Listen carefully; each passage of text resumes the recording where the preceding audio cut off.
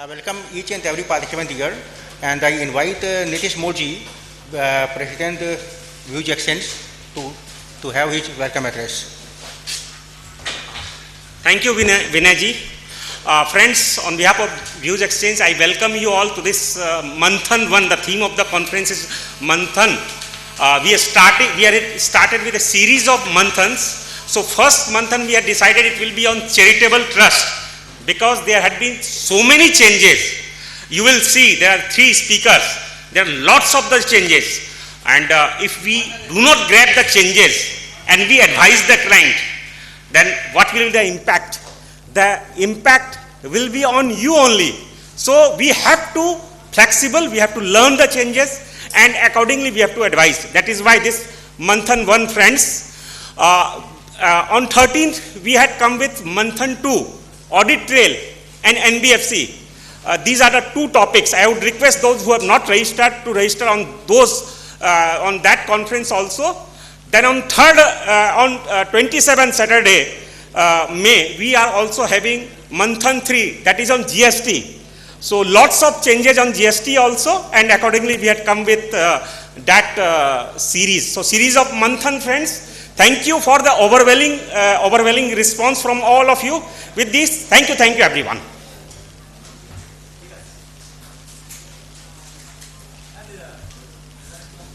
Now I request Hariram Agarwal ji to come on dais and have his welcome address.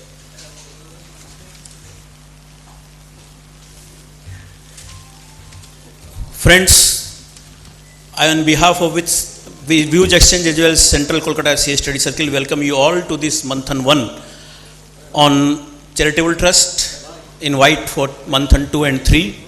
In addition to that, on 15th of July, there is annual conference of Central Kolkata CA Study Circle at Hotel Lalit.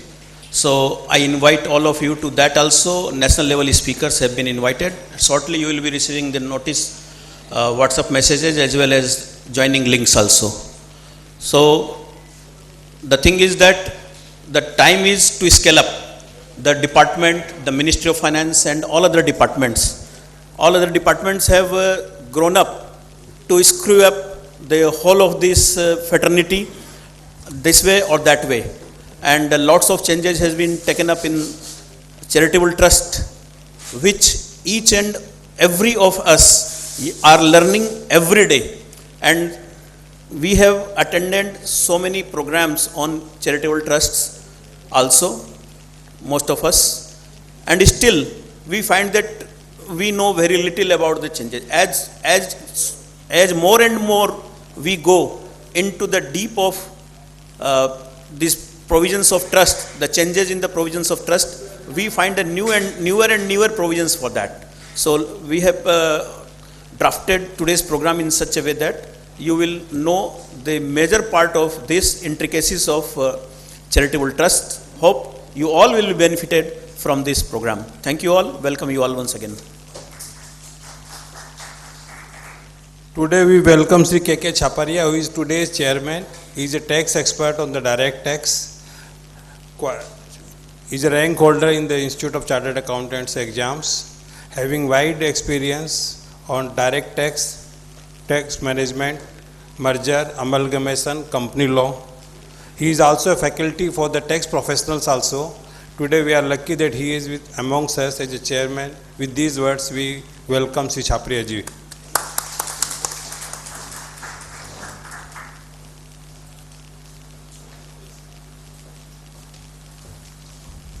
Thank you, Gidhari ji.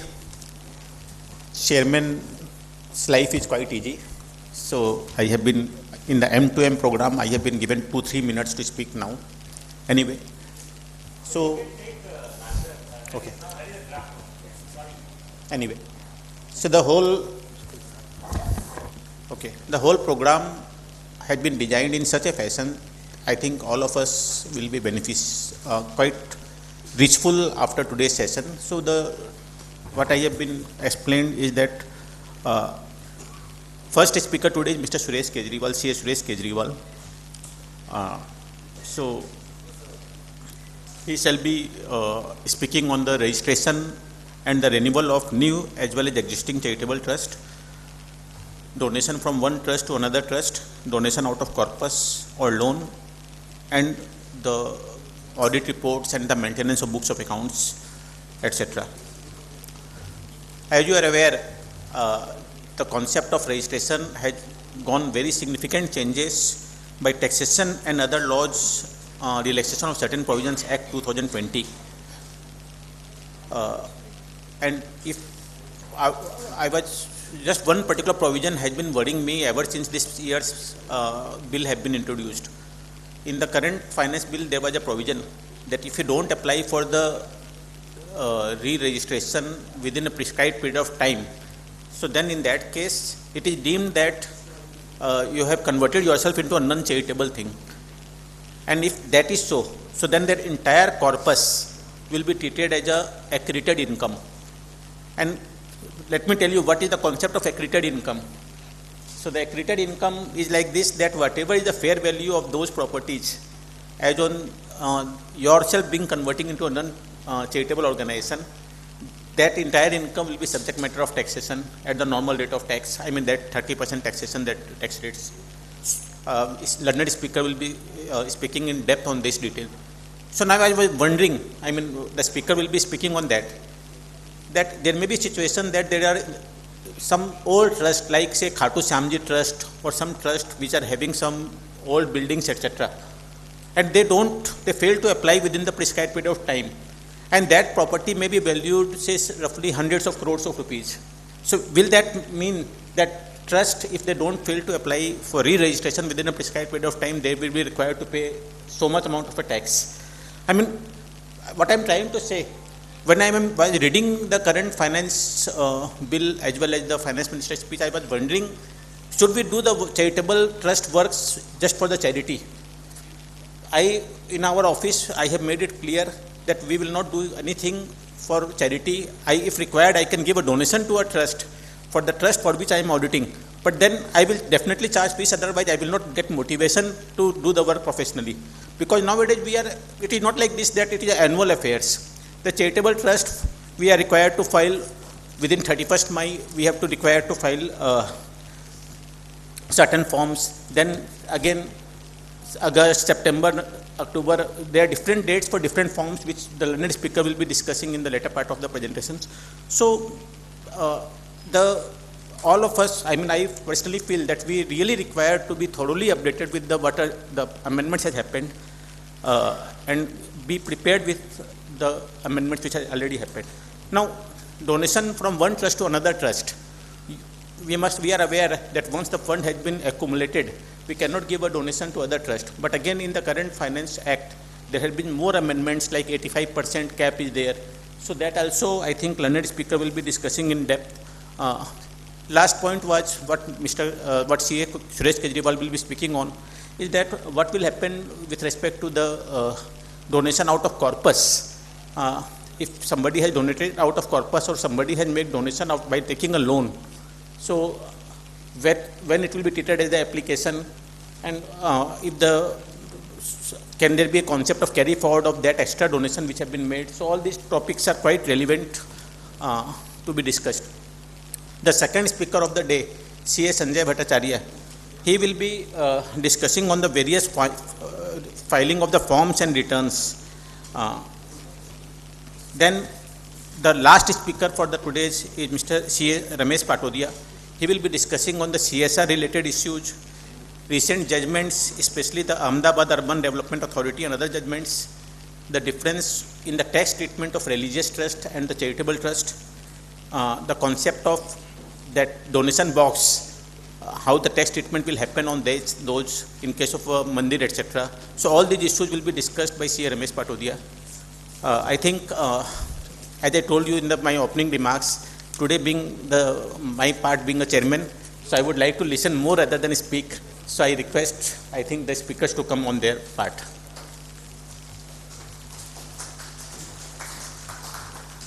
Now I invite Rishi Khatolji to introduce our first speaker, Suresh Kejriwal ji.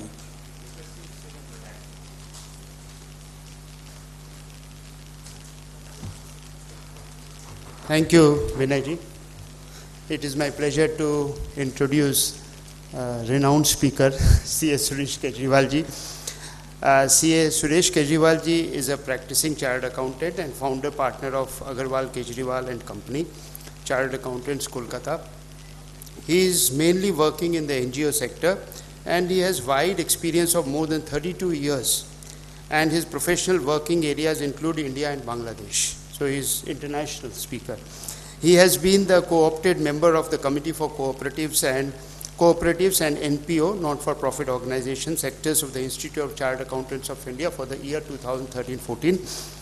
He is one of the associate authors of the book Taxation of Trusts and NGOs by Taxman. He is one of the author of book Trust and NGO Ready Reckoner by Taxman.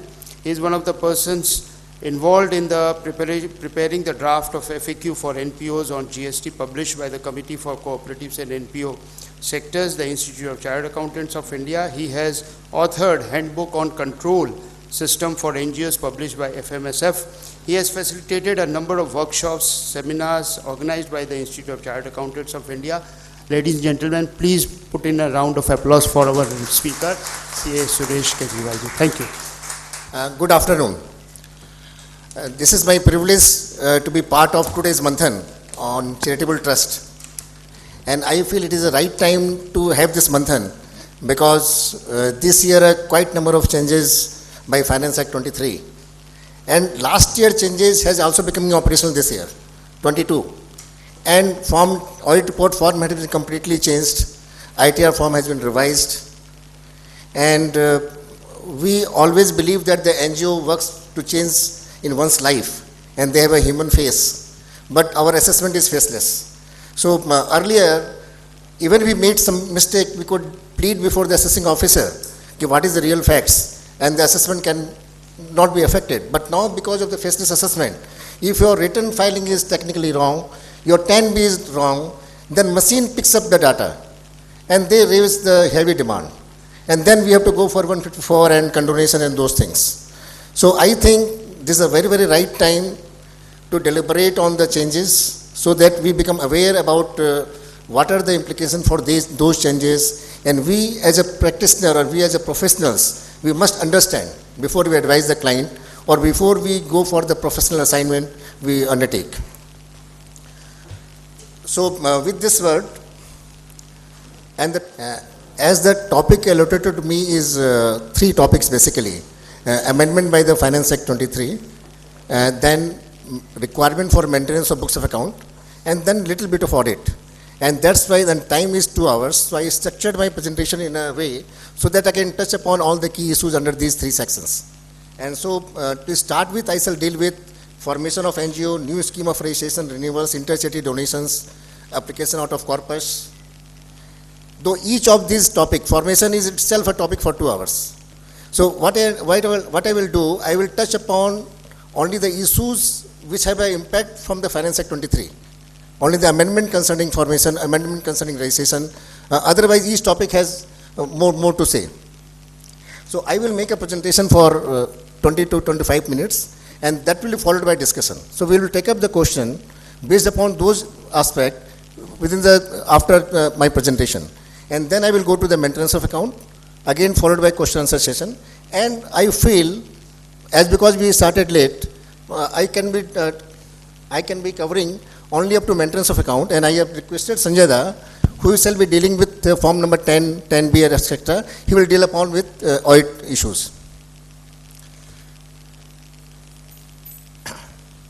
To begin, before I begin to the topic, I just share the 2 slides which is very, very important for us to understand. First is what is NGO. So, Income Tax Act, FCRA Act, as applicable to NGO, they never define what is NGO. They define what is charitable purpose. So, what we are is not defined. When we call an organization to be an NGO, then how we understand that organization is an NGO or not, that will depend upon their constitution document.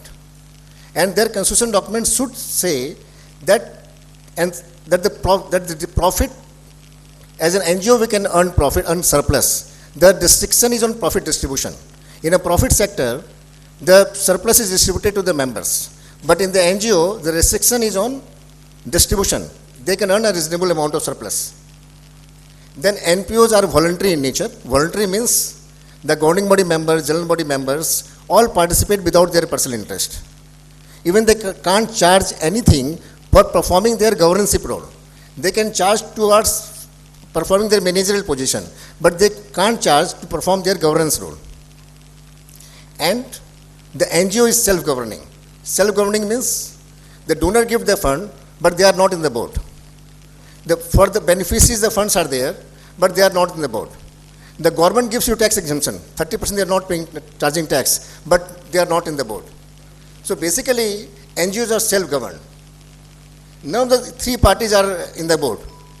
And that's why a number of changes are coming from the government so that they can ensure accountability from the NGOs. Government says you have to spend 85%. Otherwise, most of the NGOs, they will earn income, they will not spend. So this accountability of spending comes from the Income Tax Act. So under various laws, we call it compliances, but they also serve the accountability framework of the NGOs. And lastly, and not very, very important, in a profit sector, at the end of the year, when there is a profit, we understand the business has done good. And when there is a loss, we understand business has not done good. But in the NGO sector, there is no such bottom line approach. In every NGO thinks they are doing good. Because there is no such bottom line approach. So whatever work the NGO is doing, whether that work can be completed within 50 paisa instead of 1 rupee. So that is not being assessed. And every NGO considers that they are doing good work. So this is the first slide.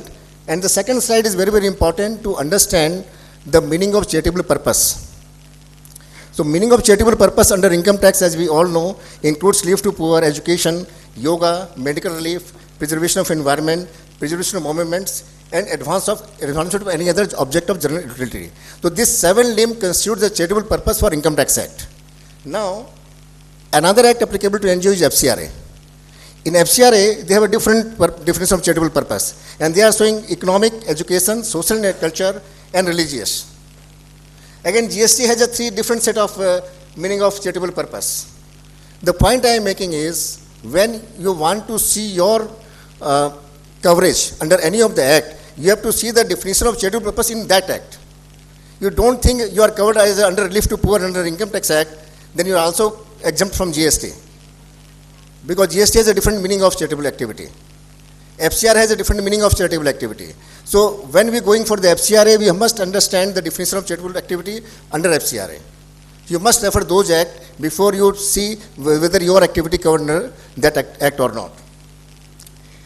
Schedule 7, again, a different list of activity. Now, none of the act defined what is relief to poor. And the Income Tax Act, what is relief to poor, there is not defined. What is education, there is not defined. And all these things are defined or through the court decisions. What can be under education, what can be under relief to poor.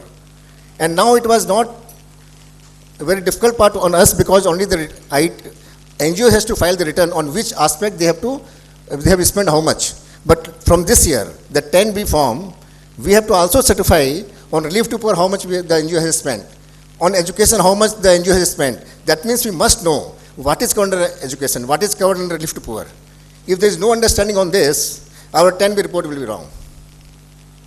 And recently, a noble judgment in October 2023, this education has taken a very restrictive meaning, only formal education. So the point I am making is we must know what is the coverage under relief to poor, what is the coverage under education. It is very, very important for us to understand. Now coming to today's topic, for the first part, I will deal with concept of process of formation of an NGO, then identification of the legal form, overview of the new scheme of registration, amount of application out of corpus and out of loans and borrowings, amendment to inter-charity donation, and other key amendments, preponement of the timeline for 9 and Form 10, and updated return without the benefit of exemption. Now, NPO is registered in 3 stages. Stage 1, we form the NGO. Form the NGO means second is enabling registration and third is operational registration. When we say form the NGO, then we form the NGO as a society or as a public trust or as a section 8 company. So we are discussing the stage 1, the formation.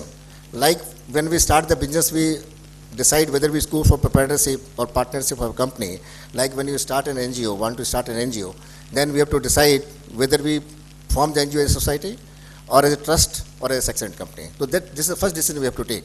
And when we choose any of the form, then we become a organization, a legal body. Now, just by formation of that legal body doesn't give you that you are a charitable institution. Your constitution resembles like to be a charitable institutions, but you are not a charitable institutions. So enabling registration is your registration under income tax. So Income Tax Act registration is a central act registration, and once your organization is registered, then you are formally recognized to be a charitable institutions. And in different states, not in West Bengal, they have a charity commission, like in Maharashtra. So if you are in a state where there is charity commission of the state, then you have to also register with that charity commission. So then that means you have to one registration under Income Tax Act and one registration under the state charity commission. For in the state where the charity commission is there. Most of the states doesn't have the charity commission. Madhya Pradesh, Tamil Nadu, Rajasthan and Maharashtra and Gujarat together. So once we are formed as a legal entity and once we have taken the operational registration under income tax in the charity commission, now the third part of is the operational registrations. Operational registration means if you want to receive foreign fund, the fund from foreign sources, you have to register under FCRA Act. It is not necessary that every NGO should go for FCRA. Now operational registration will depend upon your funding pattern and your activity. If you are going for a school, you have to register for the school authorities. If you are going for the medical, you have to take the health license. So operational registration will depend entirely upon your funding pattern and your activity. Suppose you have more than 20 workers, you have to see the coverage under PF Act. So all those operational registration will depend upon your activity, your funding pattern, total number of strength of the staff.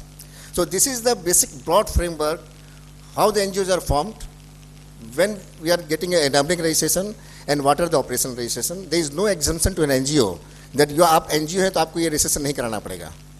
All operational registrations which are applicable to a profit sector are also applicable to a charity sector. Now the key issue is whatever legal form we can have society, we can have a Section 8 company. Under Income Tax Act, once they are registered, there is no difference.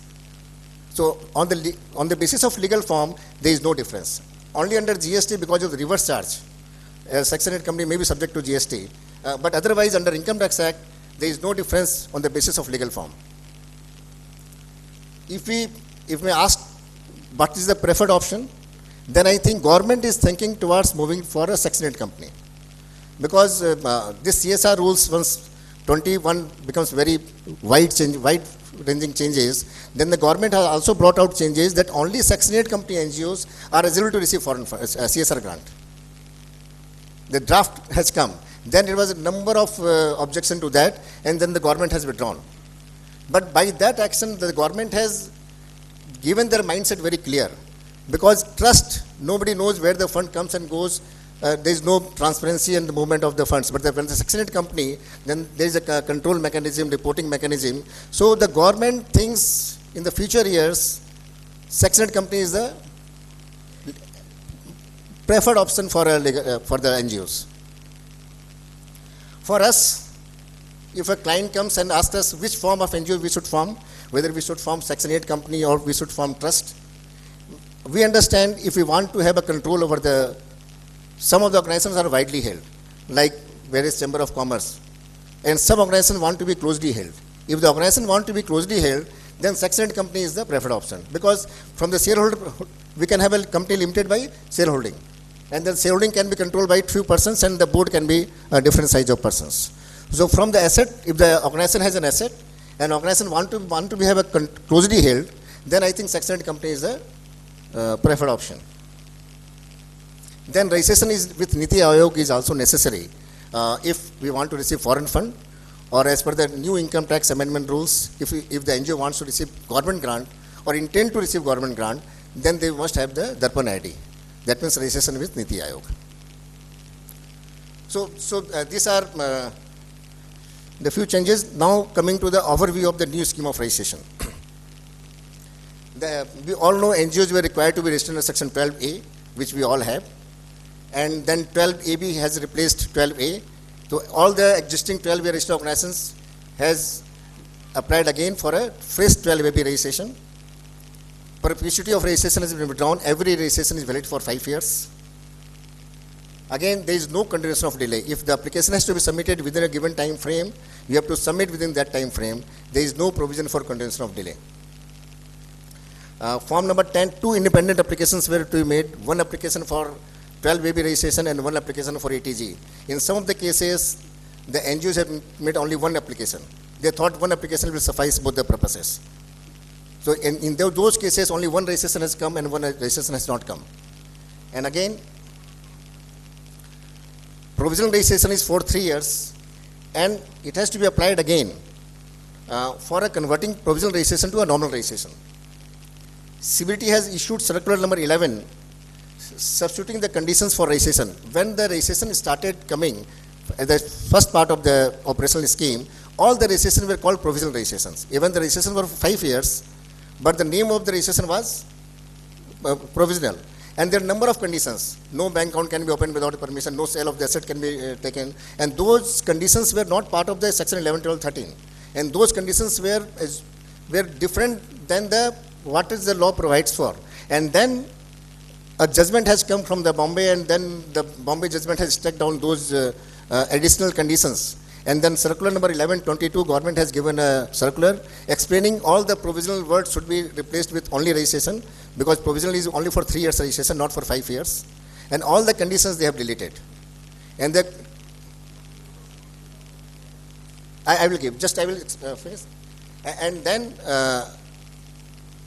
And then all the conditions have been newly inserted. And the conditions becomes, you have to make the applications within time limit for renewal, for converting, and those becomes part of the conditions. The last date of submitting form number 10A was earlier 31st December, but because of circular, it becomes 25th November 22. And this circular has created havoc, which Chapari was telling the exit tax implication. Because of this circular, all the NGOs who have not furnished their application for regularizing their from 12A to 12AB, they will be under exit tax for this financial year. And the last date of submitting converting the provisional registration to normal registration was 30th September. Just I have given this last date because when we go for the exit tax, these dates are very, very important. Now, just give a brief on the registration process. First was the application for revaluation has to be made by all the NGOs, and that was for 5 years. The second type of registration was we have to apply for new. The organization which is not registered under section 12A, they can apply for a fresh registration, and those registrations were called provisional registrations. And the provisional registration was valid for 3 years, and they have to apply again within 6 months of the expiry of the registration or within 6 months of the commencement of the charitable activity. So, but most of the NGOs thought that they have received 3 years registration. But if they started commence their activity after 1 month, so within 6 months they have to submit their application for converting the provisional registration to normal registration. And then when your object gets changed, you have to revalidate the registration. And then if your application, suppose there are 2 regimes, 1023 regime and 111213 regime. If you are holding both the registration, you are holding approval, you are holding 12 baby registration also. So the day you are holding both the registration, your 12 baby becomes inoperative as per section 11.7. And when you want to, at a later date, you want to make 12 baby operative, then again you go for a fresh registration under this clause.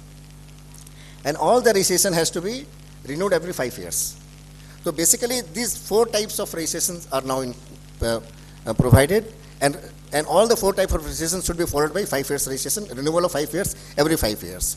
And the amendment by 2023 is only in respect of the application for new cases of provisional registration. Only the registration marked in reading. All registration, no change. Whatever changes are there, only in the scheme of provisional registration. So basically, what is the changes for the provisional registration? The de facto rollback of provisional registration for existing organization. Before this 12 baby regime, what was the process? We are making application for registration. There was a hearing, and after that hearing, CIT exemption used to give us a registration, and that registration becomes perpetual. Now that process they have started for those charitable organizations who have though commenced their activity, but they are not registered under section 12 baby. That means existing organizations already commenced their activity, but not having 12 baby registration, and they are applying first time, then for them, they can apply only once, as per the Amendment Act. They are not required to apply 2 times, one for provisional and one for again regularizing the provisional to normal. If the NGO has not started their activity, they have to apply 2 times, one for provisional registration and one for converting that provisional registration to regular registrations after commencement of the activity. Now, while making amendment, they put one more condition. So far, the scheme was very good and as per the intended law, but they have said, if you want to apply, then those NGOs whose income was exempt earlier under Section 12A or under 12AB, they are not eligible to apply again. That means in most of the cases we find we couldn't apply for 12AB for 5 years, and we applied for provisional registrations because the 3 years window was always there. But after October 23, if those NGOs have not applied for regularizing their registration, and they were used to be exempt under Section 12AB before, so after October 23, the window will not be there to apply for a provisional registration also. So that means an organization which has already taken the benefit of income tax registration, if their registration has been cancelled or they have not applied again, then they are not eligible to apply again after October 23. So and that's why we are advising all the NGOs who failed to apply by till now, they can regularize by having a provisional registration before October 23, because this October 23 window is still open. I don't understand why this clause is inserted, because their rationale for amendment nowhere talks about this. The rationale for amendment was only because there is no need for 2 applications when the activity has already been commenced. They should file only 1 application. Now, second amendment is very have an implication this. No retrospective benefit of registration. Pre-amended law, the exemption under Section 11 and 12 shall be available for assessment year for which the assessment proceedings were pending. That means, suppose the new NGO comes to us to regularizing their registration, and we are seeing their past 7 years assessment, past 7 years accounting records, and we find if we follow 12 baby registration, they are 85% they have spent, they have invested in 11.5 more, then we are advising them to go for registration, because once the registration is granted, that registration is granted from the current date, but that can be also used for the back pending assessments. So all the pending assessment they will deem to be a registered organization. But now the department says, as because the NGOs who have not commenced the activity, they can also furnish application, so there is no need for such provision. So by the Finance Act 23, this retro benefit of the registration certificate given to an NGO has been withdrawn. And what they did, they have deleted this proviso from Section 12A. And what is the implication? This will discourage the existing organizations having past 7-8 years working to come forward, because they will be subject to tax because of their past financial dealings. Previously, they were not subject to tax because of the registration benefit was applicable to back years also. And it is also not very clarified. This deletion is from which year? Suppose your registration has been granted in February 23. You have granted registration when this back year's benefit was there. But this section was deleted from 1/4/23 without any saving clause. So assessing officer may say, at the time of assessment, this proviso doesn't exist. So how can I write that proviso? So it would have been better if the department clarifies that this retro benefit will not be available to registration granted on or after 1/4/23, to make the things very simple. Otherwise, it will go for a litigation. Again, the third amendment for registration process, giving incomplete and false information can attract cancellation. We all know the first leg of processing of application without asking any question. Whatever we have submitted, the computer has processed and you have been granted 5 years registration or provisional registrations. Only converting provisional to normal, they require the hearing. So pre-amended position, cancellation proceedings can be initiated if the commissioner has noticed the occurrence of a specified violation. And the rule says, if the registration has been obtained on incomplete or false or incorrect information, the CIT has a power to cancel the registration after giving an opportunity of being heard. So rules has given the power to the CIT to cancel the registration after giving an opportunity of being heard, but there is just no power coming from the Act. So rules power was without any mandate from the Act. So I understand this amendment has come just to have the mandate to the CIT, which is mentioned in the rules, corresponding in the Act also. And so उसमें उसको भी इनका मान रहा है, तो मेरे ख्याल से इसमें है, हमेशा ये डिबेट रहेगा कि स्पेसिफिक ग्रांट आपका इनकम है कि नहीं है, लेकिन यदि अपने ऑपरेशनल फ्रेमवर्क को देखते हुए उसको इनकम मान कर वो ले लीजिए 15%। दोनों चीज़। सर लास्ट क्वेश्चन सर, मेरा क्वेश्चन ये है कि सोसाइटी है जिस टाइम हम रजिस्ट्रेशन लिए थे, जो मेंबर थे बाद में नेक्स्ट ईयर मेंबर चेंज हो गए, फिर डिपार्टमेंट को इंटीमेट करना पड़ेगा कि नहीं sir?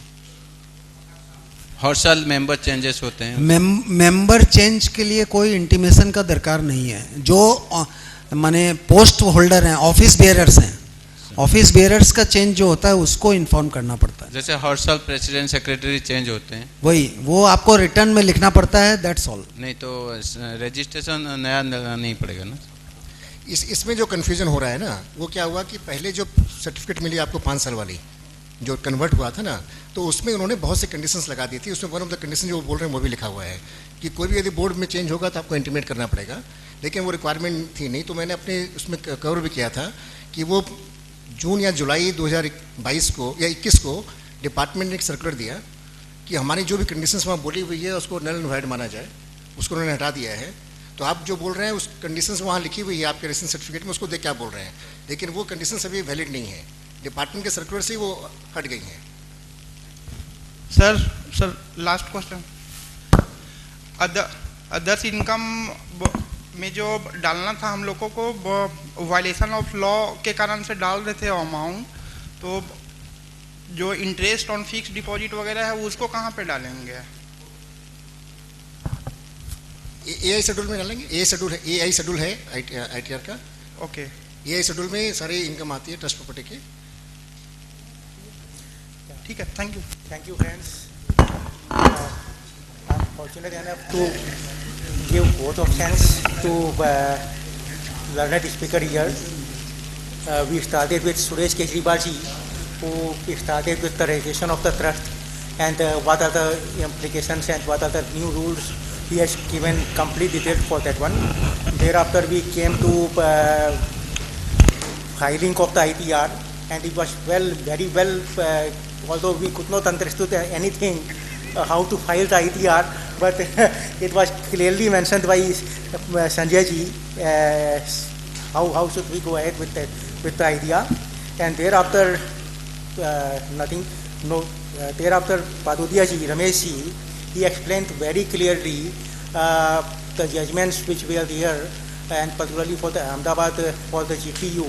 So we are very much delighted to have all the three speakers on one stage, and we are also very much delighted for the good audience who is here since 1 p.m. onwards. So with these remarks, I say thank you to each and everyone. Thanks. And we request delegates to kindly come forward for the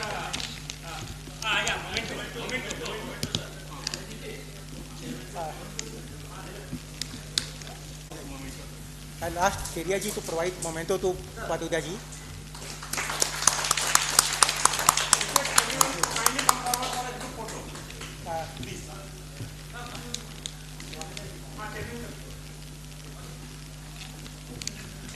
I'll ask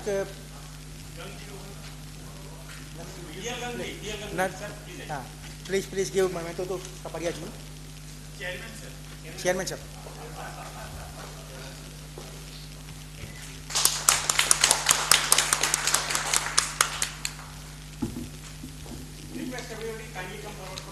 Thanks.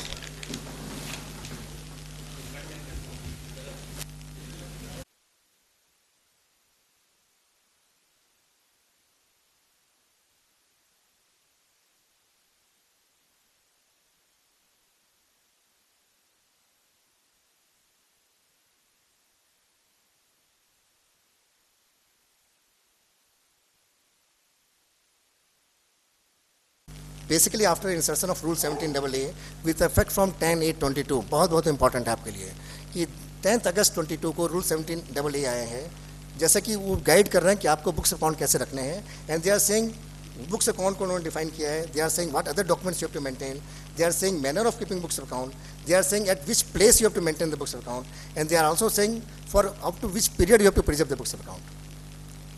So basically they have defined books of account किसको बोलते हैं आप, उसको कैसे रखना है. They have said कि आपको उस बुक्स को कैसे रखना है, उसको बुक्स को कहाँ रखना है, रजिस्टर ऑफिस में कि दूसरे प्लेस में, आपको कितने सालों तक उस बुक्स को प्रिजर्व करना है. रूल 17AA 10 अगस्त से ऑलरेडी इम्प्लीमेंट हो गया है, जो सब एनजीओ को ऑलरेडी ऑपरेशनलाइज है. ये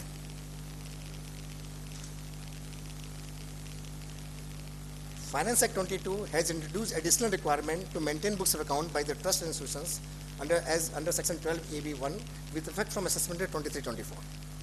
And the text क्या बोलता है, where the total income of the trust as computed under the act without giving benefit of section 11-12 exceeds the amount not chargeable to tax.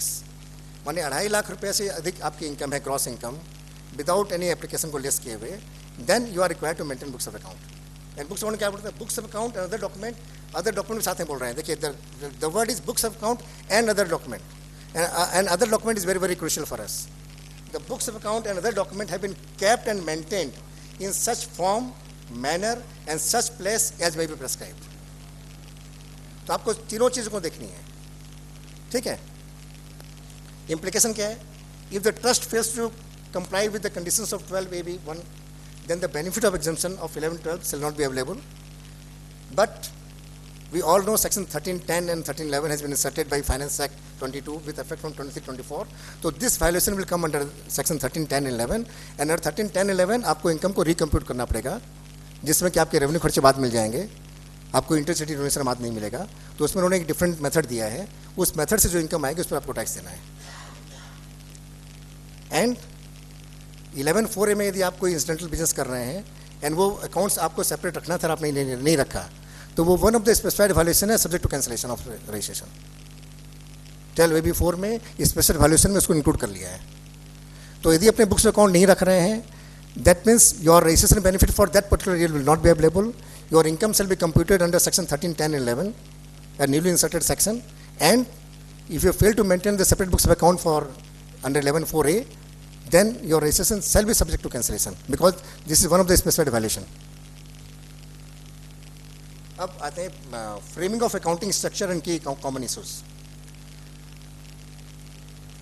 देखिए, यदि वी वांट टू कंस्ट्रक्ट अपने लिए घर बनाना चाहेंगे and we just say to the contractor कि हमारे लिए घर बना दो, तो वो 3 घर बना देगा, एक रसोई बना देगा, आपको उसकी रिक्वायरमेंट 2 घर की भी हो सकती है. That means you have to yourself decide कि what are your requirement and based upon that then you order the vendor to build. तो वैसे ही एनजीओ में we have to know the requirement of stakeholders. कोई भी accounting structure tally में अपने डालेंगे, उसके पहले we must know the requirement of stakeholders, and based upon that we have to frame our accounting structure. If we don't do that, then your accounting output will not be eligible to meet the information need of various stakeholders. आपकी information need वहाँ से output आएंगी, but again आपको हमेशा Excel में काम करते रहना पड़ेगा, इसको रिपोर्ट देना, उसको रिपोर्ट देना, उसको रिपोर्ट देना. तो first you must understand the requirement of various stake holders and उसके हिसाब से ही आप अपना अकाउंटिंग स्ट्रक्चर को डिफाइन करिए. When we say about requirement of stake holders, तो यहाँ पर एनजीओ में मल्टीप्लिसिटी का बहुत जोर है. एक्चुअली मल्टीप्लिसिटी मीन्स आपके बैंक अकाउंट मल्टीपल बोलते हैं लोग. एफसीआर का अलग bank account, income generation programme का अलग bank account, that means local grant का अलग बैंक अकाउंट हो गया, ठीक है. तो there multiple bank account, books account multiple, FC fund के अलग, नॉन एफसी के अलग, इनकम जनरेशन के अलग, तो मल्टीपल बुक्स हो गई आपके पास. डोनर मल्टीपल होते हैं, गवर्नमेंट, नॉन गवर्नमेंट, तो मल्टीपल डोनर है. लोकेशंस आपके डिफरेंट हैं. फिर आपके रिक्वायरमेंट जो मैं बोल रहा था वो डिफरेंट है, एंड अकाउंटिंग हेड्स डिफरेंट है सबके. When we talk about requirement, donor के रिक्वायरमेंट के हिसाब से आपको अकाउंट्स से जाना पड़ेगा.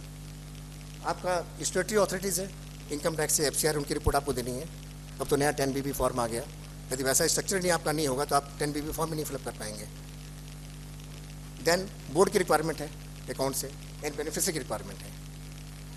तो जब तक ये सारे रिक्वायरमेंट को अपने टेबुलेट नहीं करेंगे before we build up our accounting structure, तब तक आपका आउटपुट जो है वो रेलिवेंट नहीं रहेगा. मे बी 1 रिपोर्ट के लिए रहेगा, लेकिन सब्सिक्वेंट रिपोर्ट के लिए आपको डाटा को एक्सेल में कन्वर्ट करके आपको जनरेट करना पड़ेगा, ठीक है.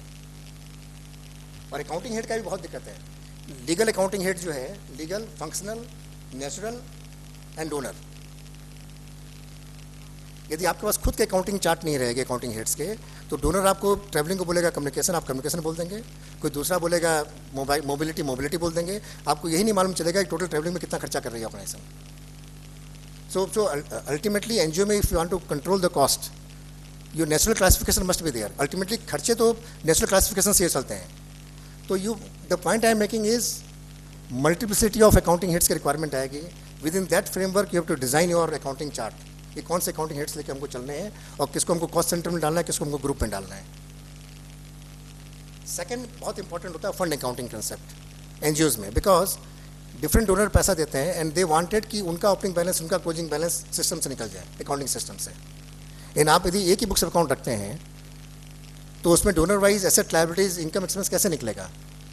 उस कंसेप्ट को अपने बोलते हैं फंड अकाउंटिंग कंसेप्ट, जहाँ की कॉस्ट सेंटर के थ्रू आपका उस डोनर का कितना ओपनिंग बैलेंस था, कितना आपको उसने ग्रांट दिया, कितना आपने खर्चा किया, कितना क्लोजिंग बैलेंस निकला। तो आपके अकाउंटिंग स्ट्रक्चर को फंड अकाउंटिंग कंसेप्ट में इनबिल्ड करना पड़ेगा यदि आपकी डोनर बेस्ड फंडिंग है तो। नोशनल एक्सपेंस का बहुत बड़ा खेला होता है, कारण कि बहुत सी डोनर क्या करती हैं, आपके पास बिल्डिंग पड़ी हुई है तो बिल्डिंग का तो कॉस्ट पहले से निकल गया है, then they allow some to charge something towards the building, to charge in their project. भाई बिल्डिंग का था तो बोले कि आप 10,000 रुपया रेंट का चार्ज कर लीजिए, but actually are not paying rent, तो that can be charge to donor but is not a legal expense. Legal expense होने से आपकी इस पॉकेट से पैसा दूसरे पॉकेट में आना पड़ेगा, इससे यहाँ पर आने से ये लीगल एक्सपेंस नहीं है, ये चार्जिंग हो रही है, चार्जिंग होकर रिस्ट्रिक्टेड फंड अनरिस्ट्रिक्टेड में मूव हो जा रहा है, बट ऑर्गेनाइजेशन के बाहर पैसा नहीं जा रहा है। तो this charging do constitute expense of the donor agency, but this is not a legal expense. FCR में नहीं रहेगा, इनकम टैक्स में नहीं रहेगा। तो how to account it for, how to report that? Then there is a difference between payment and utilisation. बहुत से donor आपको बोले कि हमको यूटिलाइजेशन सर्टिफिकेट चाहिए, बहुत से बोलेंगे हमको रिपोर्ट चाहिए। Utilisation is more than payment. आपने मेडिसिन का पेमेंट परचेज किया, मेडिसिन आपके स्टॉक में आ गई, आपने पेमेंट कर दिया, it is payment, it is not utilisation. आपने मेडिसिन को डिस्ट्रीब्यूट किया बेनिफिशियरी को, उनका मस्टर रोल बन गया कि उनको मेडिसिन मिल गया है, देन इट इज यूटिलाइजेशन। तो एफसीआर की अकाउंटिंग जो है यूटिलाइजेशन बेस्ड चलती है। एफसीआर में लॉ ही है कि you have to maintain the records of the utilisation, not only for the payment. But we don't understand the difference between payment and utilisation. तो अपने पेमेंट को यूटिलाइजेशन मान लेते हैं कि फंड यूटिलाइज हो गया, लेकिन फंड यूटिलाइज होकर दूसरा एसेट आपके पास में आ गया, आपके पास मेडिसिन आ गया है, वो तो यूटिलाइज आपने नहीं किया है। तो you must have a record for utilisation of that particular item which is being purchase out of that money. ठीक है, ये some of the key concept आपको बताया कि जो एज एन एनजीओ के अकाउंटिंग के लिए आपको जानना जरूरी है। अब फर्स्ट प्रश्न आता है कि which method of accounting to be followed for the income tax. Section 11 and Section 12(1) uses the word received as against derived, and therefore the income including voluntary contribution should always be treated as income on receipt basis while preparing the computation of income under the Income Tax Act. Section 11 में देखिएगा word start किया receipt से, and 12(1) में भी receipt किया receipt से। तो basically income tax जो है उसको रिसिप्ट के हिसाब से मान रहा है इनकम को। एप्लीकेशन का फाइनेंस एक्ट 22 में एक चेंज आ गया है, एंड वो बोल दिया कि आपके सारे एप्लीकेशन जो आपको कैश पेमेंट बेसिस से मिलेंगे, कोई भी प्रोविजन बेसिस में नहीं मिलेगा। ये 22 से चेंज, फाइनेंस एक्ट 22 में चेंज आ गया है। That means majorly all income and all आपका जो एक्सपेंस एप्लीकेशन है has to be on cash basis. ठीक है, लेकिन कन्फ्यूजन कब आता है? एक्सपेंशन 1 टू सेक्शन 11(1) जो अपने फॉर्म 9 में जमा करते हैं, एंड वहाँ पर उन्होंने कहा है कि option to be exercise if income has not been received. वो बोलते हैं कि आप 9 फॉर्म जो है आपको इनकम नहीं मिली है, या इनकम सब्सिक्वेंट ईयर के लिए थी, वो इनकम एडवांस में मिल गई आपको। तो जो नॉट रिसिप्ट उन्होंने कह दिया है जो वन ऑफ द एक्सप्रेशन जो 9 देने के लिए, वहाँ कन्फ्यूजन हो रहा है कि जब कैश बेसिस बोल रहे हैं चार्जिंग सेक्शन में, तो 9 की नॉट रिसिप्ट के बाद आने की दरकार नहीं थी, and that's creates the confusion. उसका क्लियरिटी अभी तक आया नहीं है गवर्नमेंट की तरफ से। बट वी फील कि जो टीडीएस वाला खेला है ना, जहाँ पर टीडीएस आपको कट रहा है, to that extent you provide on accrual basis for the purpose of income tax reporting बोल रहे हैं। I am not talking about for the purpose of general purpose report, I am talking about income tax purpose report, जिससे कि आपको computation बनाने हैं। उसमें आपको cash basis is the accounting, जो कि रिसिप्ट के लिए बोल रही है, जो कि पेमेंट मेजरली ऑल पेमेंट के लिए बोल रही है। एक्सप्लेनेशन 1 का जो थोड़ा बहुत कन्फ्यूजन हो रहा है, उसको अपने एडवांटेज में लेते हुए टीडीएस का क्रेडिट लेने के लिए आप जो एक्रूवल्स जो इनकम की है उसको आप प्रोवाइड कर लीजिए, लेकिन मेजरली आपको करना है कैश बेसिस में। अब आते हैं specific requirement under income tax.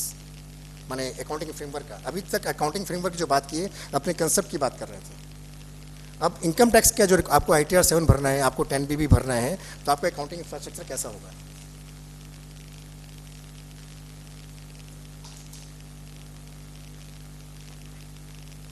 देखिए रूल 17AA आया।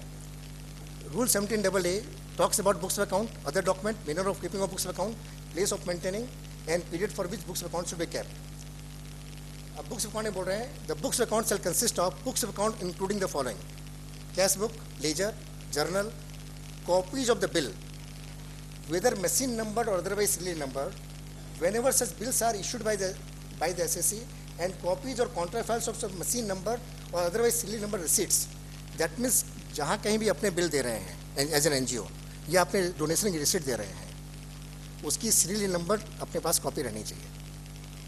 दैट्स नंबरिंग तो मस्ट हो गया, उसी कॉपी भी अपने को रखनी है जहाँ पर आपको इनकम आ रही है। Original bills wherever issue to the person means NGO and receipt in respect of payment made by the person. आपको जो वेंडर आपको बिल दे रहा है उसकी ओरिजिनल कॉपी आपको चाहिए, एंड उसको जो पेमेंट करके जो रिसीट दे रहा है उसकी रिसीट भी आपको रखनी है। अब इन द आफ्टर कोविड सब बिल आ रहे हैं, सॉफ्ट कॉपी मेल में आ रहे हैं, उसी को अपने समझ पकड़ रहे हैं। अब इस ओरिजिनल बिल का मतलब उसका क्या होगा अपने we have to analyse. Then any other book that may be required to maintain in order to give it to an fair view. लेकिन ये चार तो आपको जरूरी है as a part of books of account. Again they are saying the books of account as referred to in clause A for business undertaking in subsection 11(4). 11(4) बोल रहा है कि आप बिजनेस जो है हेड एज अंडर ट्रस्ट कर सकते हैं, वो इनकम फ्रॉम ट्रस्ट प्रॉपर्टी मानी जाएगी। यदि वैसा कोई बिजनेस आपके पास में है then your maintain separate set of books of account, and 11(4) का बिजनेस का एक separate set of books account होगा। इसका मतलब क्या हुआ कि आपको कितने बुक्स रखनी है NGO को? एक FCRA के लिए सेपरेट बुक्स रहनी जरूरी है, एक FCRA के लिए तो नॉन FC ग्रांट का अलग से हो गया आपका, 2 बुक्स तो आपके पक्की हो गई। फिर 11(4) का यदि बिजनेस है तो 11(4) का अलग से बुक्स होगा, 11(4) का बिजनेस है तो अलग से बुक्स हो गया। ठीक है, ये 4 बुक्स तो एकदम पक्की हो गई। अब इस 4 बुक्स में होता क्या है कि NGO के पास खुद का कैसा पैसा है नहीं मालूम चलता है, उनका जनरल फंड कितना हुआ, वो कहाँ रखेंगे आप? वो तो खाली नॉन FC ग्रांट में रख सकते हैं, तो उनको अपनी वर्थ नहीं निकल पाती है। तो we advise not as a statutory requirement कि अनरिस्ट्रिक्टेड फंड का एक अलग से बुक्स रखिए, कि जो फंड में कोई रेस्ट्रिक्शन नहीं है, though it is not legally required. तो बेसिकली 4 बुक्स तो NGO को मिनिमम रिक्वायरमेंट हो गई। अब specific requirement under income tax act for framing of accounting structure. Importance of source of application जो अपने फर्स्ट सेशन में बात कर रहे थे। For business entity expenditure is allowed as a charge against income irrespective of where the corresponding expenditure is funded. आप loan लेके भी खर्चा कर रहे हैं तो PL में चार्ज कर सकते हैं, आपको खर्चा बाद मिलेगा, और अपने इनकम से भी कर रहे हैं तो चार्ज मिलेगा आपको। लेकिन इनकम टैक्स में चैरिटी लॉ में वैसा नहीं है। चैरिटी लॉ में the source is important, and source can be income out of during the year, income can be loan and borrowing, income out of corpus, income out of other accumulated funds, and each source of application has a different implication. तो आपके accounting source structure में आपके खर्चे तो निकल गए, लेकिन खर्चे को फंडिंग कैसे हुआ है वो यदि नहीं निकाल पा रहे हैं तो आप कंपटीशन नहीं कर पाएंगे। वो जो खर्चा हुआ है वो लोन से हुआ है कि करंट इनकम से हुआ है कि एक्यूमुलेटेड फंड से हुआ है कि कॉर्पस फंड के पैसे से हुआ है, यदि आपका अकाउंटिंग स्ट्रक्चर उसको सपोर्ट नहीं कर रहा है तो आपका कंपटीशन कर ही नहीं पाएंगे आप। ठीक है। सेकेंड, ITR में पर्पस वाइज रिपोर्टिंग थी कि प्रत्येक लिम में कितना खर्चा करना है, जो 10BB में भी आ गया है। आपके अकाउंटिंग इंफ्रास्ट्रक्चर में पर्पस वाइज का कोई कोड ही नहीं है, अपने हिसाब से अपने प्रोग्राम को डिफाइन कर रहे हैं। लीव टू पूरे में कितना खर्चा है सब आता ही नहीं है वहाँ पर। व्हेन 10BD जो अपने जमा कर रहे हैं तो प्रत्येक डोनर का जो पैसा है उसको 3 कैटेगरी में डिवाइड करने बोल रहा है, specific grant, corpus grant, other grant. आप सारे डोनेशन को एक ही जगह लेजर में लेके जा रहे हैं, तो यदि एक ही आदमी ने 3 टाइप का डोनेशन दिया है तो उसका 10BD फॉर्म फिलअप करने में अगेन आपको एक्सेल में कन्वर्ट करना पड़ेगा एंड डाटा को निकालना पड़ेगा। आई एम टॉकिंग अबाउट इंफ्रास्ट्रक्चर। आपको अकाउंटिंग फ्रेमवर्क ऐसा करिए समझ करके कि आपको बाद में कमती टाइम काम करना पड़े, एंड जो काम करें उसमें गलतियाँ कमती हों। एक्सेल में पुट करना ही माने गलतियाँ रह सकती है। पेमेंट टू स्पेसिफाइड पर्सन आपको निकालना है, कॉर्पस फंड का कितना पैसा मिला और कितना आपने इन्वेस्ट किया 11(5) में, आपने फॉर्म 9A के लिए कितना एक्यूमुलेट किया था, वो कब खर्चा करना है। अकाउंटिंग में रिकॉर्ड इसको नहीं करेंगे, पैसे को ट्रांसफर नहीं करेंगे, तब तो आपको अलग से कंपटीशन के नीचे कॉलम देके करना पड़ेगा या ITR से खोजना पड़ेगा आपने खर्चा किया कि नहीं किया। फॉर्म 10 का जो 5 साल का जो आपका ऑब्लिगेशन है वो अकाउंटिंग इन्फॉर्मेशन रिकॉर्ड नहीं करेंगे तो आपको हमेशा ITR देखना पड़ेगा या कंपटीशन के नीचे का देखना पड़ेगा। तो बेसिकली आपके अकाउंटिंग जो इंफ्रास्ट्रक्चर अकाउंटिंग स्ट्रक्चर जो है वो आपको बेसिकली आपके पूरे रिक्वायरमेंट को देख करके आपको फ्रेम करनी पड़ेगी। This is my first submission. अब जो रूल 17 है बोल रहा है कि कैसे आपको बुक्स रखनी है, वो बोल रहे हैं books of account and other document can be kept in written form, electronic form, digital form और as a print out of data stored in electronic form, digital form और any other form of electromagnetic data storage device. I think इसमें अपने को संजीव भैया की help लेनी पड़ेगी कि इलेक्ट्रॉनिक फॉर्म क्या होता है, डिजिटल फॉर्म क्या होता है, मुझे आइडिया नहीं है, लेकिन ये बेसिकली किस किस फॉर्म में आपको बुक्स अकाउंट रख सकते हैं उसकी बात लोग कर रहे हैं। अगेन कहाँ रखना है ये बहुत इंपॉर्टेंट है सबके लिए। Books of account and other document to be kept and maintained at the register office. उनका वो है कि आपको रजिस्टर ऑफिस में सारी बुक्स रखनी है। मोस्ट ऑफ द केसेस में आपकी वर्किंग लोकेशन डिफरेंट रहती हैं। इस वर्किंग लोकेशन में आपका अकाउंटिंग सेंटर रहता है, वहाँ से हिसाब बन कर आते हैं, आप एक्सेल में रिपोर्ट को फिर मर्ज करते हैं। या बहुत जगह रजिस्टर ऑफिस में कुछ रहता ही नहीं है, हेड ऑफिस में सारा काम होता है। तो इनका फर्स्ट है कि you must maintain your accounts and document at the register office of the organisation. Again they are saying however all or any of the books of account or document are kept at any other place other than the register office, then the board should inform the assessing officer within 7 days of the decision कि हमारी books register office में नहीं है, हमारी books register office के साथ में यहाँ भी रह रही है। तो वो इंटीमेशन विदिन 7 डेज देना है आपको। 10/8 को जब अमेंडमेंट आया था, मैंने 17 तारीख तक आपको इंटीमेशन देना था कि हमारी बुक्स रजिस्टर ऑफिस में नहीं है, यहाँ आ रही है। और आपको जो 10B फॉर्म जो बतलाएंगे, 10B फॉर्म में आपको बतलाना भी है कि आपकी बुक्स रजिस्टर ऑफिस छोड़ के कहाँ रह रही है और उसका इंटीमेशन गया है कि नहीं गया है। एज बिकॉज इस इंटीमेशन का कोई डिफ़ॉल्ट का कोई नहीं है तो उसको अभी आप लोग जमा कर सकते हैं। माने एट फास्ट आप जो है इस रूल को रेफर करके आपके एक बोर्ड का रेजोल्यूशन होगा, एक लेटर के माध्यम से। लेटर में कौन साइन करेगा? जो कि आपका ITR साइन कर रहा है, उससे आपको साइन करा के इसको भेजना पड़ेगा। मैं उसी का मैं बोला कि संजीव भैया से मुझे डिस्कस करना पड़ेगा, जो डिजिटल फॉर्म में सब लिखा हुआ है ना वो समझना पड़ेगा संजीव भैया से। एंड वो लोग बोल रहे हैं कि आपको जो books account and other document है वो 10 साल के लिए रखना है। ये सारी बुक्स अकाउंट जो है आपको 10 साल के लिए रखनी है। एंड यदि 10 साल के दरमियान आपका कोई 148 का प्रोसेसिंग इनिशिएट हो गया है तो बुक्स अकाउंट को फर्दर भी आपको प्रिजर्व करना पड़ेगा till the matter get settled. तो बेसिकली आपको 10 ईयर्स तक करना है। यहाँ तक तो भी ठीक है। अब डॉक्यूमेंट जो आपको अदर स्पेसिफाइड डॉक्यूमेंट जो उन्होंने डॉक्यूमेंट को स्पेसिफाई किया है वो बहुत इंपॉर्टेंट है। नमस्कार भैया। अदर स्पेसिफाइड डॉक्यूमेंट में वो कहा है कि फर्स्ट डॉक्यूमेंट वो बोल रहे हैं details of project and institution, कि आपका प्रोजेक्ट एंड इंस्टीट्यूशन के डिटेल्स एक अलग से रजिस्टर में रखिए आप। Second details of income, income को भी आप बोल रहे हैं record of income of the person during the previous year. Previous year में आपको इनकम कहाँ से हुई उसका अलग से आपके अकाउंट्स में तो ही है, अकाउंटिंग इन्फॉर्मेशन सारी है, लेकिन वो अदर डॉक्यूमेंट में बोल रहे हैं। अदर डॉक्यूमेंट माने क्या होगा ये भी क्लियरिटी नहीं है कि सारे इन्फॉर्मेशन जो ये बोल रहे हैं सारी चीज़ मोस्ट ऑफ द चीजेज are in the accounting system itself. Then details of application, record of application out of income during the previous year and record of application out of income of any previous year, कि अपने तो previous year की income को भी apply कर सकते हैं। तो दोनों का अलग अलग उन्होंने मांगा है। फिर voluntary contribution, record of voluntary contribution made with specific direction towards corpus and record of contribution received under ATG 2B, जो कि रिलीजियस ऑर्गेनाइजेशन को स्पेशल परमिशन मिलता है ATG में, उसके उनके लिए बोला हुआ है ये। Record of loans and borrowings, record of properties held by the SSC, record of specified person and उनके साथ क्या ट्रांजेक्शन्स हुए आपके, और एनी अदर डिटेल्स। तो आपके ये 10 डॉक्यूमेंट जो है ना, ये पहले आपको स्टेटरी नहीं रखने थे, आप कंट्रोल पॉइंट ऑफ व्यू से रखते थे कि स्पेसिफाइड पर्सन का रजिस्टर रख लो या वॉलंटरी कंट्रीब्यूशन का रजिस्टर रख लो as a control point of view, as a reference point of view.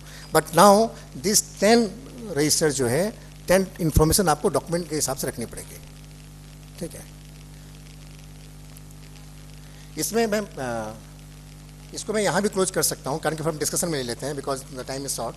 इसमें प्रत्येक डॉक्यूमेंट में क्या क्या देना पड़ेगा इसमें अलग अलग बोला हुआ है कि इनकम में क्या देना पड़ेगा, प्रोजेक्ट इन्फॉर्मेशन में क्या देना पड़ेगा, किस फॉर्मेट में देना पड़ेगा, ये सारी चीज़ें बोली हुई हैं। मैं इसमें डिटेल में नहीं जा रहा हूँ, इसमें अपने फर्स्ट स्लाइड को ही कंसंट्रेट करते हैं कि आपको ये 10 टाइप के जो है 1 to लेकर 10 जो है वो डॉक्यूमेंट, अदर डॉक्यूमेंट आपको रखने पड़ेंगे। एंड इस डॉक्यूमेंट में बहुत ही क्लमजी वे में उन्होंने कहा है कि कैसे क्या इन्फॉर्मेशन रखनी है। मैंने प्रेजेंटेशन तो बनाया था उसका प्रत्येक के लिए कि कैसे कैसे आपको रखना है, लेकिन ये जब तक आप पढ़ेंगे नहीं ना वहाँ पर, तब तक बहुत ज़्यादा क्लैरिटी नहीं आएगी। कंसेप्चुअली आपको 10 डॉक्यूमेंट आपको रखने हैं, in audit also, because in the audit report and maybe Chandra will take, the auditor has to mention कि डॉक्यूमेंट सब रखे हैं कि नहीं रखे हैं, एंड आपको स्पेसिफाइड पर्सन की डिटेल्स यहीं से रजिस्टर से मिल जाएगी। आपने पेमेंट तो स्पेसिफाइड पर्सन किया है कि नहीं किया है वो आपको यहीं से मिल जाएगी, उस रजिस्टर से आपको रेफर करके बोलना पड़ेगा। पूरा चेंज हो गया।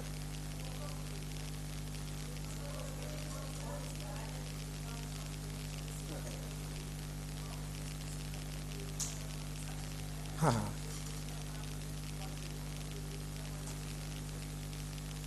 एक मिनट। हाँ रीमा जी बोलिए।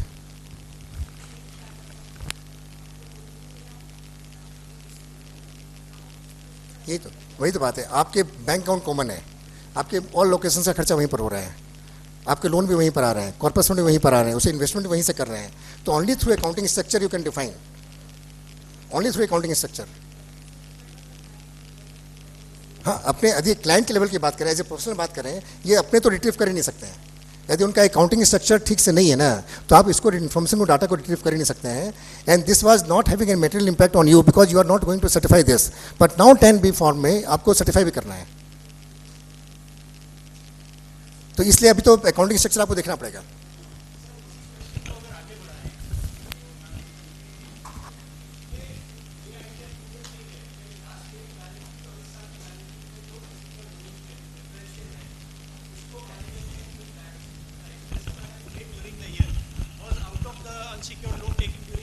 देखिए वो तो तरीका ही है मानने का, ठीक है, वो तो तरीका ही है, लेकिन आप 10B फॉर्म देखेंगे तो उसमें लिखा है कि जो इस साल एप्लीकेशन हुआ है वो इस साल के लोन से या प्रीवियस के लोन से भी हुआ है कि नहीं हुआ है। तो बेसिकली दे वांट अकाउंटिंग, नहीं निकाल पाएगा। देखिए एनजीओ अकाउंटिंग के लिए कोई कोर्स था भी नहीं, न CA इंस्टीट्यूट का कोर्स एनजीओ अकाउंटिंग के लिए फ्रेम हुआ है, ठीक है। और एनजीओ में जो आदमी काम करते हैं उनको तनख्वाह भी नहीं मिलती है, वो सब बीकॉम वाले रहते हैं। इतना कॉम्प्लेक्स अकाउंटिंग स्ट्रक्चर वो एनजीओ कर पाएगी, आई हैव डाउट, नहीं कर पाएगी। माइक में बोलिएगा प्लीज। एनजीओ जो मिनट बुक मेंटेन कर रहा है वो भी अदर डॉक्यूमेंट्स में आएगा? इसमें तो नहीं लग रहा है, इनके स्पेशल डॉक्यूमेंट में नहीं है, जो मैंने डॉक्यूमेंट आपको बताया है हाँ। उसमें नहीं आ रहा है वो। अच्छा,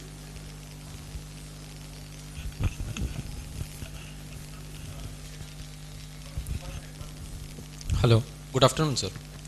सर मेरा क्वेश्चन डिप्रिशिएशन अकाउंटिंग से रिलेटेड है। सपोज करिए कि एक केस बता रहा हूँ आपको, मुझे कॉर्पस डोनेशन के रूप में एजुकेशनल इंस्टीट्यूशन को एक बिल्डिंग मिली, ठीक है। तो पहले तो डिप्रिशिएशन वगैरह भी अलाउड होते थे, लेकिन अभी करंट जो हुए हैं फाइनेंस एक्ट में अमेंडमेंट्स वगैरह हुए हैं, उसके बाद से जो होता है कैश बेसिस पे जो खर्चे होते हैं उन्हीं को जो होता है अलाउंस मिलता है। तो इन शॉर्ट डिप्रिशिएशन को जो होता है ये नहीं मिलता है, अब एप्लीकेशन ऑफ इनकम नहीं माना जा सकता, राइट। तो मेरा क्वेश्चन ये था कि अगर मैं अब अपने फिक्स एसेट्स के ऊपर डिप्रिशिएशन चार्ज ना करूं तो क्या ये कोई प्रॉब्लम वाली बात है सर, नंबर 1। और नंबर 2 सर कि मेरा पॉइंट ये भी था, चूँकि अब नए ITR 7 में हम लोगों को कॉर्पस डोनेशन और उसके एप्लीकेशन कहाँ कहाँ पे हो रहे हैं वो दिखलाना पड़ता है। तो अब मेरे केस का अगर बात किया जाए तो कॉर्पस डोनेशन के रूप में सपोज करिए 3 करोड़ रुपए की एक बिल्डिंग मिली, ठीक है। अब मैं हर साल अगर उसको जो होता है बिल्डिंग जो होती है, बिल्डिंग के ऊपर डिप्रिशिएशन चार्ज करता जाऊँ 10% के रेट से, तो वो तो कम होती चली जाएगी। तो इसलिए भी मैं चाहता हूँ कि उस पे डिप्रिशिएशन ना चार्ज किया जाए, क्योंकि कोई बेनिफिट तो हो नहीं रहा है मुझे। तो क्या मैं ऐसा कर सकता हूँ या फिर मुझे मैंडेटरीली डिप्रिशिएशन चार्ज करता होगा? मैं आपको बताऊँ, एक्चुअली अकाउंटिंग कंसेप्ट में there are 2 type of report, general purpose report and special purpose report, ठीक है। होता क्या है कि we are talking about special purpose report, 10B की report special purpose report only for income tax है, ठीक है। But we are referring to a general purpose report जहाँ पर डिप्रिशिएशन चार्ज हुआ है।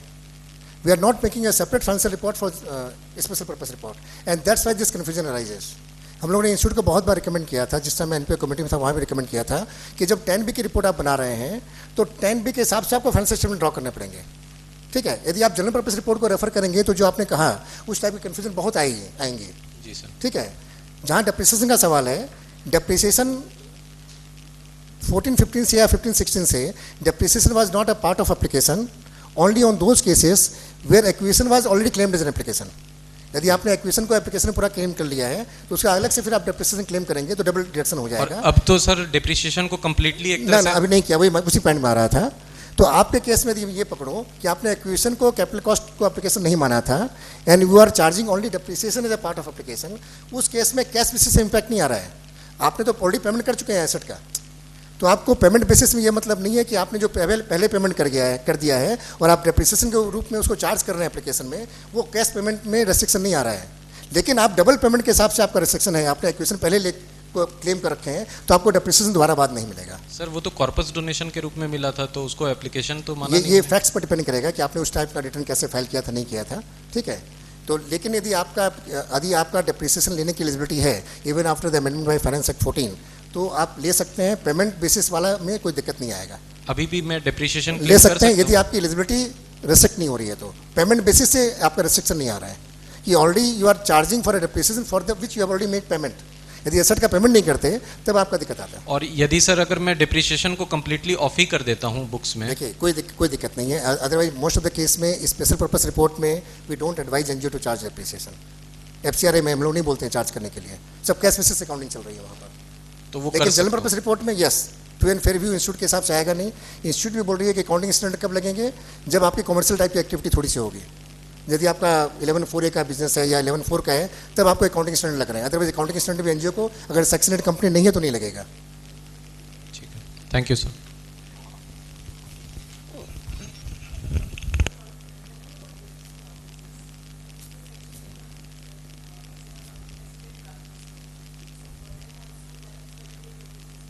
Yeah. If you are maintaining your books of account and these documents at a place other than register office or including the register office, then you have to give a letter to the assisting officer that look, my books of account and other documents are maintained at such and such places. This is register office, this is head office, this is my working location, and that letter must go to the assistant officer together with a board resolution and duly signed by the person who is eligible to sign the ITR. But what if it has not been done? Till date, no penal clauses. That's why we are advising to file that. Because otherwise 10BB we have to qualify. Form नहीं है, simple letter बोला है उन्होंने। Online नहीं है, through letter email भेजिए assisting officer को, कोई ऑनलाइन टाइप नहीं है इसका। Sir in view of this new Supreme Court judgment in the new Noble Education judgments बाद में हाँ, इसका I am talking with 11(4) also. Like I am having an institution, a school is there, and we are having a hostel facility also, and bus services are also being rendered. There the word solely has been used. So whether this thing will come under section 11(4) and I have to maintain a separate accounts for my bus and hostel facility. यदि आपका Nobel के judgement से incidental business वो income आ रही है तो आपको सेपरेट बुक्स ऑफ अकाउंट रखने पड़ेंगे। अब कौन सा इंसिडेंटल होगा नहीं होगा उसके रेस्ट्रिक्शन बहुत कर दिया उन्होंने। एंड रमेश भैया आएंगे, मैंने उसमें वो लोग डील करेंगे, लेकिन यदि इंसिडेंटल है तो आपको सेपरेट बुक्स रखनी पड़ेगी।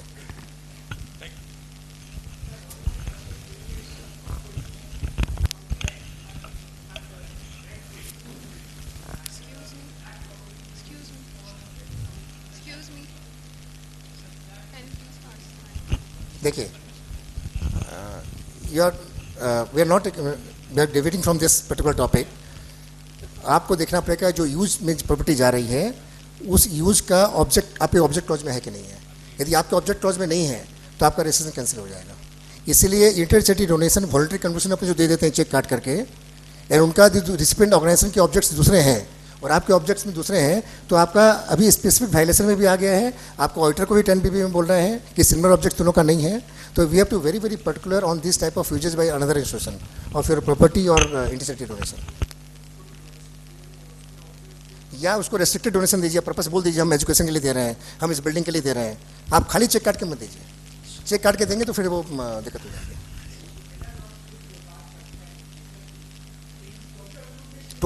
टोटल इसीलिए आप पर्पस बोल दीजिए लेटर में। फॉरेन लेटर में आप आईटीओ को मौका ही मत दीजिए। आप हम बोल रहे हैं, फिर हमने स्टार्ट कर रहा हूँ मैं, एनजीओ सेक्टर में I am conservative, I am not aggressive. हम कोई भी व्यू एग्रेसिव का नहीं लेंगे। कारण के प्रैक्टिस कर ही नहीं पाएंगे। आप इंटर चैरिटी डोनेशन का लेटर में आप पर्पस लिख दीजिए, एंड वो पर्पस आपके ऑब्जेक्ट में होंगे, उनके ऑब्जेक्ट में होंगे। सुरेश सर, आपको आना पड़ेगा because there are two other speakers who are also there, and आपकी जो दो टॉपिक थी sir, that registration of the trust, renewal of the trust, and the donation to other trusts, and maintenance of books of accounts. तो उसके अंदर में sir ने जितना अच्छा से सब चीज़ क्लैरिफाई किया है, तो I think if all the other speakers have spoken we will have more time with him, I think. Friends, very nicely deliberated by Suresh Kejriwal, the first part of our today's deliberation. A good number of questions interacting was very also innovative and mind-blowing, and it certainly has increased my level of knowledge, and I hope for all of you too. And a big round of applause for Suresh Kejriwal for such a nice discussion. Now it's a time to express our gratitude to the speakers. May I now request Sri R.S. Kyalji to please come forward and offer a flower bouquet to our chairman, Sri K.K. Chhapadia ji.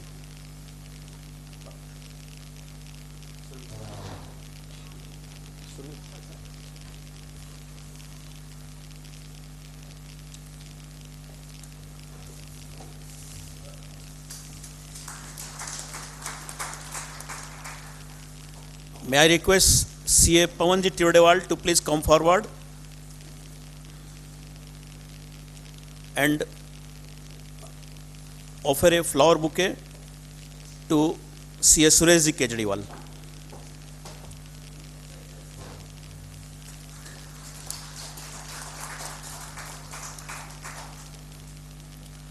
May I request C.A. Sanjay Jain, Deputy Convener of Central Kolkata CA Study Circle, to please come forward and offer a flower bouquet to our second speaker, C.A.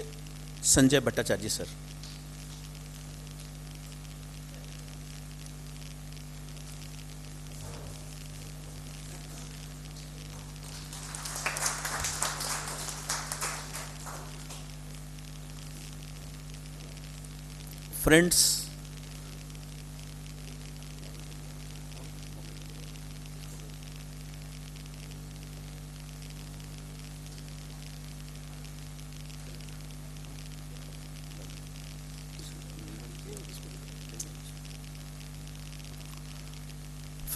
Friends, may I request C.A. Anup Sangai to please offer the memento to our first speaker, C.A. Suresh Kejriwal.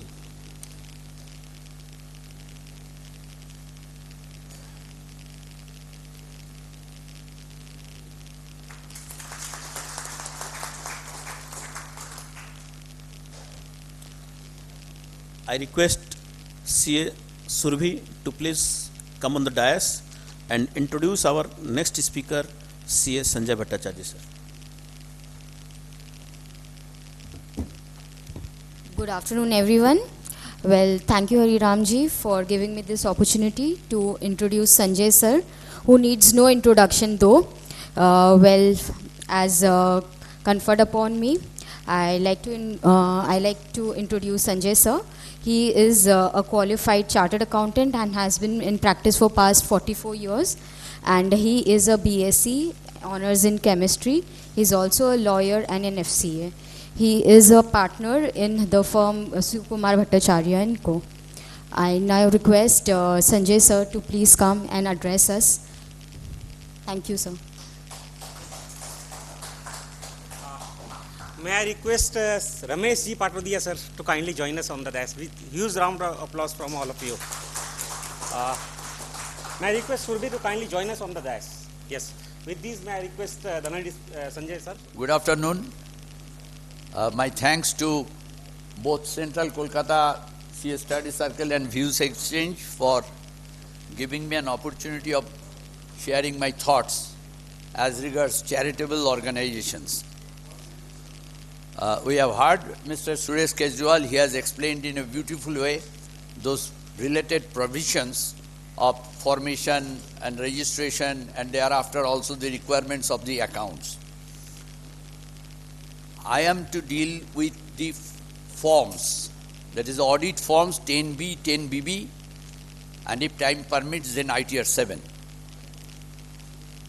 I think I have got about an hour, so I shall try to finish my deliberations within that.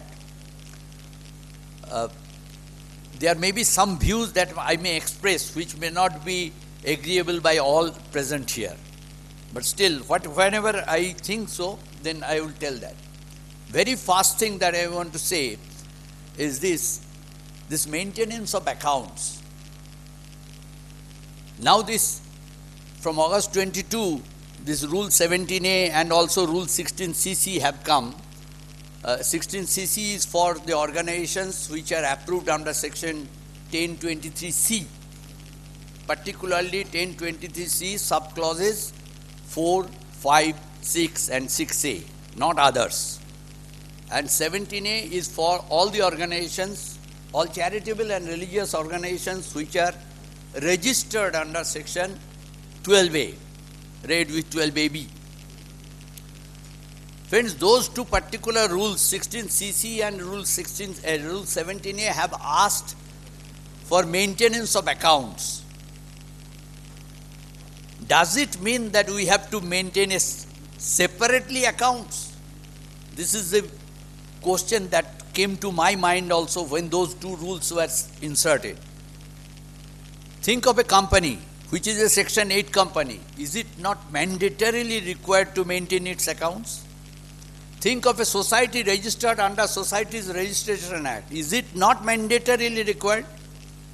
Does it mean that for income tax purposes I shall have to maintain a separate account? It can never be. The only requirement will be this, that whatever are required there in 16CC and 17A, those must be present in the system of account that I am going to maintain. As Mr. Kejriwal told, what are the books of account? Cash book, ledger, journal, which are very normal to us. But several other records are to be maintained, like corpus donation, then utilization from loans. Those are all specified. Now, what we'll have to do? We'll have to see that those are duly complied with. It is not that we have to maintain a separate cash book, separate ledger book. That is a requirement that is under some other law, FCRA. There is no going away from it. This Foreign Contribution Regulations Act requires us that we must maintain separate accounts. That has not been changed. That cannot be changed otherwise than by changing that law. That requirement is still there. But the requirement that now we are discussing, this Rule 16CC 17A, according to me, no separate requirement is there for maintenance of separate books of accounts. It is only those particular things which are mentioned in those rules, those must be available from the record that we are going to maintain. That is the requirement, according to me. Now coming to Form 10B, 10BB. Now, from 1st of April 2023, this 1st April 2023 is a date. It is not the commencement of the assessment year. Date. That has been told that by changing the law rules for which prescribe this Form 10B or 10BB, those have been changed. Now there are the earlier concept, if you remember, 10B had been for the organizations registered under Section 12A. 10BB was for the concerns which were approved under Section 1023C. This concept is gone now. Now what is the present concept? I think Mr. Kejriwal touched it. Oh no, sorry. Then let me tell it.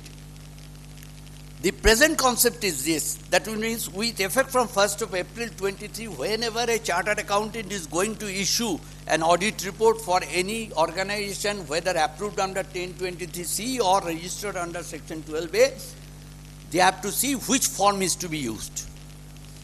There are two categories. First category, if the total income of that organization, be it approved under 1023C or registered under 12A, if its gross income, total income, mind it, The word I am using, total income, I am not telling gross receipts.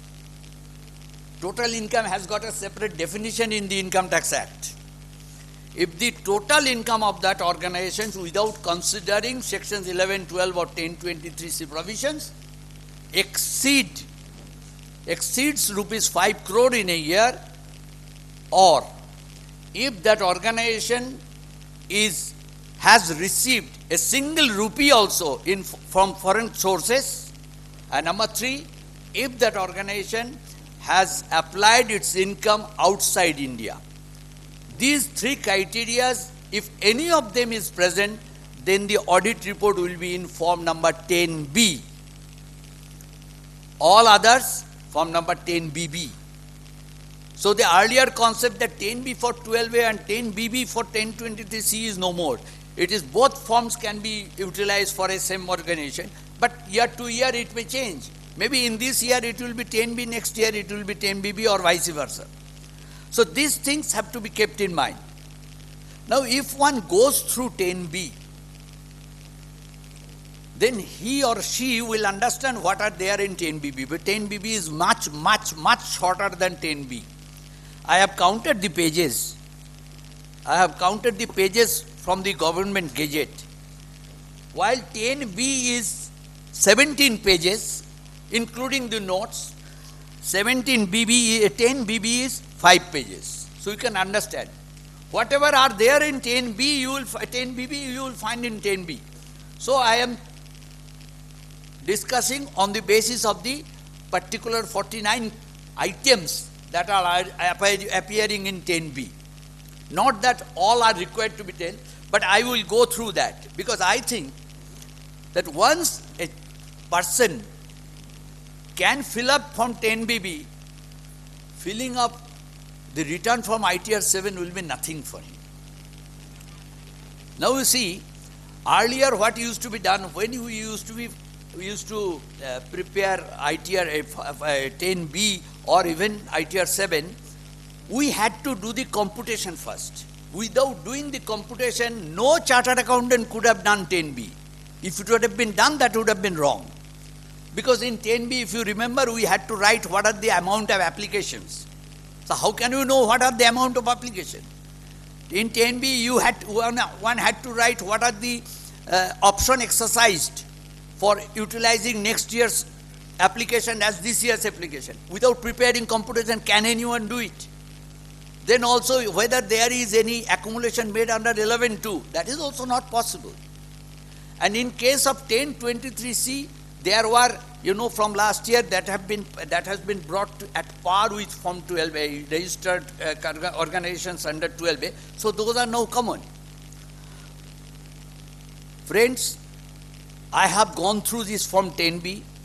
Maybe most of you who are present here have gone through it. The very first time when I went through it, what were my reactions, I must share you before I go into this. The first reaction was this, that this is 5 times than the tax audit report. Not more, it may be more than 5 times.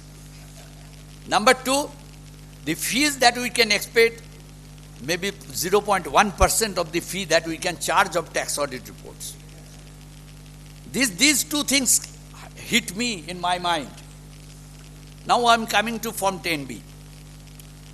Friends, there are 49 items. I am mentioning those items by name, not discussing everyone, but mentioning. Yes, 49. One is PAN, no need to discuss. Number 2 is name of auditee, no need to discuss. Number 3, assessment year. Number 4, previous year. Now comes number 5. Now, that form is there.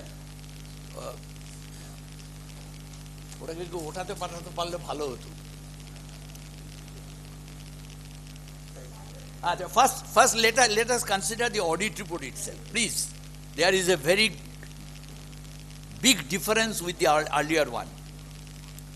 The earlier one, if you remember, it was only that once we had to write that whether the income and expenditure account and the balance sheet, they have been prepared in correct way, were in agreement with the books, and whether there is any qualifications about the accounts that have been made, and lastly, the prescribed particulars are attached, enclosed. That was the only thing regarding that annexure.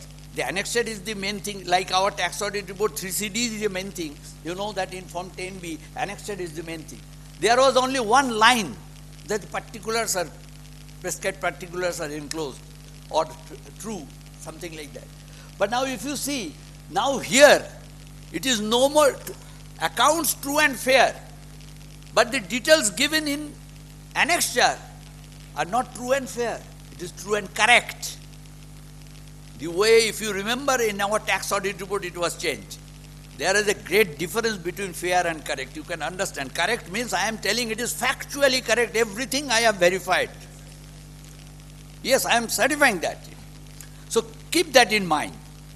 Now coming to this form, again I will say, before one chartered accountant touches this 10B for filling it on, he or she must do the computation first. Why? Because when one person will go to make the computation, then he or she has to understand what are the relevant provisions. There are lots of provisions which have to be considered. It is not that whatever is shown in the income and expenditure account, that will be the income and that will be the expenditure. There are lots of other things that have to be considered. Plus, another point also, which I should have told at the first, that if you are aware that from this financial year, that is 22-23, that is assessment year 23-24, though income may be your accrual basis or income may be on cash basis, your payments, that is in the applications, can be claimed only on cash basis, which Sureshji also mentioned. Now there may be a case in case of a company that income is being shown on accrual basis. Naturally in the account the expenses also will be in accrual basis, but when you will do the computation there you have to add back those provisions and claim the actual expenditure. If other than a company also there may be certain organizations which are maintaining their accounts on accrual basis, there also this calculation has to be done, but there is no requirement for maintaining a separate account for that. You tell me, for 43B, do we maintain a separate accounts for for the businesses? Depreciation, we claim differently. Do we maintain a separate accounts? There is no requirement of any separate accounts. The only thing is that the recording should be made of it. Like as Sureshji has explained, that certain monies have been utilized, applied out of the corpus fund, or certain monies had been utilized out of the borrowed funds. Then there was no application, but when those are repaid or redeposited, then there is application. How can we find out from your accounts? It cannot be. Nobody can understand. So records have to be maintained, and those records have to be maintained as per this inserted Rule 16cc and 17A. These are specifically mentioned that these records must be mentioned, and unless those records are maintained, no person can fill in Form 10B. So if I prepare a computation on the basis of the relevant provisions, after understanding that thing, once the computation is made, then it will be much easier. I'm not telling easier, much easier comparing to the position. Otherwise, it would have been that where and what I should fill in this Form 10B. Now coming to this number 5 item, registered address of the auditee. Mind it, registered address. They are not telling head office. That's what from we will get it. If it's a company, there is no problem. If it is a society, there is no problem also. That must be available in the records. And for any trust, whatever address we have, that particular organization has used for its last return, we should take it. Number 6. Friends, this is very important. Sureshji already touched upon that thing. 6 is other addresses is applicable. What is other address? An organization may have got more than one office. Big organization, they may have got offices all over India. If books of accounts which are being prescribed in Rule 17A or 16C are not kept in the, all are not kept in the registered office, but some of them are kept in those offices, then the new rule, the law says, that is effective from August 22, that the governing body or executive committee or the trustees, whoever are the governing that organization, have to take a resolution in a meeting that henceforth these accounts, books and details will be kept at that particular office, and within 7 days from taking that decision, the jurisdictional assessing officer has to be intimated about it.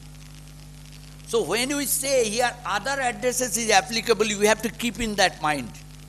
It is not the list we will give.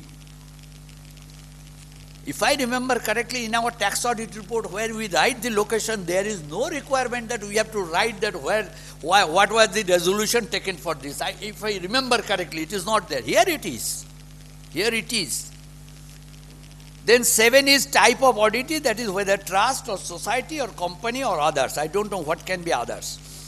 Number 8, whether the auditee is established under an instrument. Naturally, there cannot be a charitable trust which is on vocal trust. It has to be. Either a trust deed will be there or a registered society's memorandum or company. Then number 9, details of registration, provisional registration. I am not going into the details. They have asked in the columnar way whether which date this provisional registration or registration has been given, as Sureshji has clarified from the new law, that if certain organization has been given provisional registration, but it has commenced its activities, then there is a requirement that they are to file from 10AB, I think, isn't it? 10AB within 6 months from the date of commencement or 6 months prior to the expiry of that provisional registration. So those details have to be given. Now number 10.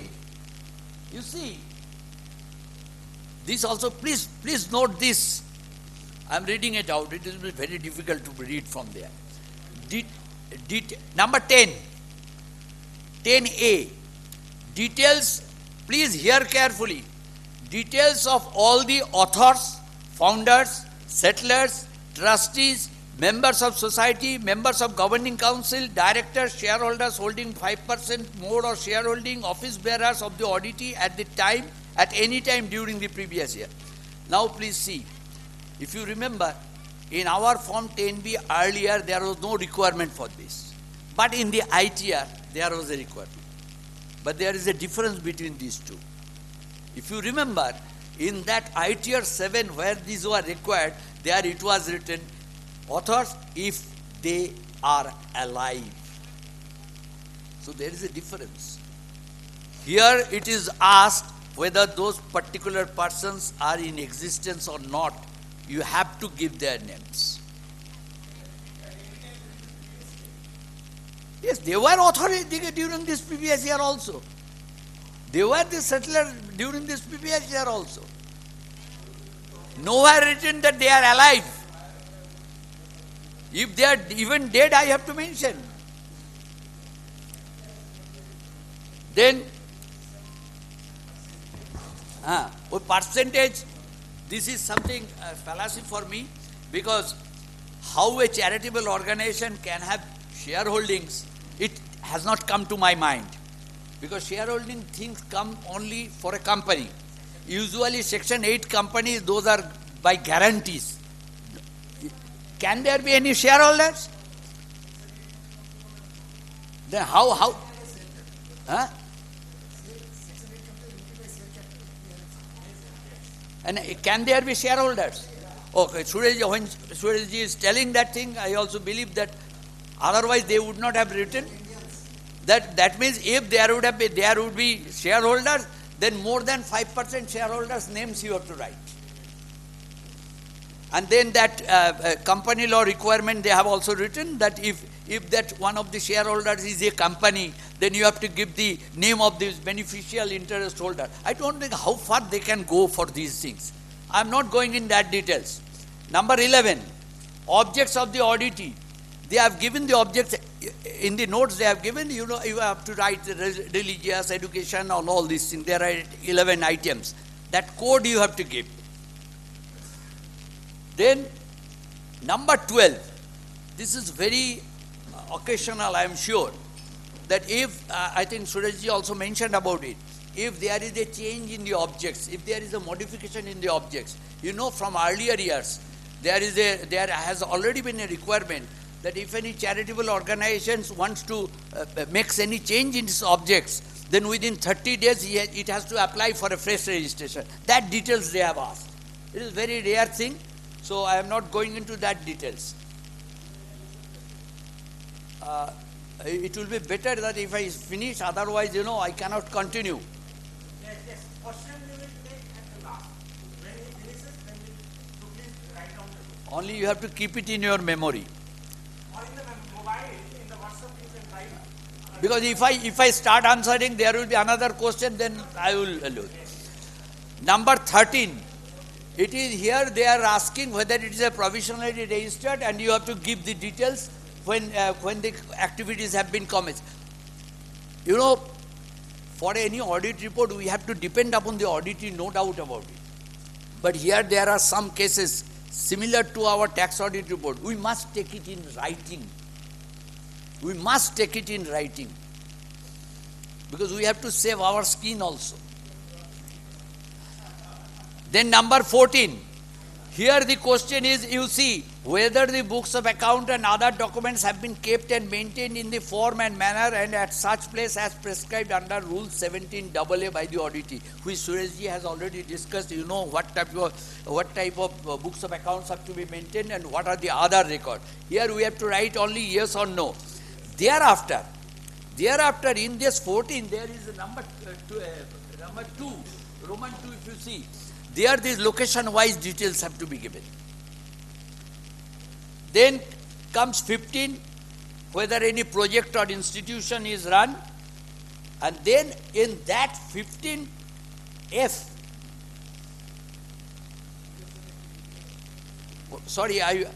this 15 is specifically for whether there is any GPU, General Public Utility Object.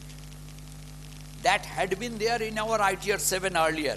That has been copied here.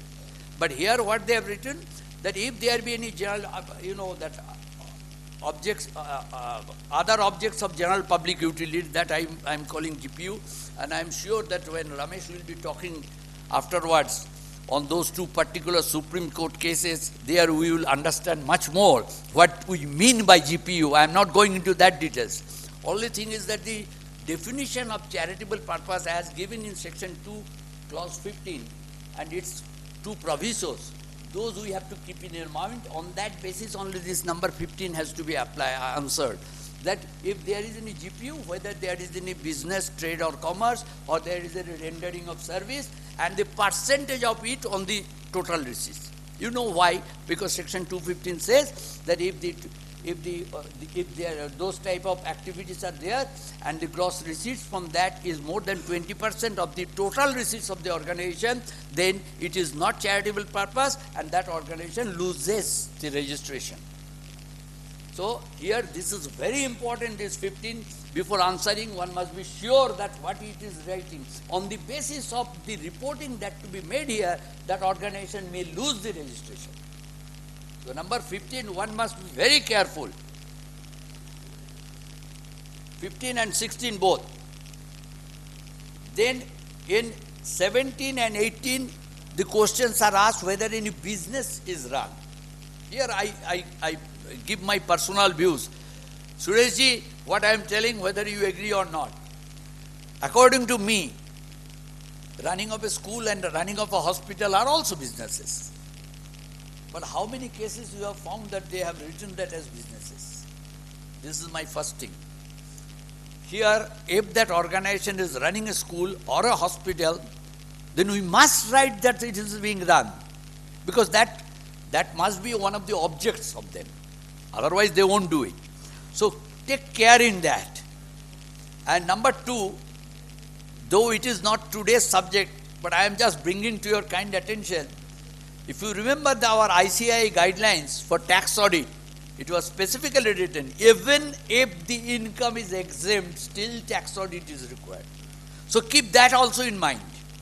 Both the things have to be kept in mind, because we cannot forget for the timing that here we will show that as business turnover more than 2 crores of rupees, and there we will say that it is not required, tax audit required. That type of things should not happen. Then number 19. Now this we may find in most of the cases. They have referred 4 TDS sections, 4 particular TDS sections. One is 194C, contracts. One is 194J, professional or technical fees. 194H, commission. And 194Q. I can understand 194C, 194J, 194H. Because in many organizations we find that income, in form number 26AS, it is coming like that. But 194Q, if you remember 194Q, what it is, or should I tell by 1 minute? 194Q is there when a person purchases from another person more than 50 lakh of rupees worth thing, and the person who is purchasing has got a 10 crore turnover, then a tax has to be deducted at 0.1%.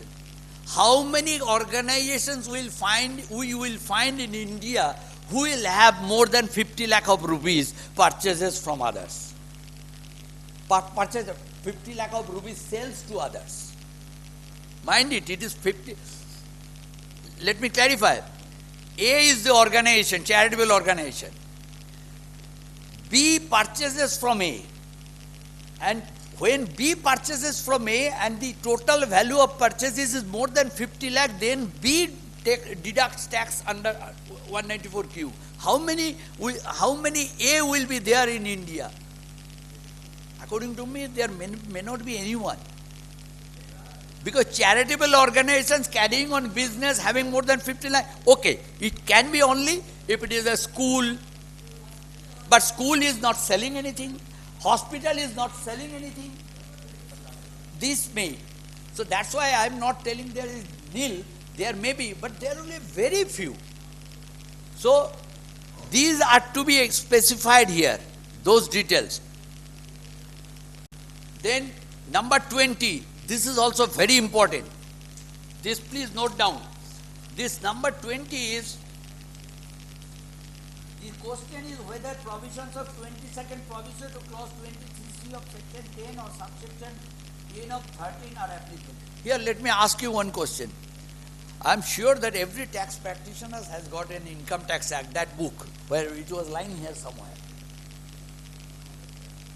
It is no, I don't want that.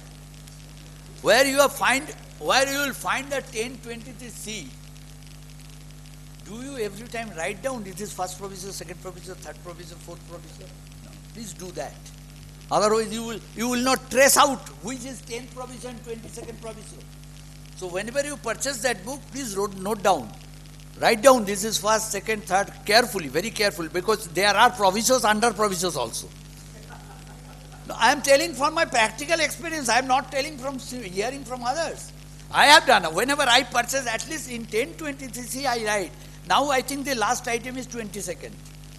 So you have to keep in your mind that there are 22nd, then you have to see which is 19th, which is 20th and all these things. Because here what they are asking, that is in a specific, it is 22nd provision.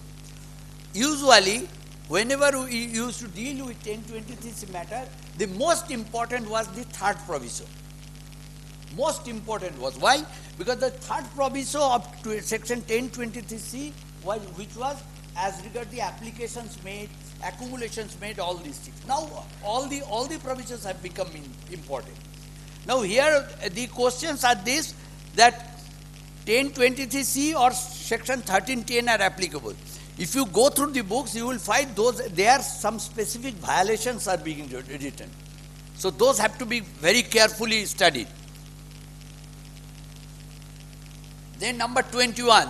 This also, if I remember, Sureshji has told, this is regarding form number 10BD. You know, this after 32 days, that is the last date. by 31st of May of 2023, every organization which is approved under Section 80G has to file and upload a form, 10BD, and also upload another form, 10B. It is not uploading, it is to be issued to the donors. Now, if 10BD have been issued, that means all donations received, then this 21, 22, and 23, all are to be written. Here the specific requirement is this. Let me tell you, when this 10BD came, questions arose that if we don't know the details of the donors, what to do? Because 10BD could not be filled in without knowing the name, address, and PAN. Purpose also, yes. Purpose you can write down always the general running of the organization. But most of the organizations I have come to know, they told, sir, if we don't know, for religious organization there is no problem, but there is no 80G for religious organization. 80G is only for charitable organization. Now if you have received some money and you have not got the details, you know that will be anonymous donation. Then there will be application of section 115 BBC. If more than 1 lakh of rupees are received, then you have to pay tax at 30%. There is a specific rate, 30%. Now here, if you don't have the details, how could you fill in 10BD? You could not. So that becomes also anonymous donation.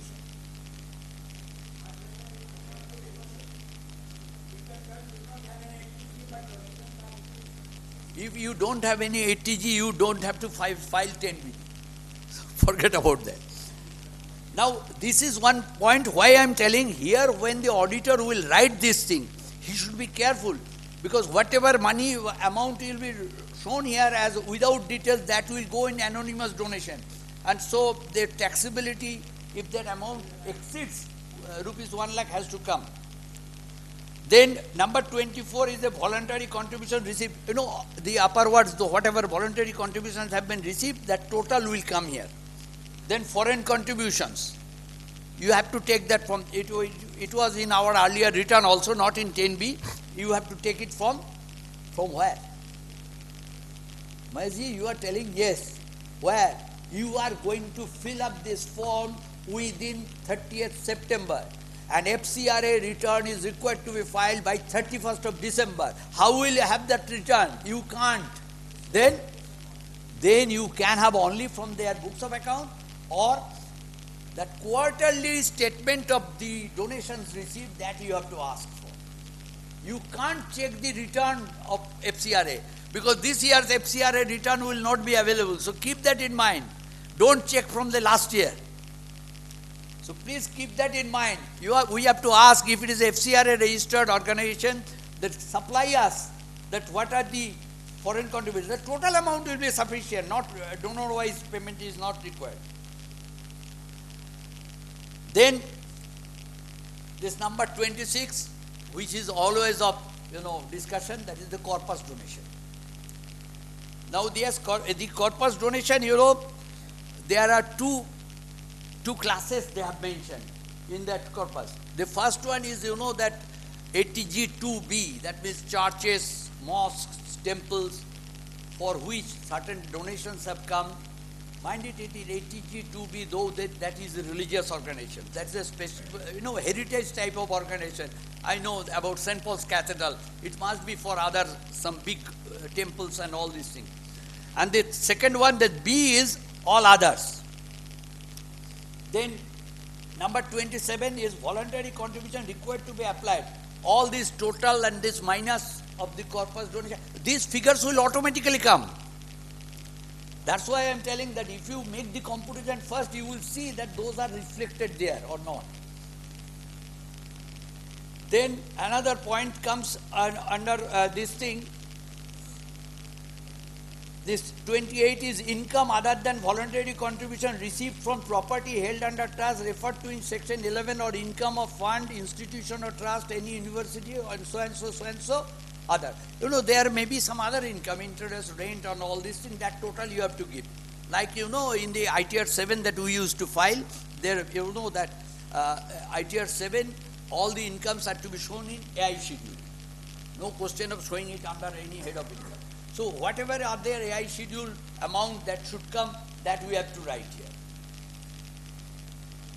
Then number 29, if that organization has spent money outside that, and if also that has been sanctioned by the government, you know that normally all the monies that have been spent, which according to the income tax language applied in India, are eligible for exemption. But outside India also, if it is for international something as there, and also they approved by government, it is under section 11(1)(c), then that amount has to be written here. Then comes item number 31. If you have made the computation correctly, then 31 filling up is not difficult. Because 31 is nothing but the computation. You write there what are the application, out of that what application TDS has not been done, so it will be not allowed. Out of that, whether there is any payment excess, exceeding rupees 10,000, all these things are there. These are, whoever has prepared this thing, he is very intelligent, no doubt about it. But he has got no common sense, that also I can. Why? Because he has forgotten whom they are asking for these things. It is more than ITR. In ITR, you don't have to write all these things. In the current form also, you won't have to. But that's why I'm telling you, if 10B is done, and if the auditor should ask for 5 times tax audit fee, but that is not possible. So, it is a charity by the chartered accountants. Now comes, now you see in 31, they have made it very beautifully. I must praise whatever is praiseworthy. It is written there, how much amount has been actually paid, how much amount is provided, and how much amount out of the provision made earlier year has been paid during this year. All these are there. So it will automatically come out, provided you have done the computation correctly and kept it in front of you. Then in that 31 itself, in the below portion, there is amount to be disallowed on application. There they have mentioned wherever these disallowance are to be made, or specifically they have mentioned it. So this, without this section, you cannot proceed.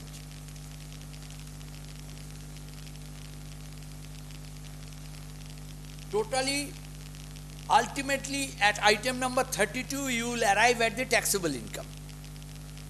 So I would suggest, when you make the computation, please take an extract of this item number 31 and do it simultaneously.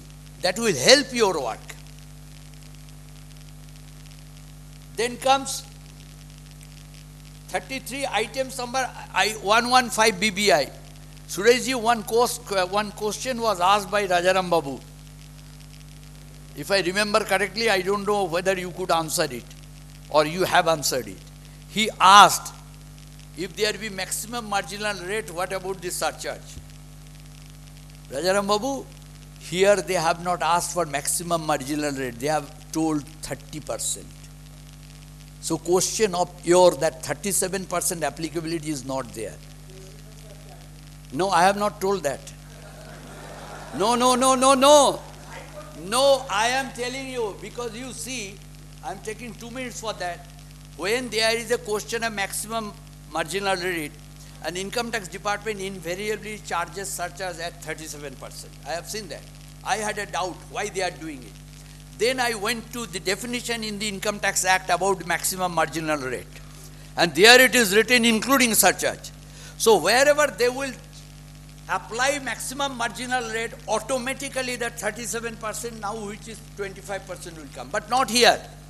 Here they have told you specifically the tax rate will be 30%. So naturally, on the basis of the total income of that organization, the surcharge will come.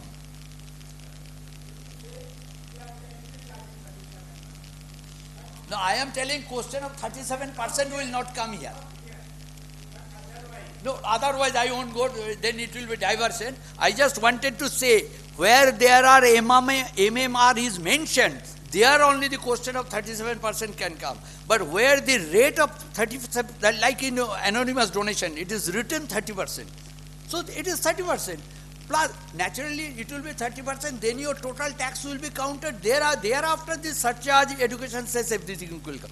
But not automatically that 37% will come, because MMR has not been used here. Then at 34, that anonymous donation which we have already given in the details, where we have given the 10 BD, that will have to be mentioned. So this cross tallying will be done.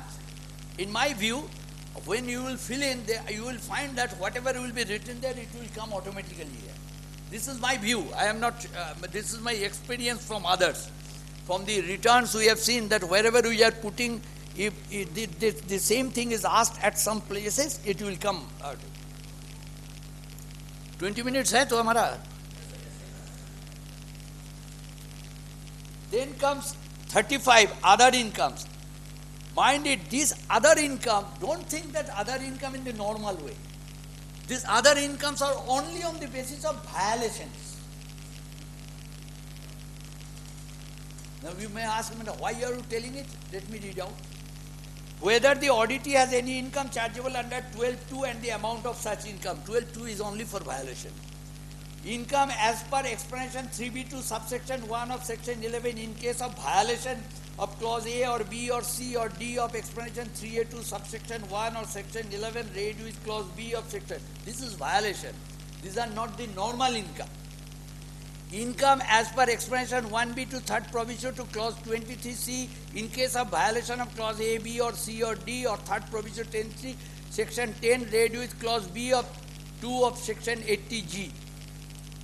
This is 80G. Why they are written? Because of those heritage temple and churches that I have told, where this 80G is given, a special 80G is given, if certain person has given, maybe Sureshji has discussed it, I am just for the sake of this particular clause I am telling, if certain corpus, certain donations are received for the renovation or repairs of those approved, notified temple or church, and that organization being eligible to consider that as corpus, but don't use it as corpus, but utilize for some other thing, then that becomes their income. So these are all violations. These other income, don't think these are normal incomes. Then income chargeable under subsection 4 of section 11, that is the business income, if there be any, that thing. Then number 36, details of capital asset transferred and subsection 1A of section 11. You know that 11.1A, it is for capital asset, and if you acquire another capital asset, then that will be considered as application. Then number 37.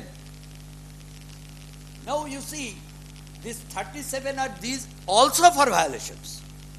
Like, accumulations made under section 11.2, but you have not utilized it within the period of 5 years, or you have not, you didn't keep it in the investment that you were asked for.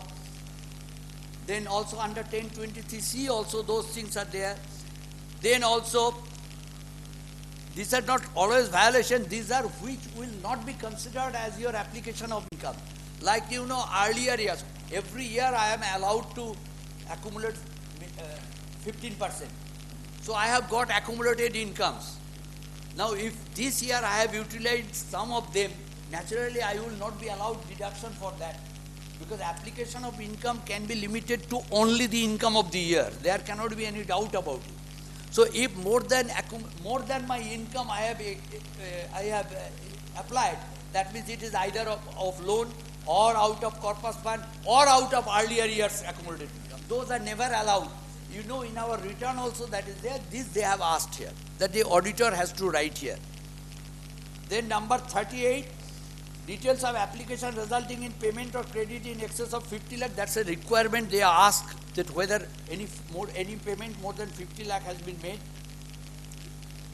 Then, this is also very important, this 39. Here, all these parts are only for violation. Here, they have asked that according to the chartered accountant who is auditing this thing, what are the violations? You can understand it. Like, we write in 43B. Like, here you have to write it specifically. But if you, 39, if you have already done the computation, naturally you have taken care of that. So those figures will be in front of you. Don't ever think of writing, filling in the audit report be fast and then do the computation. It has to be reversed. You must have the computation, then only you will do it. And make that organization understand it. Then 80G, this is number 40 is if 80G 5 approval is there, then those details have to be given. Then 41, details of specified persons, all those prohibited category of persons, those are detailed in section 13.3. You know that any transaction with them or any benefit given to them, that only makes that organization loses its registration or approval. Those details they have asked. Then details of transaction referred to in 13.2. Same thing. You know, actually, Sureshji, this audit report is made so that the chartered accountant says these are the wrong things they have done. Nothing else. I'm telling you, nothing else. Once this report will go, thereafter that organization will get this 143.1A, and there it will be written that variation from your audit report. That we are finding from tax audit report usually. Then number 43 is, they have mentioned it as specified violation. All these are violations only. So unless the chartered accountant who is doing this audit and also preparing the return is well conversant with these provisions of this, I made a list. Let me read out that list. Section 215, charitable purpose. Section 224, 2A, income chargeable in the hands of charitable organization. Section 1023C, subclauses 4, 5, 6, 7A. There are, sorry, I told you 22 provisions. There are 24 provisions. Then 11, exemption of income to the extent income applied. Number 12, income of charitable organization. You know that voluntary donations are, corpus donations are exempt. 12A, conditions for exemption. 12AA, it is no more applicable. 12AB, that is registration which Sureshji has clarified.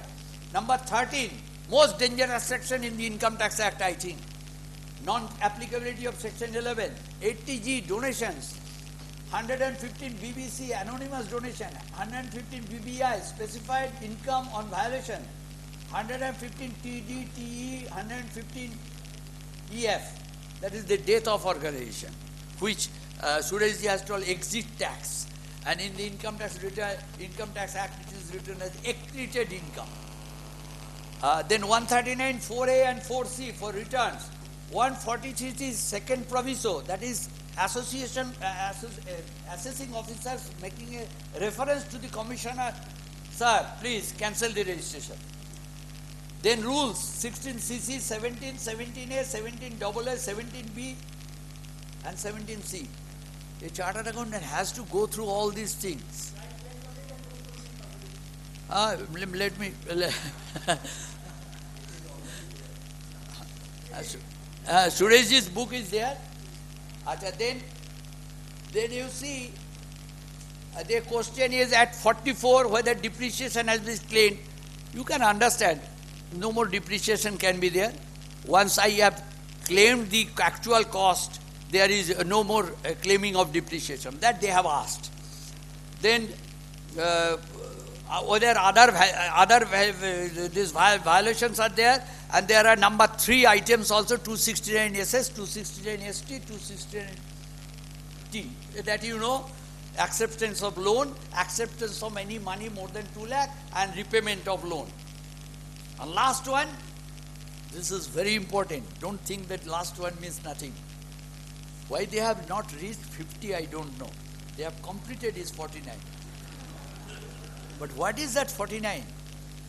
Whether the auditee is required to deduct or collect tax as per the provisions of chapter 17B or chapter 17BB. If yes, fill the scheduled TDS TCS statement. You remember our tax audit report, clause number 34? That has to be repeated. That means all requirements of TDS we have to write by the organization. Number 1. Number 2, filing of quarterly TDS statements. Number 3, all these things are there. Number 3, payment of interest under section 201A. Then only you will come to the end of this. And friends, once you can understand 50% of it, you will understand 100% of 10BB, no doubt about it. But let me tell you, we are criticizing, I am criticizing it, no doubt about it. But whatever questions are there, without knowing that thing, no organization can file its return. No organization can claim its exemption. That is also there. The only problem with us is this thing. We don't get so much time for this thing, neither we get it fees for it. That's why it is worrying us. Otherwise, this is a very big job. For small organizations, if they are FCRA registered, they will have to go for 10B. If it is not FCRA, because there are some organizations, they get foreign donation because of their friends who are, I know one orphanage. It is not orphanage, it is for the disabled children. You know, some of the children have got some relatives, they are outside. Now they send donation.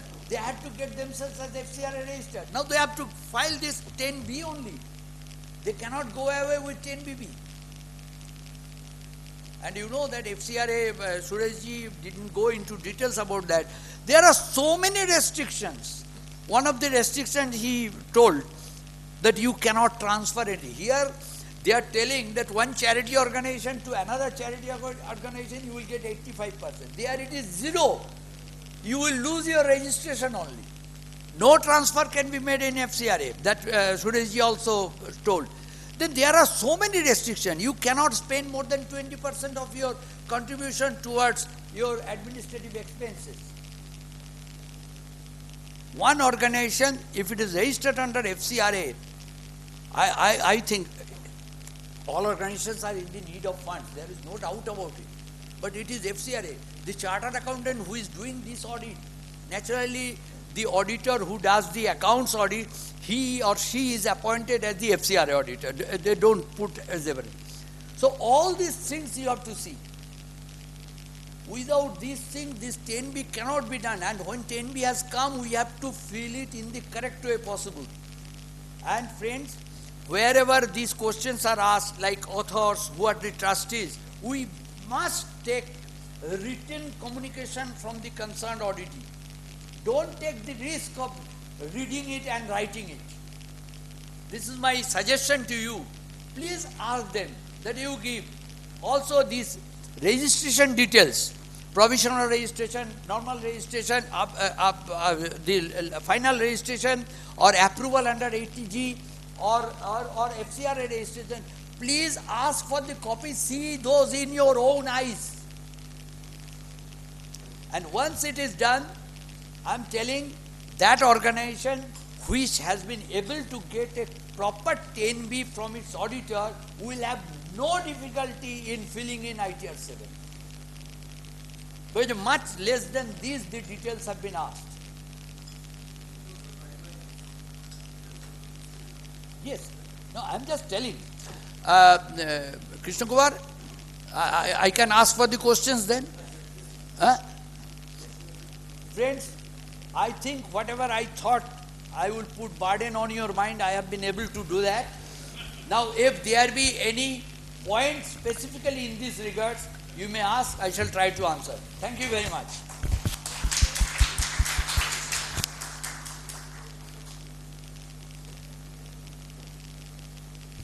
Sanjay Dev, one or two questions from my side first. Yes.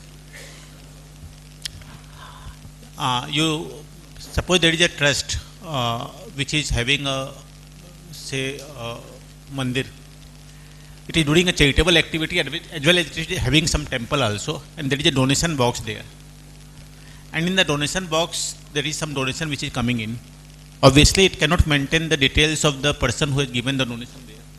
So whether those donations, I mean that trust is not a pure religious trust, but it is a trust which is registered as a charitable cum religious trust.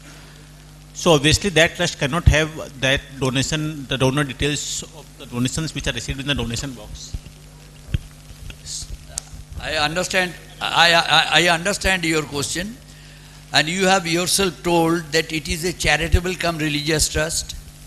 See, if it is charitable come religious trust, and if you can show that the donation box is only for religious activities, what I suggest that on the box you should write, please donate for religious activities. Then there is no problem. Because it is only for charitable activities. If you have got anonymous donation, then the question of 150 PVC will come. There is no limit. There is no restriction.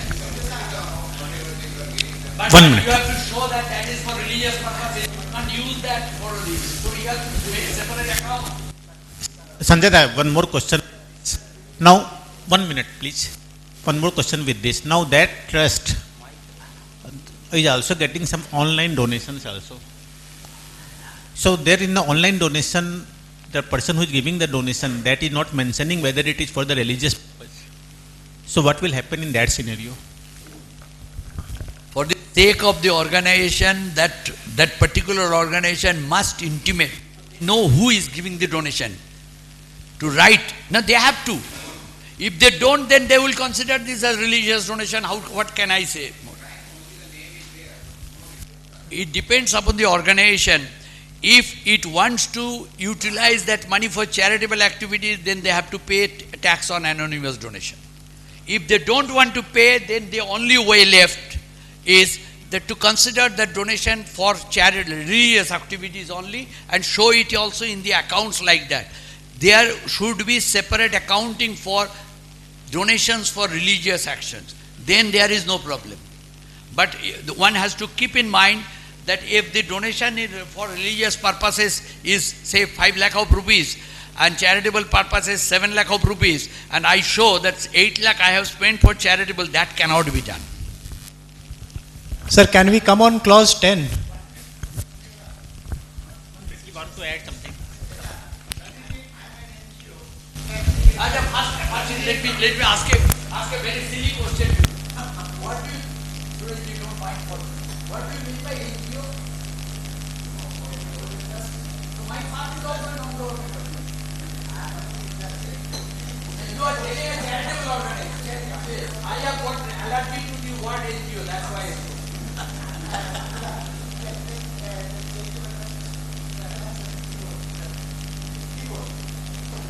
Only activity of only activity in hospital.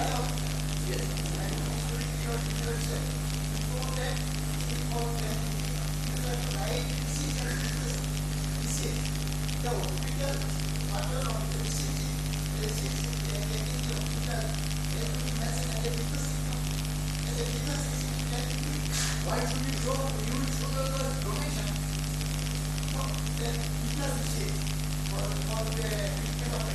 Yes, actually those are business receipts. The moment the business receipt then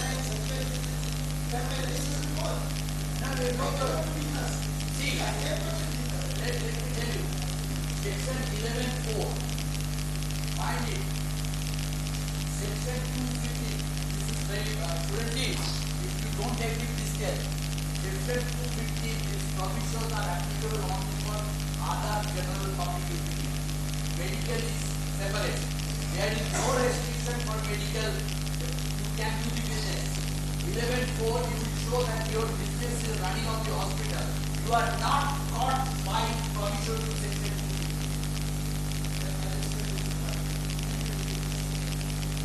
That is not business income. What you are telling, you will show that the grants or voluntary contribution.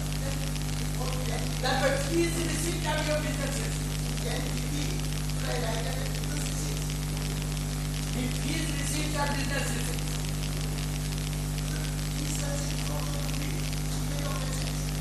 Fees are received during your course of business. Is there any doubt?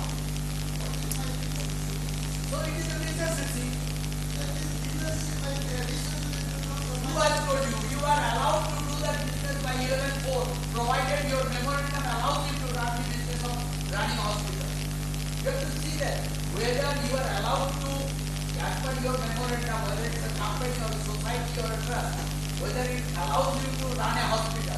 You are so it is your object, and your receiving the business fees are incidental to your running the business. So where is the problem? Only thing that you have to maintain your accounts correctly.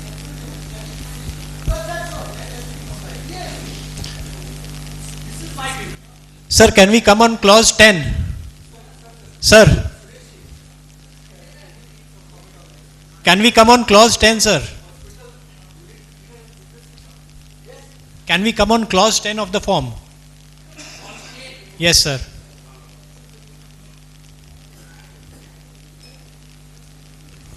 Yes. Clause 10, yes. It is asking for the name of members also in case of the society. Yes. So societies are having multiple branches and members, is it relating to the governing body of the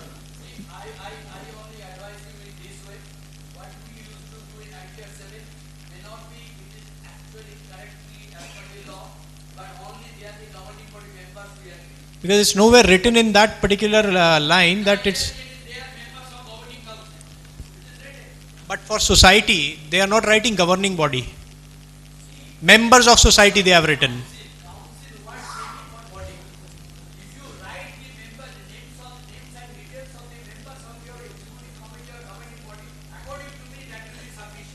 Okay, sir. And that will not be possible. That's why my question was there.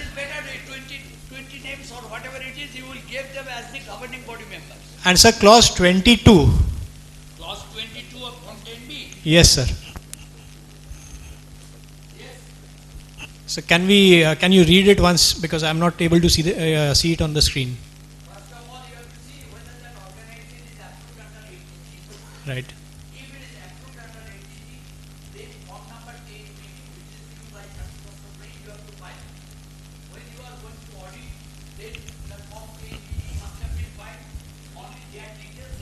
So my question is, during your deliberation you stated that in case we are unable to file certain names in form 10BD because we do not have the PAN numbers and Aadhaar. We have not filed it, but we have the names and addresses of the donors. So it doesn't become an anonymous donation in that case.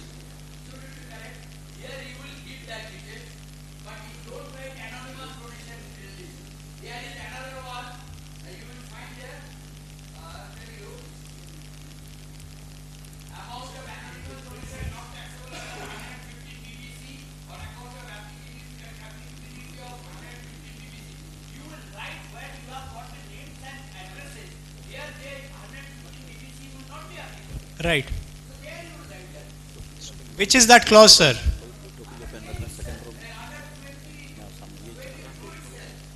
Under 22 itself. Do we have that? It's 23. Okay, sir. Thank you.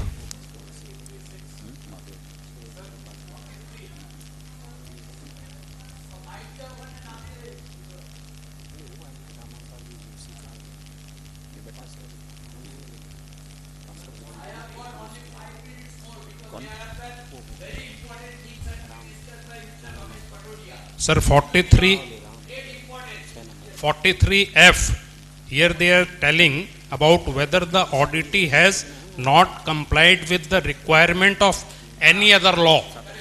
So now, sir, whether it is, what will be the applicable laws or like that, or it is on the basis of no clerk, to what extent we have to report? And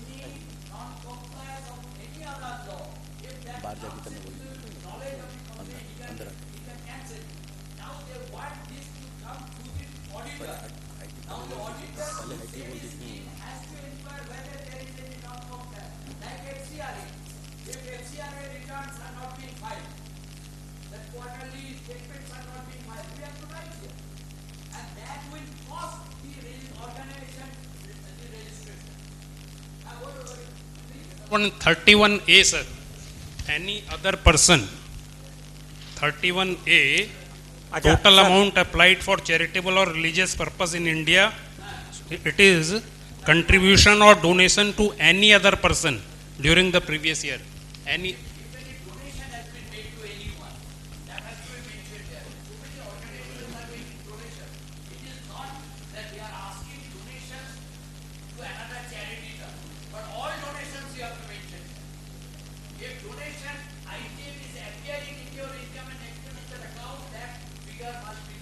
The whole amount.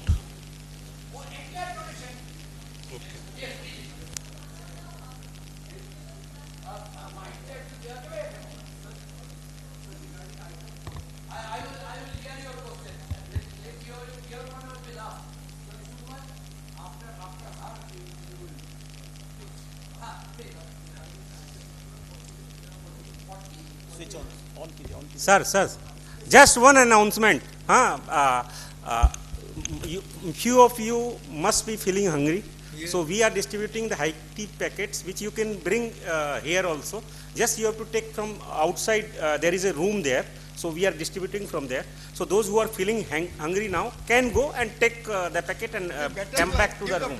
So it will be distributed up to 6 o'clock. That is not a Three problem. chairs for Nitesh ji. 3 chairs. Yes. Yeah, yes, one sir. or two last question. Yes. Just हाँ गंग जी yes. Switch on कीजिए ना, switch on कीजिए. हाँ, switch on किया हुआ है. हाँ बोलिए. Yes. हाँ ठीक sure.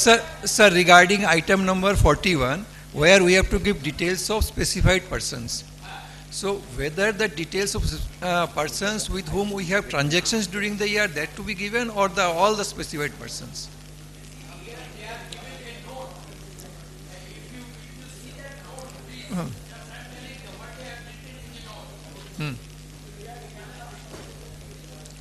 Because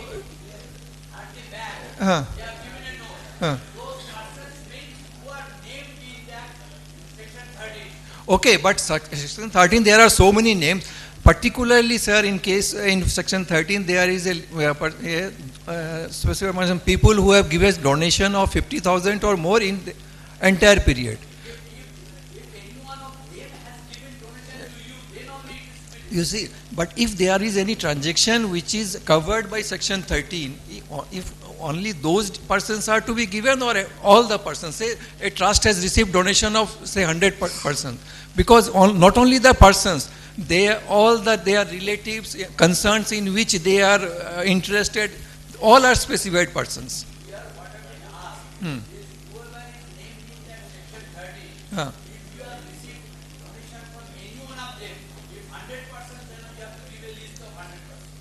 But it is not only confined to donations, sir. You say.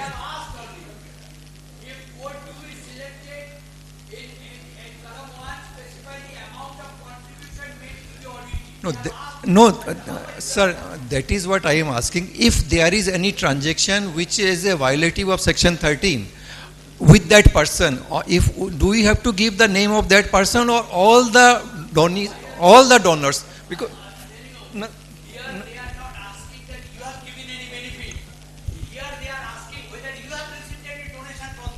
No, it is not that. Thing is that, sir, in case of a trust, there are hundreds of persons who might have given donations of more than 50,000 during the lifetime. Because this 50,000 limit is for entire period, from this year or in earlier years, 50,000. And not only that, their relatives, concerns in which they are concerned, all these are specified persons. If we have to give that detail, then it will be impossible, because we cannot ask the donor to give the details of his relatives, the details of persons from related concerns.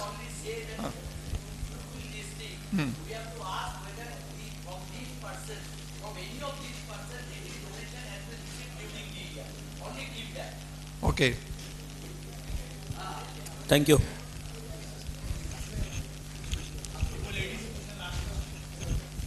Yes.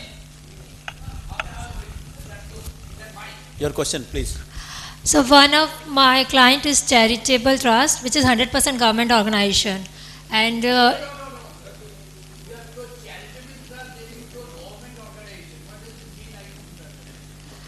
sir is yeah, yeah, yeah. Yeah, I correct. So, but last year at March 22, if the trust didn't file 10B and ITR 7. So, when we visited to CIT, he told that he doesn't have power. So, how we can file both of these now? 10B and ITR 7 both. Yeah.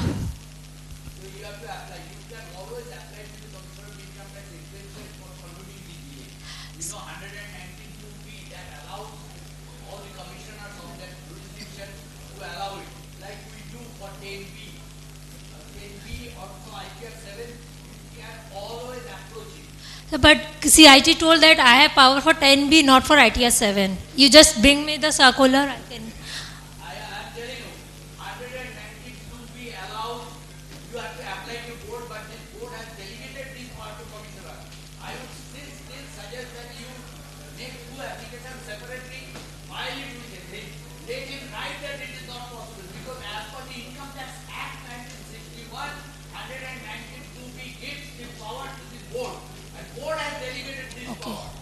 So I will apply only to CIT, not board and CIT both.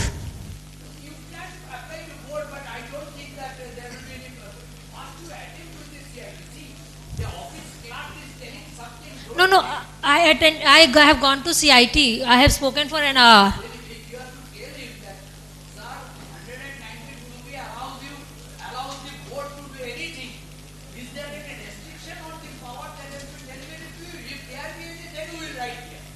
Okay. Okay, sir.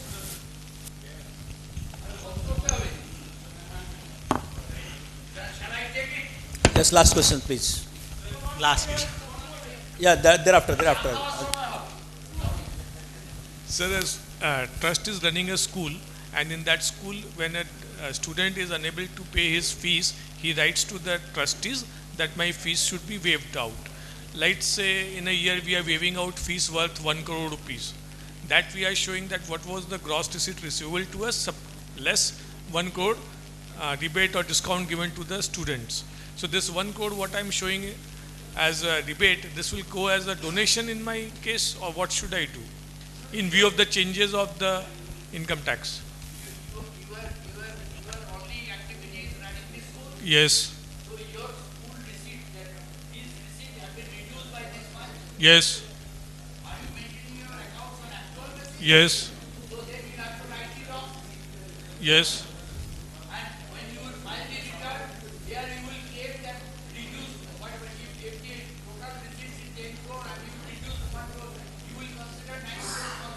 Thank you, sir.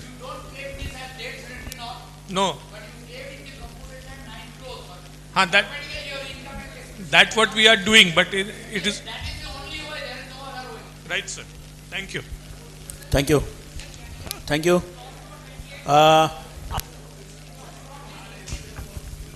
We are bound by the time, and another speaker is in the queue, and we are. So there is. So very nicely discussed by C.A. Sanjay Bhattacharya sir, the provisions related to IT returns and how to prepare and file. One thing which I could make out from the discussion made by Sanjay Da is that for each and every clause of 10B, we should prepare an Excel sheet in the same fashion whatever is this table is given. So if we maintain a table in Excel for each and every point, then only we will be able to fill up the forms. Otherwise, in my mind, it is too difficult to mention all the correct clauses, all the details with correction truly, correctly.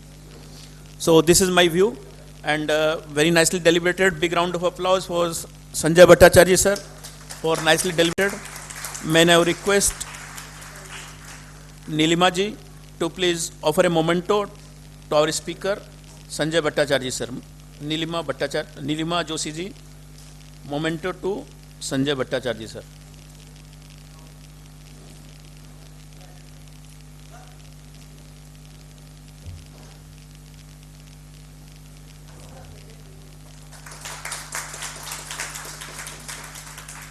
Now we are welcoming the next speaker, C. Ramesh Patodia. May I request Gopal Ramji Gupta to please come forward and offer a flower bouquet and welcome our speaker, Ramesh Patodia.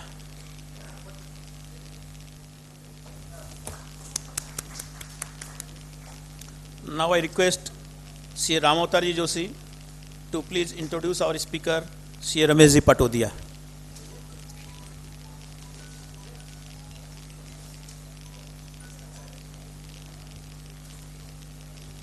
Thank you, Ramji, for giving me this opportunity to introduce a person like Ramesh Patodia.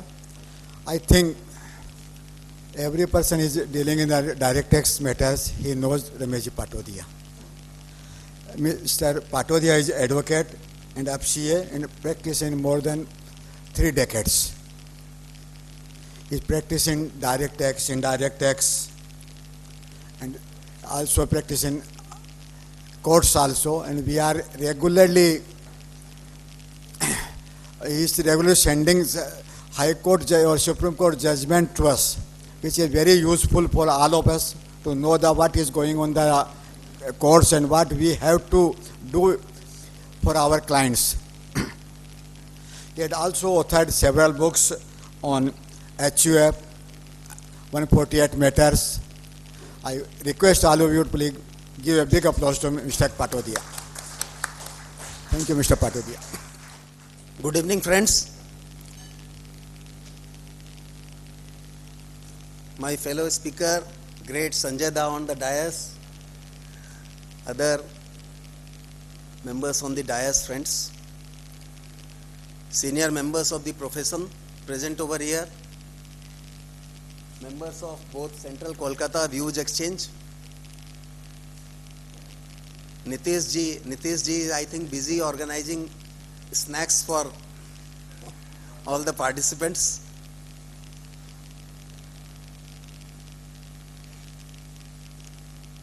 Friends, I am really thankful to both Central Kolkata and Views Exchange for giving me this opportunity to be present here and give my views on this very important topic which deals with NGOs, trust, and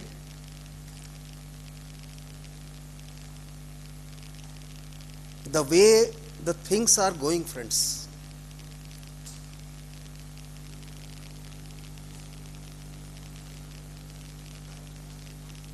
You see, I'm in practice for last more than 35 years, and if I see the past and if I see what is going to come, friends, one thing is for certain in my opinion, that the income tax department is moving at a much faster speed than we are moving. And unless we also try to move at the same speed, if not at the higher speed, we will not be able to correctly discharge our duties and responsibilities in relation to any type of compliance under the Income Tax Act.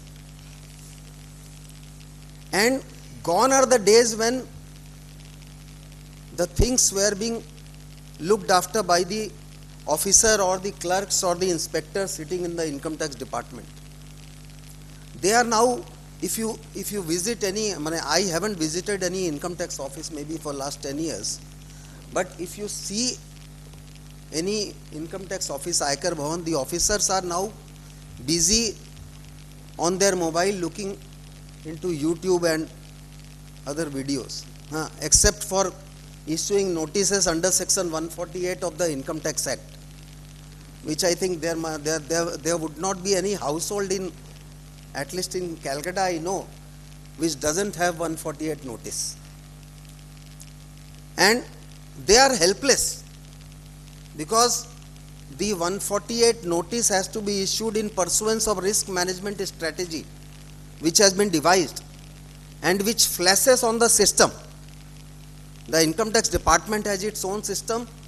The information flashes on the portal, inside portal, and once the information flashes, the officer doesn't have any option but to take care of that. At best he can seek approval from his higher authorities that whether I should go ahead or not, but in most cases it will.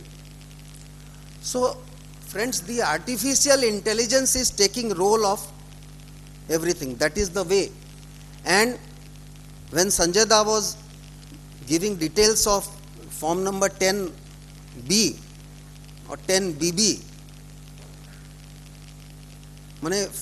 I think all of you or those who are engaged in filling in the forms,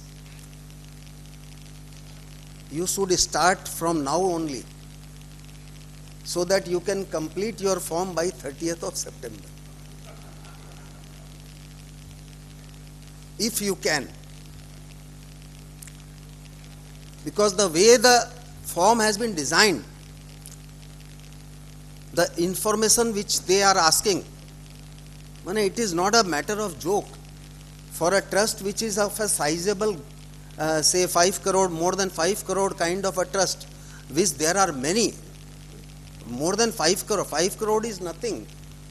5 crore, more than 5 crore trusts are in thousands, I think, all over the country. So, if you have to comply, it is time taking, and to the top of it, friends, the onerous responsibility that is being put on the chartered accountants who will be discharging their attest function with NAFRA sitting at Delhi,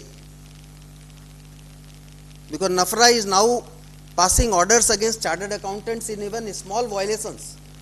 There were some orders which were doing round in WhatsApp where NAFRA has imposed penalty, and recently I think one chartered accountant of South India, he was penalized for 1 crore rupees was the, I think, Cafe Coffee Day audit report was signed by him and penalty was 1 crore. So, chartered accountant who is in most of the NGOs, we are accustomed to doing honorary audit. कि भैया charity का है, क्या पैसा लेंगे, हम बिना पैसा ही ऑनररी ऑडिटर, खाली आप इतना ही लिख दो ऑनररी ऑडिटर, हमको उसी से सेटिस्फेक्शन है. बट फ्रेंड्स, आप ऑनररी ऑडिटर होने के पहले, in the light of the new regime, you must think twice, thrice, 100 times, 49 times at least जितना एंट्री है.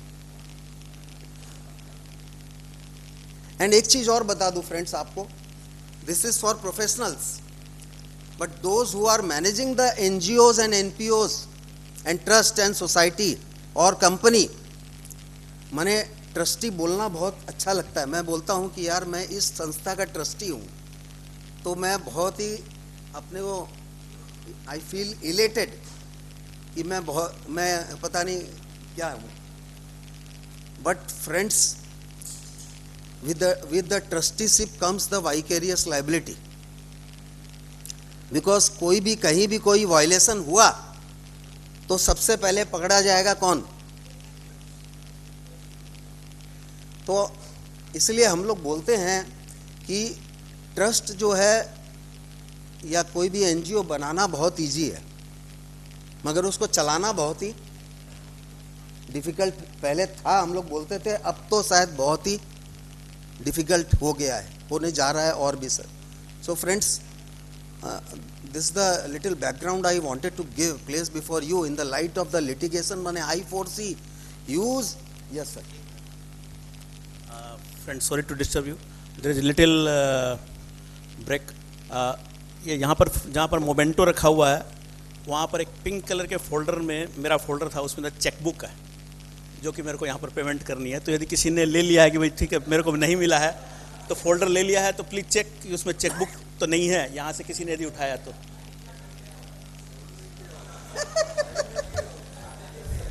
प्लीज जस्ट चेक, यहाँ से किसी ने यदि उठाया तो, कोई भूल से उठा लिया। हाँ भूल से उठा लिया होगा या किसी को नहीं मिला तो उठा लिया होगा। हाँ वही पिंक वाला में से है। यहाँ से यदि किसी ने लिया है तो उसमें चेकबुक है, तो फोल्डर चाहे ले ले, मतलब चेकबुक मेरे को दे दे।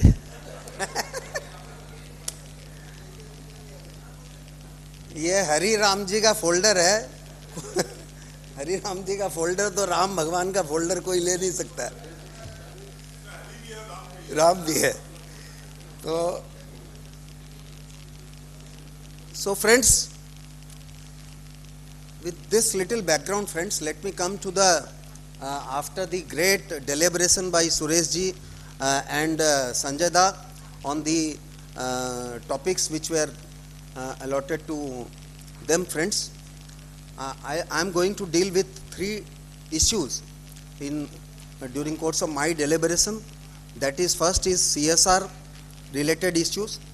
Second is the religious trusts, and third is some landmark judgments, friends. These are the three topics which I am going to cover during my deliberation. So friends, let me first come to the CSR issues. CSR issues, friends, when I am dealing with CSR issues, I am not talking about the provisions of the Companies Act 2013, which are there in section 135 and all schedule 7. I think I am not very conversant with the statutory provisions as far as CSR is concerned. I am not going to deal. Rather, I am going to talk about some of the issues which are relevant for the purpose of compliance of the taxation aspect in relation to those entities who are managing the CSR funds. Because now you see, every company which is making profits as may be prescribed is required to spend a particular 2% of its net profits during every year for the purpose of corporate social responsibility, and the purpose for which it can be spent is defined now. And the CSR rules which were brought in initially, they have been regularly amended, and last such amendment was made in the year 2022, friends. So as the things come up, the government acknowledges those things and changes the rules, etc. So in the context of CSR, friends, one particular thing which I have noticed, which generally the trusts make mistake, and on which I will give my opinion. Sanjay da is sitting here, I will invite his comments also if he is of a different opinion than what I am of. Friends, as far as corporate social responsibility funds are concerned, the primary liability to spend lies with the company. The primary purpose is with the company. Now, what happens? The rules have permitted this NGOs, companies under Section 8, societies, trusts, or now even 1023C registered organizations to act as implementing agencies. The company can involve these entities as implementing agencies in order to do the CSR work. Is it not? I think all of you will agree with me. So initially the questions kept on coming. Initially what was happening, hum log sab, we are all from Rajasthan, we are smart people. Bengalis are also intellectuals. I didn't mean to say that. So Sanjay, please excuse me. So friends, भाई है ना 2% यार, company का profit है 500 करोड़, 2% 10 करोड़ खर्चा करना होगा charity में, तो देन एडवाइस मिला यार ये ट्रस्ट को दे दो ना, खत्म करो, ट्रस्ट को दे दो, हो गया CSR. So this was being done. This was being initially the questions for chartered accountants, advocates were being asked that if you give the fund to another trust, whether it is compliance of CSR or not. So then initially the rules were not that watertight. You could have done that. But now the rules are very, very watertight. What a trust acts is only a implementing agency in order to implement the scheme.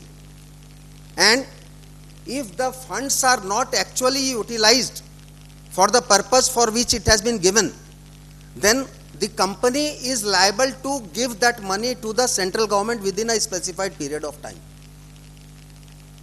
Unutilized amount has to be given to the central government. And there are stiff penalties for non-compliance.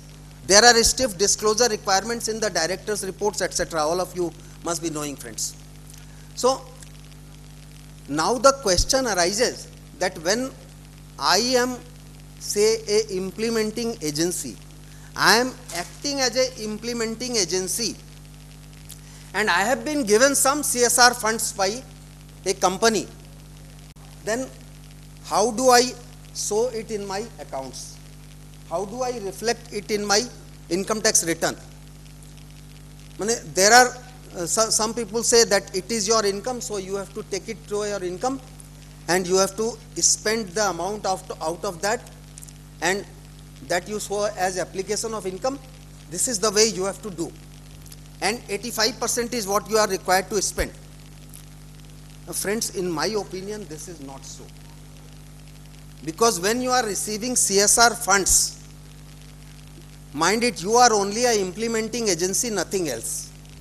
Your job is to do something which company is required to do, and they have taken your help since you are so-called expert in this field.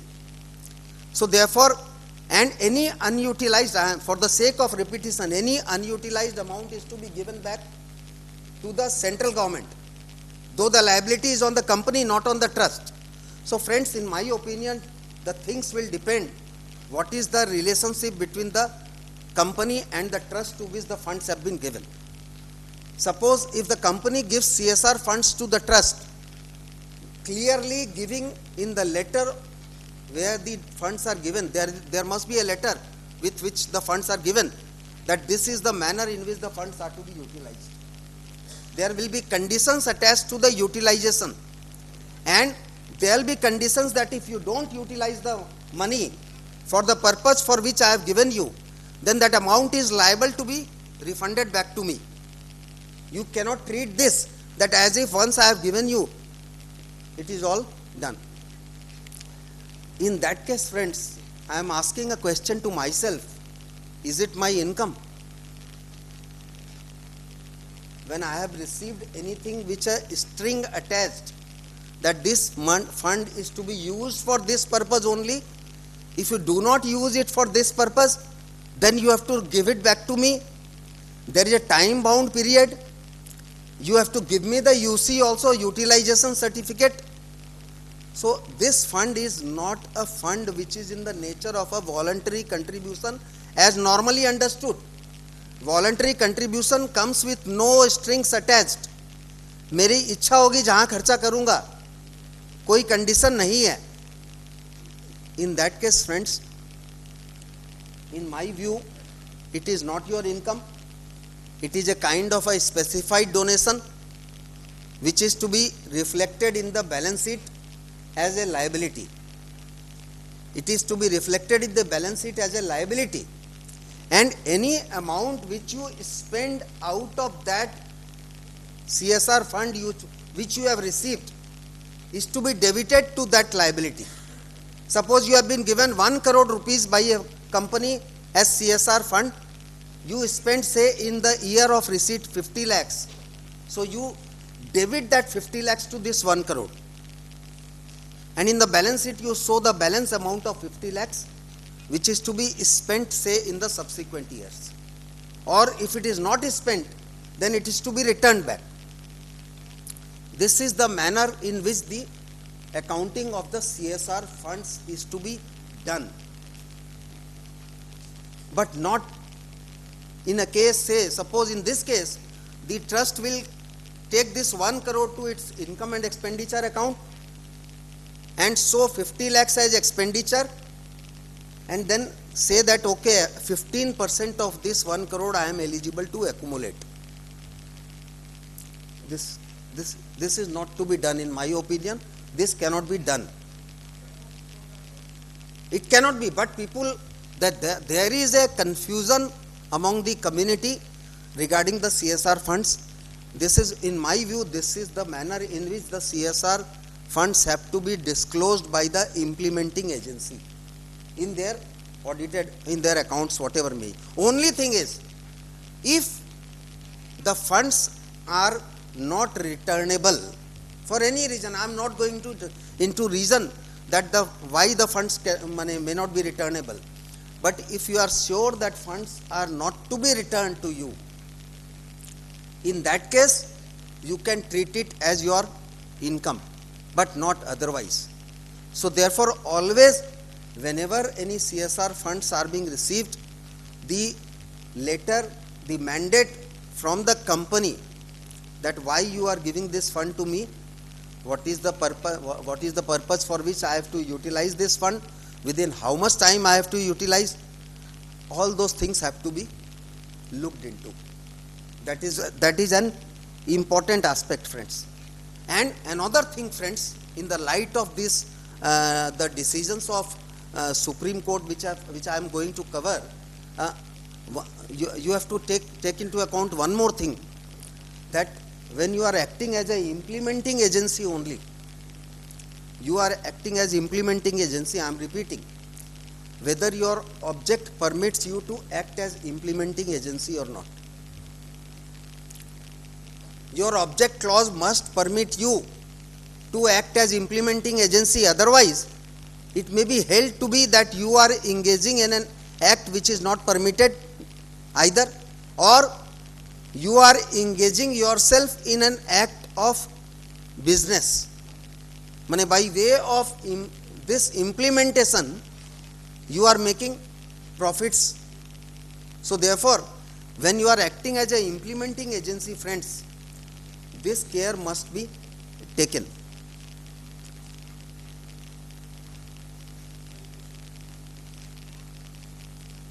Questions, sir, shall we deal now or? Chairman, sir. And another related issue is creation of asset out of CSR funds. बहुत लोग बोलते हैं कि माने अब मान लीजिए कि ये 1 करोड़ का एग्जाम्पल लेते हैं, 1 करोड़ रुपया ट्रस्ट को दे दिया, ट्रस्ट ने 1 करोड़ रुपया से क्या किया, एक कोई बिल्डिंग बना दी। 1 करोड़ में बिल्डिंग हालांकि बनती नहीं है, हाँ, 1 करोड़ में छोटी मोटी कुछ भी लैंड खरीद ली, बिल्डिंग बना दी, कुछ भी कर दिया, 1 करोड़ की ज़मीन खरीद ली ट्रस्ट के नाम से, तो ये एसेट कहाँ पे क्रिएट हो गई? एसेट तो ट्रस्ट में क्रिएट हो गई, मगर फंड्स था, CSR फंड्स था. Whether that is permissible, friends? That is not permissible. You cannot use the CSR fund for the creation of asset in the name of a trust with which you have no connection whatsoever. It is acting only as an implementing agency. Or if at all, maybe the trust is a related party, the same group की trust हो सकता है, कुछ भी हो सकता है, मगर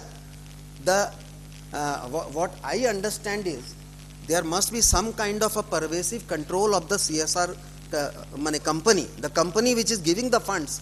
There must be some kind of control over the assets so that the trust is not able to do anything as far as that asset is concerned.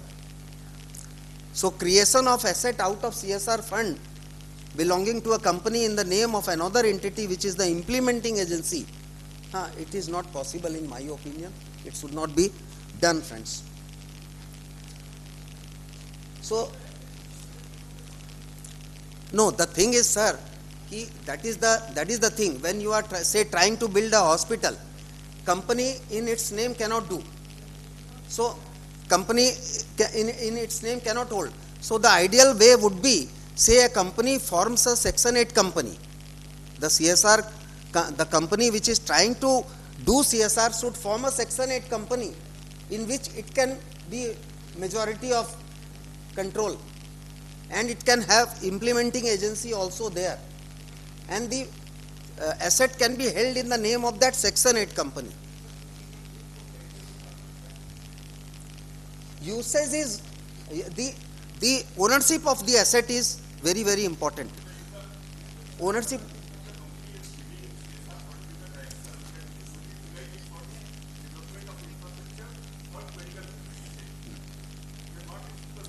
Sir, the ownership of the asset lies with whom? Either you enter into a registered agreement that you are giving this with a condition that the implementing agency cannot do anything with that asset without the express written approval of the company. Either you enter into a registered agreement, not a simple 10 rupee stamp paper agreement. Ramesh ji, suppose the Sir. donation is being given Ah. to that implementing agency, that they can create the asset in their own name. So their implementing agency, as well as the donor has given, the company which has given the CSR donation gives with a condition that you can now purchase the asset. So in that case, it is possible or not? It is not possible. You mean to say implementing agency cannot? In my opinion, it is not possible. Rule 7(4), I think, to be, if I am not wrong.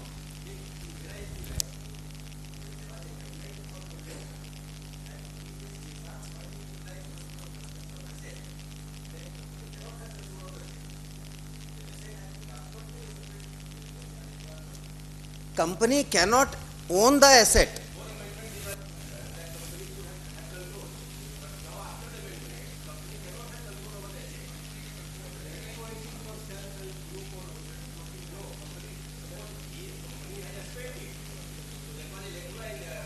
This is as far as, sir, I respect your view, sir. Yes, sir. I can add something. Actually, before the amendment which Sushil is talking about, before that, the CSR companies were creating the asset in their own name. Okay, like a school, hospitals. Then the CSR law has changed. That the company cannot be the beneficiary of the CSR fund, and they cannot own those assets. And those assets, if they're owning, within a specified time, they have to transfer to a public authority. And the public authority is defined under the RTI Act, under which they have to transfer those assets if the assets have already been created in the name of the company, the past assets from the CSR fund. And now, what about the further fund? The CSR law is said that those assets can be held either by the NGOs having 12 and those registration, or by a public authority, but not by the company. The CSR law is not very clear on that. CSR law is not very clear on that, whether.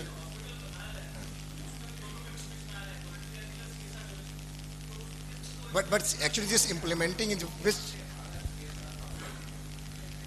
Actually, CSR law is evolving. But CSR law is evolving, and earlier it was not there. So we have to wait and watch how the. You see, Sureshji, rightly, the company cannot hold the asset directly in its name. However, at the same time, it cannot enter into an arrangement whereby the asset is being created in another name, with which company doesn't have any relationship whatsoever. That is what I am trying to say. It amounts to transferring asset to another agency. That is what is not permitted. This is the position according to me, friends, though there may be debate on this.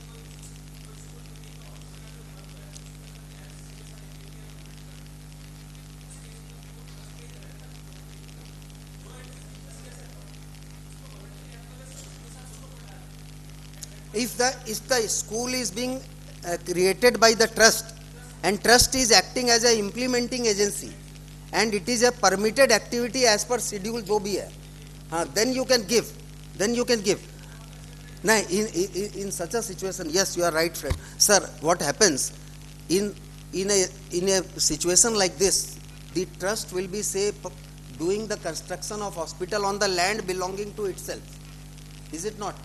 The land belongs to the trust, but the building, the structure which is coming up, the part of the construction cost has been borne by the company, but the part of the funds is being borne by the trust itself.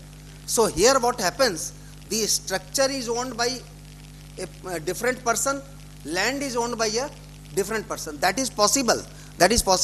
But this aspect is not very clear from the CSR rules, friends. This aspect has not yet been clarified in detail.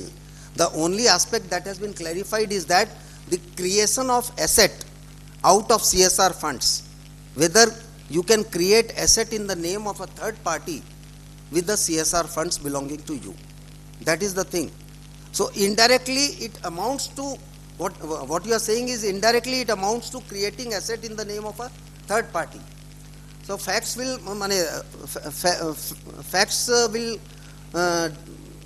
each facts I think will lead to different situations. If you are engaging in any kind of a thing whereby the asset is being purposely created in a different name, then I think it may be a cause for concern. Otherwise, it may not be. So, friends, as far as the CSR, another aspect which is in relation to the CSR is deductibility under the Income Tax Act. CSR expenditure, whether it is deductible for the purpose of computation of your income. This issue is now no longer can be said to be alive, because already section 37 has been amended, and specifically explanation 2 has been inserted in section 37 that the CSR expenditure is not eligible to be allowed as a deduction. And it is also now settled law that it is to be the amendment is applicable only prospectively, not retrospectively. The decision is theirs, friends. PCIT versus Steel Authority of India Limited. ATG मिलेगा? I am coming to that. Now the question is कि ATG क्या होगा? ATG मिलेगा क्या? Because हम छोड़ने वाले नहीं है. भाई इतना चैरिटी दे रहे हैं तो कुछ तो दो. हाँ, चैरिटी का CSR फंड हम दे रहे हैं, इसमें गवर्नमेंट तो इसमें कुछ भी नहीं दे रही. ये तो आफ्टर टैक्स प्रॉफिट जो है उसका 2% है, तो गवर्नमेंट को तो जो टैक्स लेना था वो ले लिया. अनलाइक अदर कंट्रीज, यूएस में, फ्रेंड्स, यूएस में नियम है, आप किसी ऑर्गेनाइजेशन को डोनेशन देते हैं तो जितना रुपया आप दे रहे हैं उतना रुपया गवर्नमेंट भी देती है. Same matching contribution concept is there. तो यहाँ पे तो गवर्नमेंट जो है बोलती है आफ्टर प्रॉफिट, जो आफ्टर टैक्स जो प्रॉफिट है उसका तो मेरा टैक्स तो भैया दे दो.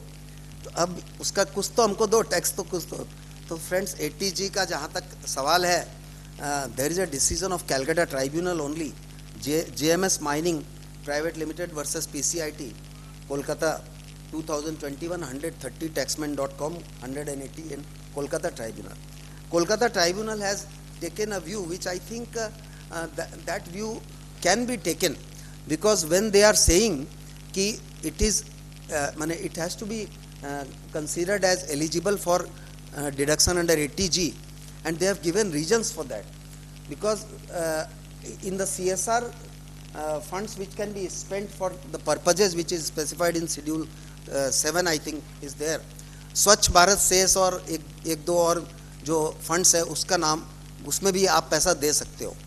तो वहाँ पे ATG 5 में specifically it is written that Swachh Bharat cess के लिए कोई जो कंट्रीब्यूशन दिया गया है, except the contribution which has been given out of the funds from CSR, if it has been given for the Swachh Bharat cess, then that is not eligible for deduction under section 80G. A specific bar is there. So they have interpreted this by dealing with this, that when there is a specific bar in respect of these two, that means that in respect of others there is no bar.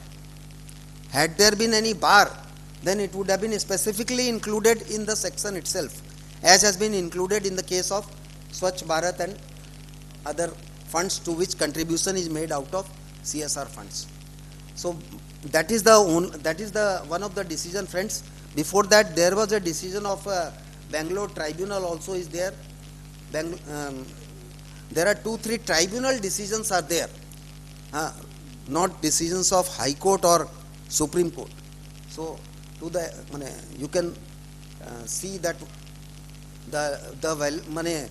it may not be sustained in the higher authorities, but you can take a risk of claiming ATG in respect of the CSR contribution, friends.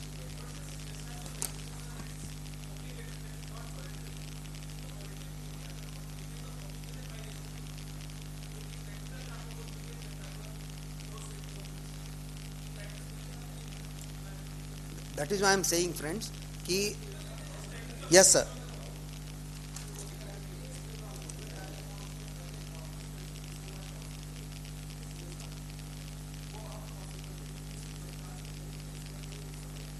Corpus.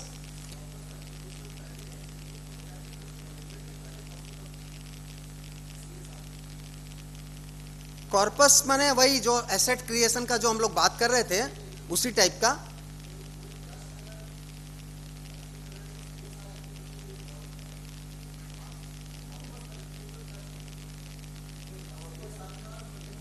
No, I don't think so, friend.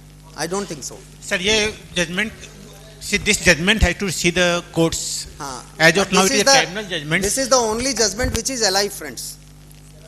Tribunal judgments and Calcutta ITT judgment. So let us now not discuss much Then on this. another issue which is concerned with the CSR is regarding the input tax credit in relation to the expenditure on CSR, whether input tax credit you will be eligible to claim or not. So I think that has been in the Finance Act of 2023, the amendment has been made in section 17(5) of the CGST Act, where a specific subclause FA has been included that goods or services are both received by a taxable person which are used or intended to be used for activities relating to obligation under CSR is a barred credit under the CGST Act. So therefore, input tax credit in respect of the CSR funds will not be eligible in view of this, friends, the clearly specified. So these are the, friends, some of the issues related to CSR which I wanted to discuss with you. Now let me move on to the next topic, is the landmark decisions, friends.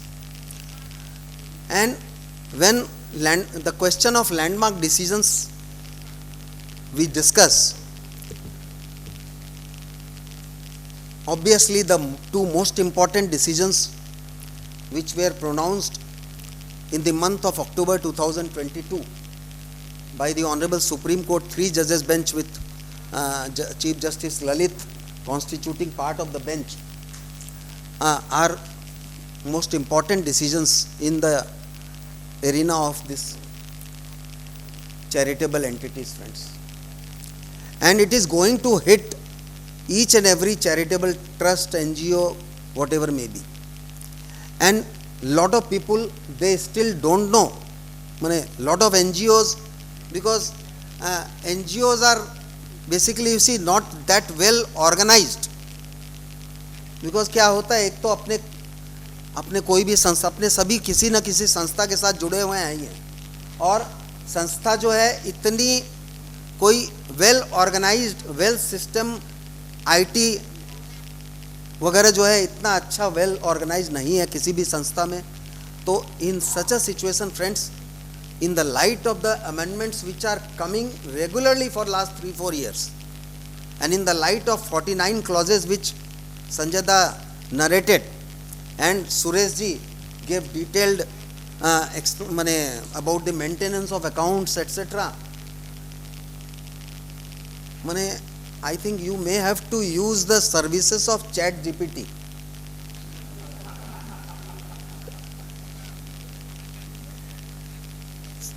मेरे को लगता है वहाँ से कुछ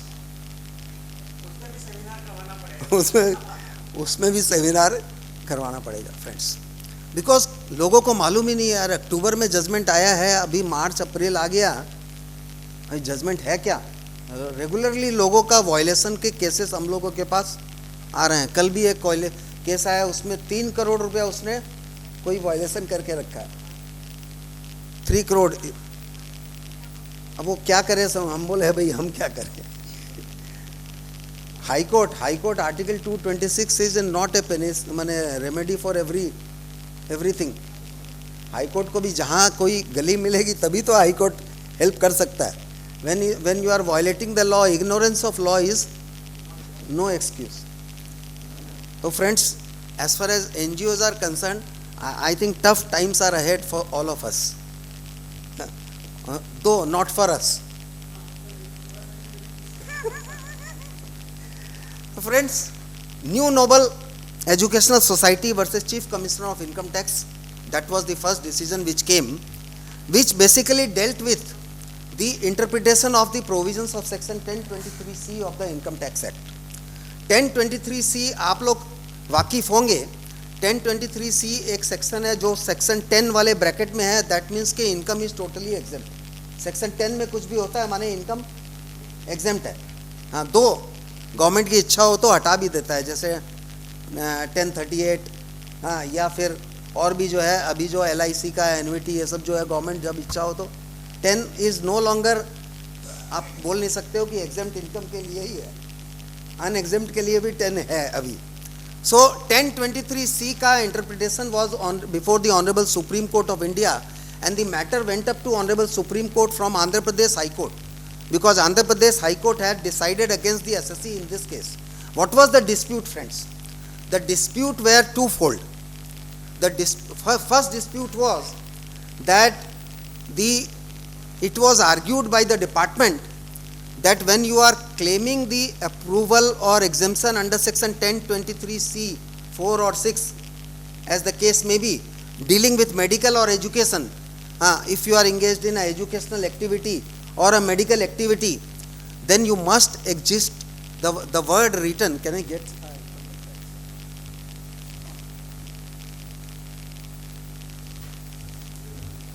So 1023C, let me take out the relevant provisions, though 24 provisos are there as Sanjay Da was dealing. And 24 proviso से एक चीज़ याद आया, एक बार मैं एक ग्रेट आहूजा जी, गिरीश आहूजा जी का सेमिनार अटेंड कर रहा था, तो उन्होंने क्वेश्चन किया इनकम टैक्स एक्ट में कितने सेक्शन है, तो एक जन ने खड़ा होकर बहुत, अरे 296, बोले नहीं बैठ जाओ 421। कैसे? बोले 1023C में 24 प्रोवाइजो है, सब सेक्शन है कितने, सारे सेक्शन जोड़ो तो 296 नहीं हो। So I am reminded of that, friends. So 1023C जो सबसेक्शन 4 है फ्रेंड्स, उसका जो लैंग्वेज है, it exist solely for the purpose, basically solely word वहाँ पे है। तो अब सोनली को लेके क्वेश्चन उठ गया कि आप सोनली हो कि नहीं हो। अब जनरली क्या होता है, जब भी कोई ट्रस्ट बनाया जाता है, NGO बनता है, कंपनी बनता है, तो हम लोग क्या एडवाइस करते हैं कि जितना भी डालना है सब डाल दो, जितना ऑब्जेक्ट तुमको करना है नहीं करना है सब कुछ डाल दो, जिससे बाद में कभी भी करना पड़े तो आपको अमेंडमेंट करने का दरकार नहीं लगे, नहीं तो फिर से आपको पैसा देना पड़ेगा, फिर से फीस लगेगी।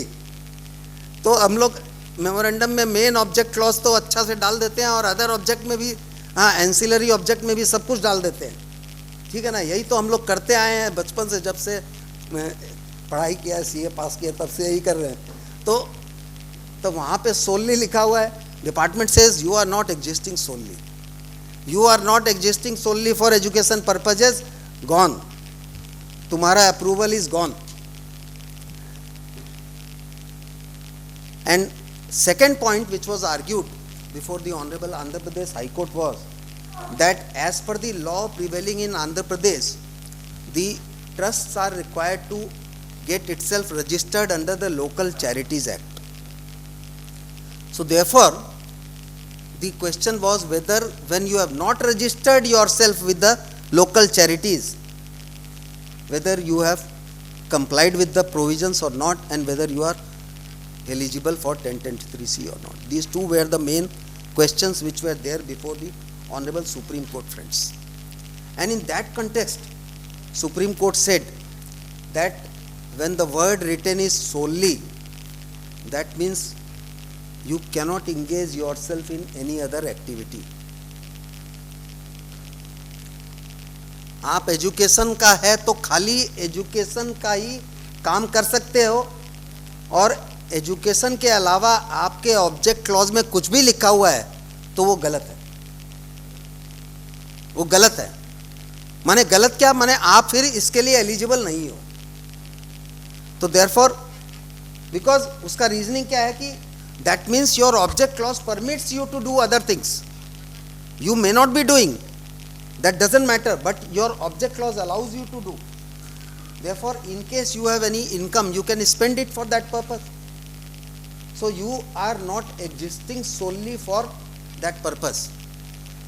तो इसमें other side argued कि my lords, we are predominantly engaged in that.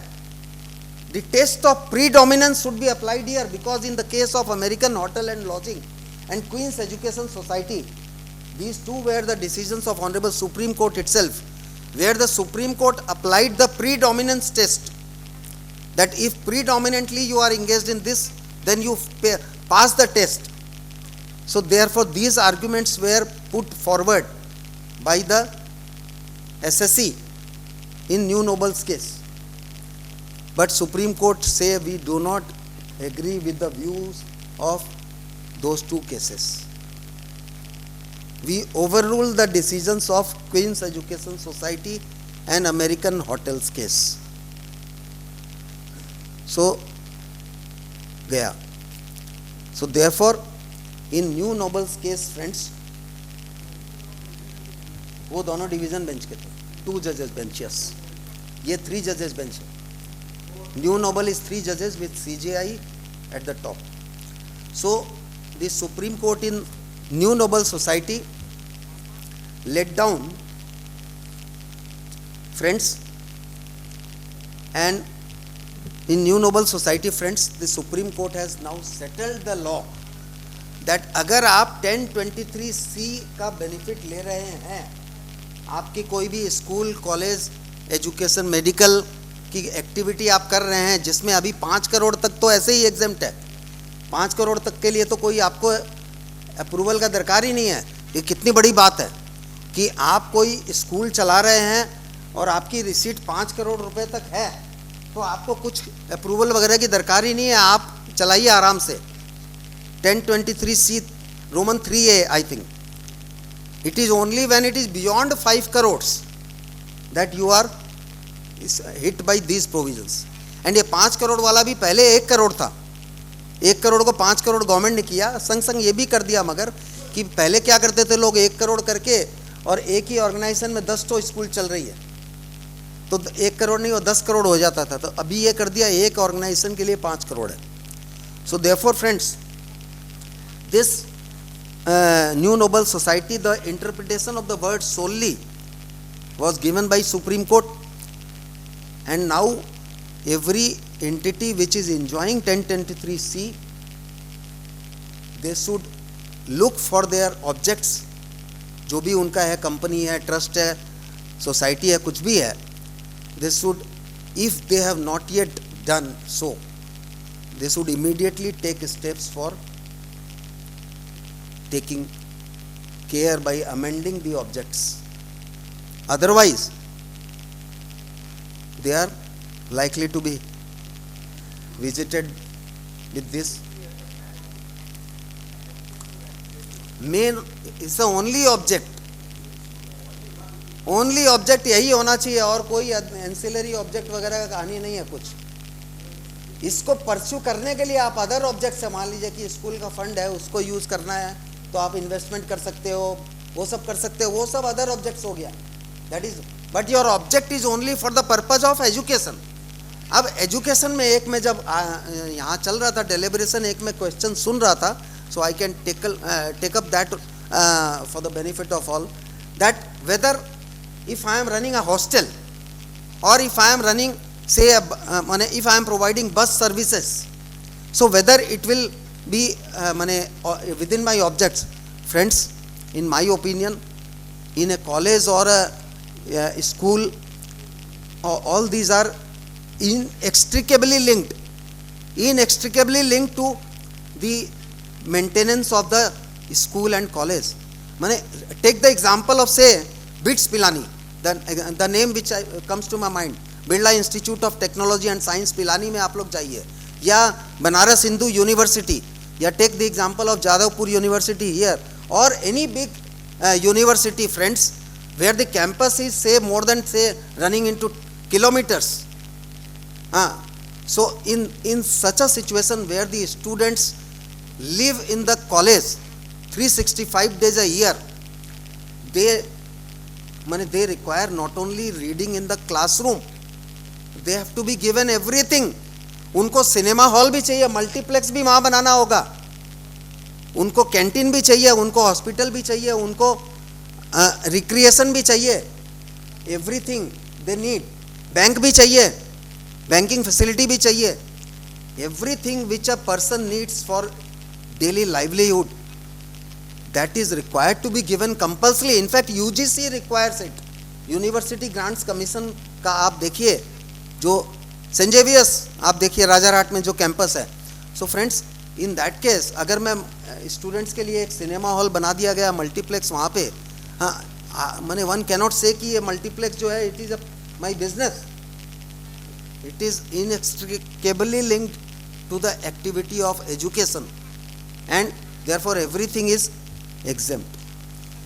Only thing is that you are maintaining all these activities, there is no issue in that, but while pricing the activity, the question of pricing, you should now take into account the decision of New Noble as well as Ahmedabad Urban Development Authority, कि आप मान लीजिए वहाँ पे खाने का जो price है, हाँ वो क्या है, हाँ एंटरटेनमेंट का टिकट है, सिनेमा है वहाँ पे, उसकी टिकट कितनी है, हाँ. या अब मान लीजिए इसमें एक चीज़ है, हॉस्टल है, हॉस्टल में आप स्टूडेंट्स को अलाउ कर रहे हो तब तक तो ठीक है, मगर आप बाहर के स्टूडेंट्स को भी अलाउ कर रहे हो in order to earn revenue, then that is a cause of concern. Then that will amount to engaging yourself in trade, commerce or business, or services in relation to trade, commerce or business.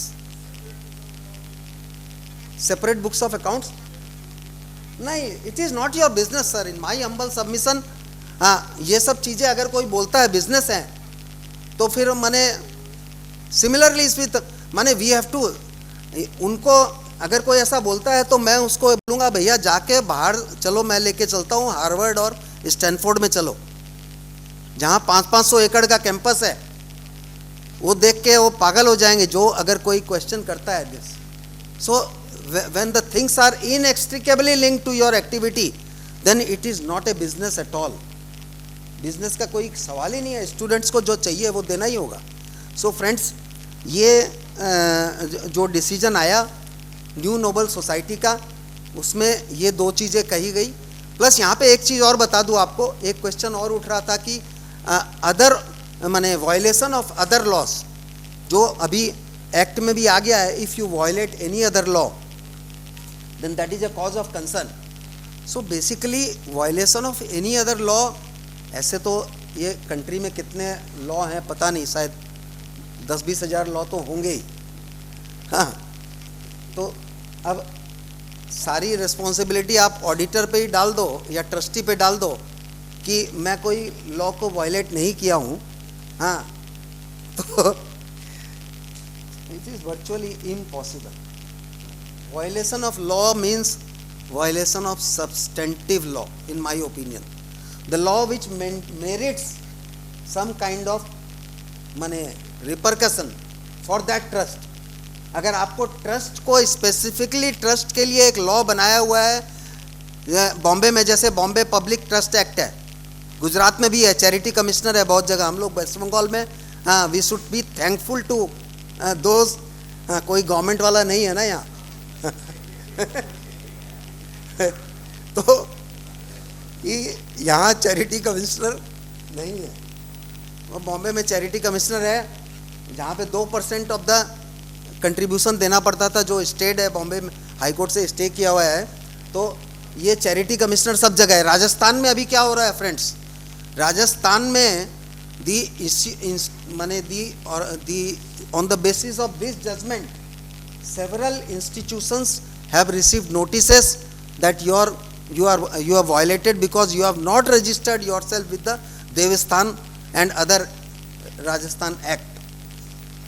ये judgment को already action में आ गए हैं. So friends, तो coming to the law means the law which is specifically applicable to a charitable trust and which you are not following. ऐसे तो 50 तो है, जीएसटी लॉ है, इनकम टैक्स है, सर्विस टैक्स है, प्रोफेशन टैक्स है, कई तरह के लॉ है, कितने कितने लॉ है। ऑडिटर को भैया आप फीस तो दोगे 500 रुपया और उससे काम कराना है 5 लाख का, नहीं करेगा वो,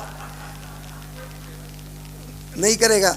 तो friends virtually impossible for any chartered accountant अगर फॉर्म 49B अभी भरने के बाद सितंबर तक कंप्लीट कर दे, हाँ मैंने virtually impossible in my opinion. 13 का लिस्ट ऑथर, अरे ऑथर ट्रस्ट बना 50 साल पहले, ऑथर को तो ऑथर का कुछ नाम पता ही नहीं है। उसके बीच में अभी तक कितने ट्रस्टी आए गए, हाँ उनका मिनट्स बुक कोई बना हुआ हो तब तो बताए।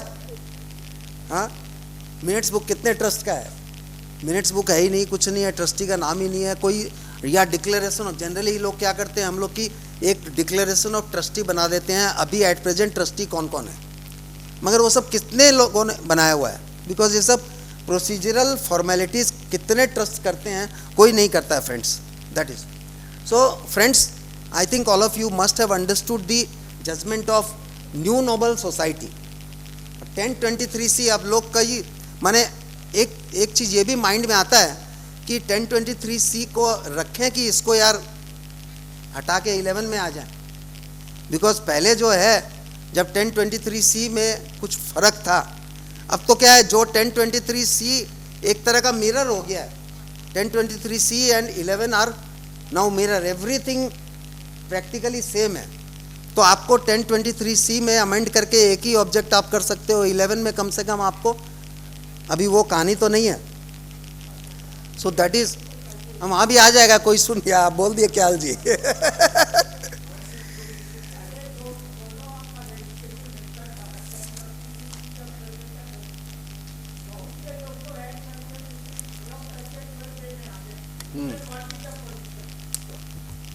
if you are not, then will not apply, yes, it is advisable, now friends, now let me come to the next important decision, which is the decision of Ahmedabad Urban Development Authority. Ahmedabad Urban Development Authority also friends, no less an important decision. उसको समझने के लिए आपको मैं थोड़ा सा background दे दूं कि ये क्या कहानी क्या है अहमदाबाद अर्बन। तो फ्रेंड्स आप लोग charitable purpose, the definition of charitable purpose is given in the income tax act in section 2 sub section 15 of the act. Charitable purpose का जो डेफिनेशन है उसको थोड़ा सा देख लेते हैं। Charitable purpose includes relief of poor, education, yoga, medical relief, preservation of environment and preservation of monuments or places of or objects of artistic or historic interest and माने ये जितने मैंने आपको पढ़ के बताया, medical relief, education, yoga, health and सब, ये सब लिखने के बाद में एक एंड बीच में दिया हुआ है। एंड क्यों है? ये सेपरेटर है एक तरह का, कि इतना जो मैंने पढ़ा उनके लिए ट्रीटमेंट अलग है, उनके लिए अलग ट्रीटमेंट है। अहमदाबाद अर्बन डेवलपमेंट अथॉरिटी का case does not apply to those activities. If a charitable trust is engaged in those activities, Ahmedabad Urban does not apply. It applies only for जो एंड के बाद जो लिखा हुआ है उसके लिए, जो मैं पढ़ रहा हूं अब, and the advancement of any other object of general public utility। तो चैरिटेबल पर्पस की जो डिफिनीशन है, आप सेक्शन 11 में क्या लिखा हुआ है? Income derived bye a trust for charitable and religious purposes. Religious purposes पे मैं आऊँगा, चैरिटेबल पर्पजेस वहाँ पे दिया हुआ है। तो चैरिटेबल पर्पस क्या? चैरिटेबल पर्पस के लिए आपको आना होगा सेक्शन 215 में। सेक्शन 215 में 4-5 चीज़ें शुरू में लिखी हुई है, उसके बाद में and the advancement of any other object of general public utility which is a general GPU, general public utility, जिसको हम लोग शॉर्ट में बोलते हैं जीपीयू। जीपीयू कैटेगरी में जो लोग हैं, ये जजमेंट जीपीयू वालों को एप्लीकेबल है। जीपीयू में कौन है? जैसे ये है Bengal Chamber of Commerce and Industry, this is GPU, ठीक है ना। तो दिस विल बी, अगर इनके पास 10, 11 का है तो ये जीपीयू कैटेगरी में इनकी एक्टिविटी आएगी, या कोई भी एसोसिएशन है, या हम लोग और कोई भी काम करते हैं जो इस सब में फॉल नहीं कर रहा है, तो I will be which is माने for the public good, then I am doing advancement of any other object of general public utility. अब एक क्वेश्चन उठ रहा था अभी, सर कोई आप पूछे थे शायद कि बिजनेस एजुकेशन माने बिजनेस हो सकता है क्या, मेडिकल बिजनेस हो सकता है क्या? सर बेलव्यू क्या है, Belvieu nursing home, nursing home तो है, बट ये चैरिटेबल है कि बिजनेस है? हाँ जोर से। बीच कैनेडी हॉस्पिटल, बीच कैनेडी नाम सुना है आप लोगों ने? बीच कैनेडी बहुत ही फैंसी नाम है, सुनने से मन में लगता है यार कोई अच्छी जगह है। Breach Candy 7 star. तो Breach Candy hospital is enjoying section 11 and Bellevue, I cannot say Breach Kennedy मैं इसलिए बोल सकता हूं कि रिपोर्टेड डिसीजन है बॉम्बे हाई कोर्ट का, हाँ, इसलिए मैं बोल सकता हूं विथ कन्विक्शन कि बीच कैनेडी एंजॉइंग सेक्शन 11 बेनिफिट की है चैरिटेबल, ठीक है। सो फ्रेंड्स, ये जो मैंने लिंब जो बताई पहले, medical relief, education, relief of the poor, इन सब के लिए बिजनेस है कि नहीं है वो एप्लीकेबल नहीं है। माने लामाटीनियर, लामाटीनियर क्या है मैं नहीं बोला हूं it comes from the house, because you can see fees कितना है, 10 लाख रुपया फीस एडमिशन के लिए तो छोड़ दीजिए, रेगुलर फीस कितना है और एक्टिविटीज कितना है। फ्रेंड्स, ऑल दिस माने स्पीक्स इन इटसेल्फ कि it is business, but the law says कि ये जो बिजनेस की जो क्राइटेरिया है that will not apply to those categories.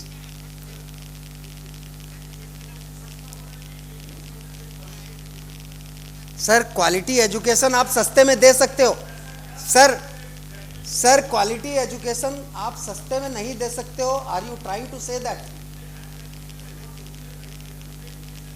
The criteria is कि you should not make profits, you should run the organization on no profit no loss or at best at a marginal profit. Yes, that is the criteria sir. आपका कहना एकदम माने I take it, but ये this is the law। और माने यहाँ पे कोई पॉलिटिक्स में तो नहीं है, अगर कोई हो तो एक्सक्यूज मी फ्रेंड्स, इफ माने little research if I have done, जितने भी स्कूल्स हॉस्पिटल्स हैं, एटलीस्ट स्कूल्स तो आप देखेंगे कि कहीं ना कहीं जाके स्ट्रिंग्स जो है वो अटैच्ड है। Friends, let us not go into that, बहुत डीप रूटेड वो टॉपिक इटसेल्फ में। Advancement of any other object of general public utility अगर है तो अहमदाबाद अर्बन डेवलपमेंट अथॉरिटी पे आपको आना होगा। देन इसका प्रोवाइजो जो है which is most important, proviso says provided that the advancement of any other general object of general public utility shall not be a charitable purpose।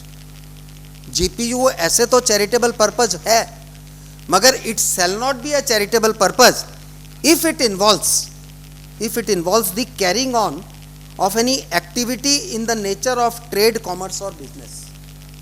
अगर इस एक्टिविटी के चलते आप कोई ट्रेड, कॉमर्स और बिजनेस में इंगेज हो रहे हो, या any activity of rendering any service in relation to trade, commerce or business for a cess or fee or any other consideration। माने दो चीज, या तो आप ट्रेड, कॉमर्स और बिजनेस कर रहे हो, माने सेल परचेज कर रहे हो गुड्स, या कोई सर्विस दे रहे हो in relation to trade, commerce और business, then the advancement of any other object of general public utility will not be a charitable purpose unless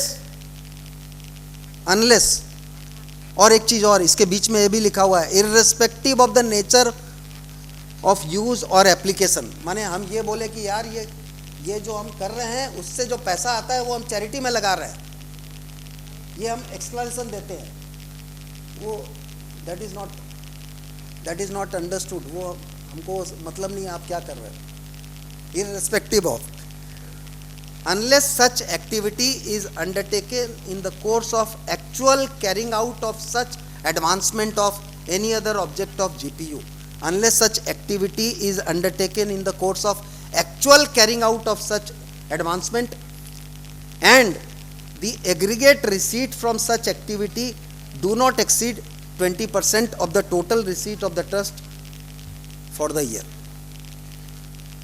तो फ्रेंड्स, अब जो भी, अब ये चीज़ जो है ना, ये जो advancement of any other object of general public utility, और हम चैरिटी में हैं कि नहीं है, हम चैरिटेबल पर्पज में हैं कि नहीं है, this was a controversy since long and several decisions of Supreme Court are there. Surat art silk mill 121 ITR, Surat art silk mill से लेके, हाँ, देयर आर इनन्यूमरेबल जजमेंट्स जहाँ पे कि आप चैरिटी में हो कि बिजनेस में हो. हाँ, मान लीजिए, अब जैसे एक एग्जांपल जो मैं दिया करता हूँ, हाँ, लिज्जत पापड़, मान लीजिए अब बड़ा ब्रांड नेम है और कुछ महिलाओं ने स्टार्ट किया बनाना पापड़, और उन्होंने लिज्जत पापड़ को एक इस तरह का ब्रांड बना दिया कि महिला गृह उद्योग कि वो आज माने पूरे वर्ल्ड में जो है पापड़ बिक रहा है. तो माने अब वो लोग क्या पापड़ सेल कर रहे हैं बना के, तो then whether they are engaged in business. तो ये तो हो गया एक बहुत ही माने एग्जाम्पल, सिंपल सा एग्जाम्पल हो गया.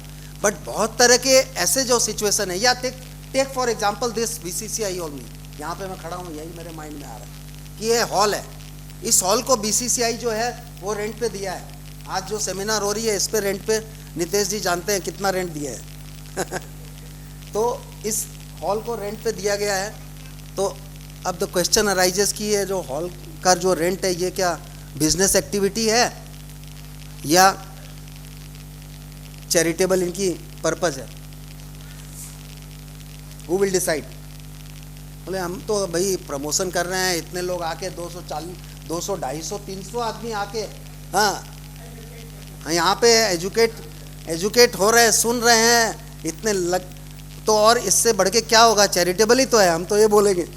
हाँ, ठीक है ना, यही है, इतना बढ़िया काम कर रहे हैं, लोगों को एजुकेट कर रहे हैं कि वायलेशन नहीं करे चैरिटेबल ट्रस्ट का. तो फ्रेंड्स, हियर दी माने the decisions of Supreme Court, Surat art silk mill से लेके कितने डिसीजन आए, क्वींस एजुकेशन सोसाइटी, और उसके बाद आपके अमेरिकन होटल एंड लॉजिंग, और माने innumerable judgments came. But the law was fluid. कोई भी ऐसा कोई बैरोमीटर नहीं था कि ये बोल दे कि हाँ ये बिजनेस होगा कि नहीं होगा. ये इनएक्सट्रिकेबली जो वहाँ पे है ना कि unless it is in relation to the, तो वो चीज़ क्लियर नहीं था जो कि सुप्रीम कोर्ट ने इस अहमदाबाद अर्बन डेवलपमेंट अथॉरिटी में, this was the subject matter कि वेदर ऑब्जेक्ट ऑफ GPU जो है when it will be held to be business. और इसमें there were multifarious appeals, including Institute of Chartered Accountants of India was also one of the party, and there were several government organisations also. Ahmedabad Urban Development Authority means what? It's a government organization only. There were other trade associations, Chamber of Commerce. So all these were parties in this, and Supreme Court has dealt with the contentions of each and every type of such entity by basically saying that in what situation the entity will be said to be hit by the proviso.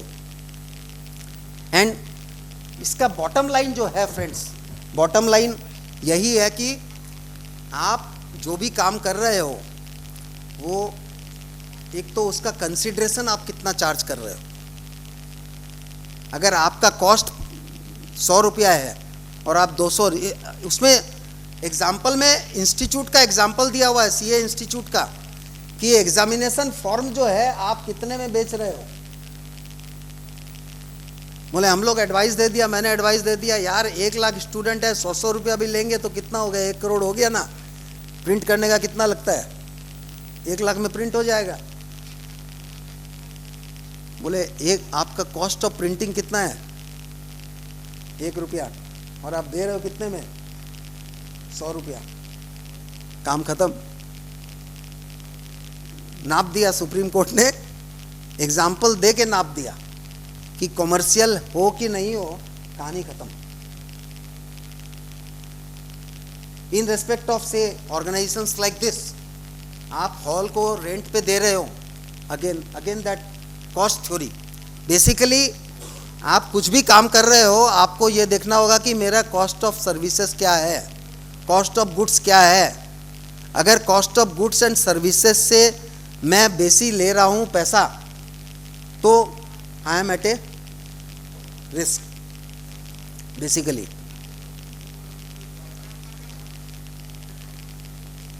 वो तो Supreme Court ने नहीं बताया, मगर अपने generally 10% बोलते हैं यार, 10% तो, हाँ 10% तो रीजनेबल है, 10% तो हम ले ही सकते हैं, नहीं तो ठीक है ना। तो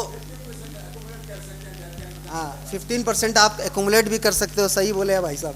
हाँ तो 10-15% तक तो चल सकता है, मगर जहाँ आप 10 का चीज़ 20 में बेच रहे हो, तो वहाँ पे ये every type of entity which is engaged in GPU, उसके लिए ये प्रॉब्लमेटिक है।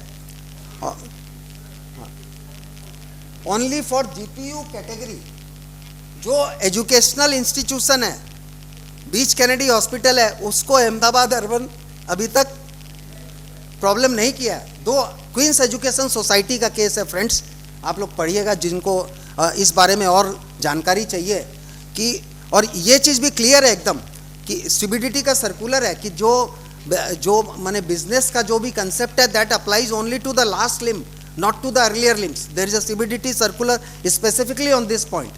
So if I am running a education institution or hospital and I am still doing business, then I am not hit by this. ये इस judgement में भी supreme Court ने भी क्लियर किया है. So therefore to that extent they are not at a risk. Though Queen's Education Society में Supreme Court has laid down certain guidelines, parameters कि when a organization will be said कि ये business के लिए exist कर रहा है. It is not, हाँ सर वो जजमेंट में है, जजमेंट में है ये कि वो ऐसा नहीं है कि फिर एजुकेशनल ऑर्गेनाइजेशन बिजनेस कुछ भी धड़ल्ले से करे, हाँ जोर से माने ईयर टू ईयर प्रॉफिट ही किए जा रहा है और कुछ भी नहीं कर रहा है, खाली एसेट क्रिएट कर रहा है। ICAI, very good question, whether you are in education और not, that is already decided by Lok Shikshana sole trustee Lok Shikshana case. Education means no, education माने ये जो अभी जो मैं लेक्चर दे रहा हूँ ये एजुकेशन नहीं है. This is not education as understood for 215. Education means education as understood in the legal way. Scholastic education in accordance with the affiliation. फिर तो जितने भी ये वोकेशन ट्रेनिंग सेंटर हैं, कंप्यूटर सेंटर हैं, हाँ क्लास चला रहे हैं, ट्यूशन चला रहे हैं, यूट्यूब में भी फिर तो एजुकेशन जो है ज़बरदस्त हो रहा है. तो दैट इज़ नॉट एजुकेशन, तो वो that is clear friends. So ये जो अहमदाबाद अर्बन डेवलपमेंट अथॉरिटी में supreme court has given in respect of these type of organisations specifically, और उसमें सुप्रीम कोर्ट ने एक और क्लैरिफाई किया कि वहाँ पे जो लैंग्वेज है 215 में फॉर अ सेस फी और कंसिडरेशन ऐसा लिखा हुआ है, सेस फी. तो सुप्रीम कोर्ट से rightly so in my opinion also कि सेस का माने है कि then even government organisations are also it, because cess कोई प्राइवेट ऑर्गेनाइजेशन तो सेस चार्ज कर नहीं सकता है. The cess can be charge only by way of a statute, though they have said कि if you are doing any activity by virtue of a statute, statute permits you to do that, then you will not be hit by the commercial angle. Then माने you may charge any amount that will not be held to be commercial. उतना उन्होंने बोला है. So friends, these two decisions GPU category में जो काम कर रहे हैं उन सब के लिए it is a माने cause of कंसर्न, हाँ धर्मशाला भी जीपीयू में आ गया, नहीं रिलीफ ऑफ द पुअर में आ सकता है। धर्मशाला को आप है ना रिलीफ ऑफ द पुअर जो है, देखिए धर्मशाला में कोई मेरे को बोले कि आप ठहर जाओ, यार धर्मशाला में कौन ठहरेगा। पहले वाला बात नहीं है कि बांगड़ धर्मशाला, पहले क्या है हम लोग बचपन से सुनते हैं बांगड़ है, बिरला है, इनकी धर्मशाला जो है जगह जगह, हाँ हालांकि बनारस में जैसे जयपुरिया धर्मशाला है और भी है सूरत वो, हाँ तो ये हरिद्वार में है राजा राम जी स्वर्ग आश्रम है, हाँ वो धर्मशाला नहीं है, वो एक तरह का रिच है। तो धर्मशाला इन द ट्रू सेंस, तो इन my opinion friends, Dharamshala in the true sense जो हम लोग के बड़े बूढ़े जो बना के धर्मशाला गए थे कि बहुत ही कम कॉस्ट में, जहाँ फ्री में भी है, बहुत सारी धर्मशाला फ्री भी है, तो हाँ यस सर डेफिनेटली। सो ये रिलीफ ऑफ द पुअर में भी धर्मशाला को आप काउंट कर सकते हैं। इट ऑल डिपेंड्स, अगेन आप धर्मशाला भी है, जैसे आप 5 स्टार धर्मशाला भी बनने लग गई, नाम धर्मशाला है किंतु वो है 5 स्टार, सब तरह का फैसिलिटी है। तो it all depends on the case friends. So ये जयपुरिया धर्मशाला हम लोग बनारस में बड़ा अच्छा है वहाँ का। सो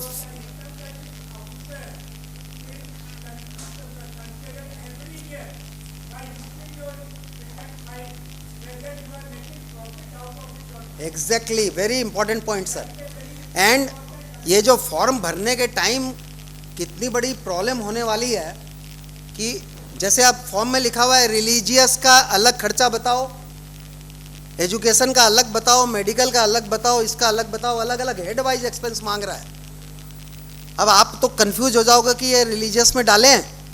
अब मान लीजिए कि गौशाला है, गौशाला को आप क्या बोलोगे, रिलीजियस है कि चैरिटी है, क्या है? हाँ रिलीजियस है, आप बोल रहे हो रिलीजियस है, ये बोल रहे चैरिटी है। अब कर लीजिए डिसाइड। हाँ तो अब रिलीजियस है कि चैरिटी है गौशाला के लिए, तो फ्रेंड्स खैर एक डिसीजन है गौशाला के लिए कि गौशाला में जो है ना उसमें डिसीजन में ये है कि आपको गौशाला से रिलेटेड एक डिसीजन दे। हाँ हाँ बॉम्बे पिंजरापोल ट्रस्ट, बॉम्बे पिंजरापोल ट्रस्ट का डिसीजन है 59taxman.com 364। Trust engaged in maintaining gaushalas and tending services to other animals and birds to be considered as charitable। तो गौशाला जो है वो चैरिटेबल एक्टिविटी हो गया, तो हाँ वो पांचों में आ जाएगा। मगर अब देखिए कि आप जब क्लासीफाई कर रहे हैं तो आप है ना एकदम बोले एकदम सही सही करना है, एकदम टू द पॉइंट रिलीजियस है उसमें डाल दिए। तो अब क्या है, गार्बेज इन गार्बेज आउट। बहुत बढ़िया आपका क्वेश्चन है कि गौशाला जो है, अब गौशाला 2 गाय से भी हो सकती है, 2000 गाय से भी हो सकती है, और अभी तो नंदिनी और अमूल का झमेला चल रहा है अभी तो गुजरात और कर्नाटका का अमूल और नंदिनी का झमेला जो है चल रहा है कि कौन सा बेटर है। तो फ्रेंड्स गौशाला मैंने आज के दिन और एक मैं कोई से सुना था कि गौशाला में भी जो है वो एक कोई पर्टिकुलर तरह का घी आता है, वो घी आप भाई साहब बना रहे 3000 रुपये किलो। हाँ हाँ 3000 रुपीज़ अ किलो, और वो घी का जो है माने वेटिंग लिस्ट है, we are paying GST also. तो gaushala then has to be considered in the light of the facts। हाँ सो फ्रेंड्स मैंने टाइम इज शॉर्ट, कितना सर कितना टाइम है मेरे को? Chhapdiya ji I have got how much time sir? So friends 2 decision जो मैंने आपको बताए, अर्बन अहमदाबाद अर्बन और न्यू नोबल, इसमें न्यू नोबल तो उतना हिट नहीं करेगा जनरल पब्लिक को, बिकॉज 1023C बहुत लोगों के पास नहीं है। मगर GPU वाला जो अहमदाबाद अर्बन का case will hit practically each and every trust, each and every trust should. और एक वो बोलते हैं ना कि क्या बोलते हैं हम लोग मुहावरा, एक तो बोलते हैं कि एक तो आग पे नीम जलाया क्या कुछ माँ बताती थी। हाँ नहीं, वो तो खैर आपको पीना पड़ेगा, आप छात फूक फूक के पीना होगा, नीम चढ़ा। तो जब Ahmedabad Urban Development New Noble के केस में तो सुप्रीम कोर्ट ने क्लियरली बोल दिया लास्ट पैरा में कि since we are taking this view which is departing from two earlier decisions of Supreme Court, this will apply only prospectively and not retrospectively. Supreme Court ने clear कर दिया। तो department ने क्या है, अहमदाबाद अर्बन डेवलपमेंट को बड़े अच्छे से पढ़ा, उसमें बोला कि यहाँ पे माय लॉर्ड्स यहाँ लिखा हुआ है कि ये फ्यूचर वर्ड लिखा हुआ है, तो इसका माने क्या हुआ, वो मिसलेनियस एप्लीकेशन 2 दिन बाद फाइल कर दिया, मिसलेनियस एमए फाइल किया सुप्रीम कोर्ट में कि please clarify whether it will apply in future और, तो सुप्रीम कोर्ट ने दे दिया पूरा एकदम हरा झंडी, बोला जिस साल का जो है वो अप्लाई होगा, जिस साल का जो मैटर है उस साल के लिए अप्लाई होगा। तो 148 जिंदाबाद।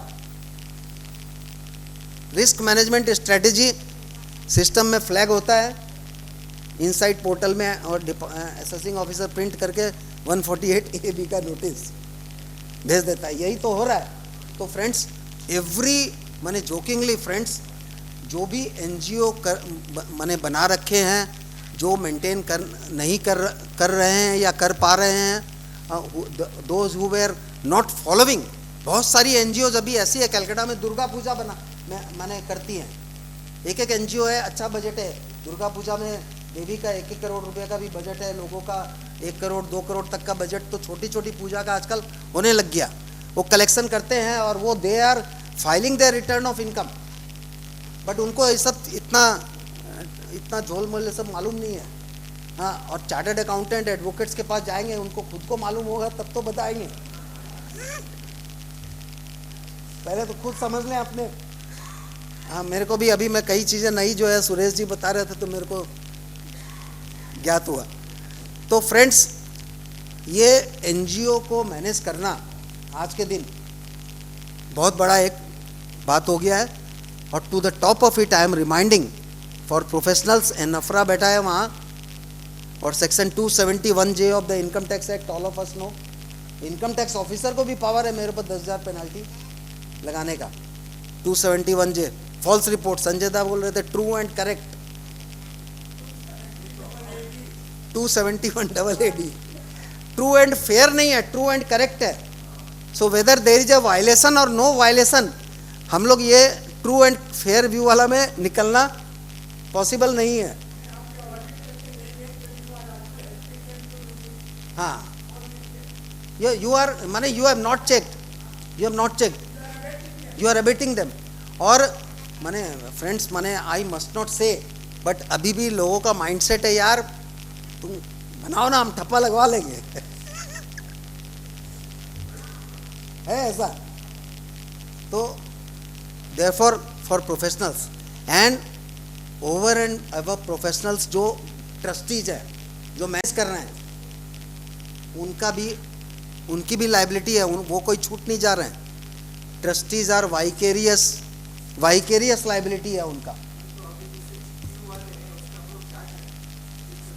जीपीयू वाले का आपको सबसे पहले तो audit fees बढ़वाइए,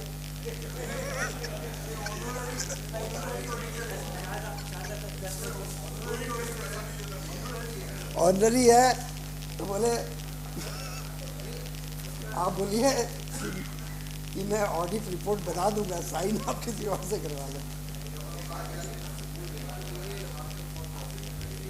because virtually in a small trust तो ये सब ठीक है, किंतु अगर किसी बड़ी एनजीओ ट्रस्ट है जिसमें कि उनके पास ये फिगर्स ही नहीं है, और उसके अलावा कितने कितने रिक्वायरमेंट आ गए कि कैश पेमेंट होगा तो ही आपको कॉर्पस से आप खर्चा नहीं कर सकते हो, लोन लेके नहीं कर सकते हो, 1-to-1 को रिलेशन। अरे आपको देखने के लिए तो पहले तो सब देखना होगा।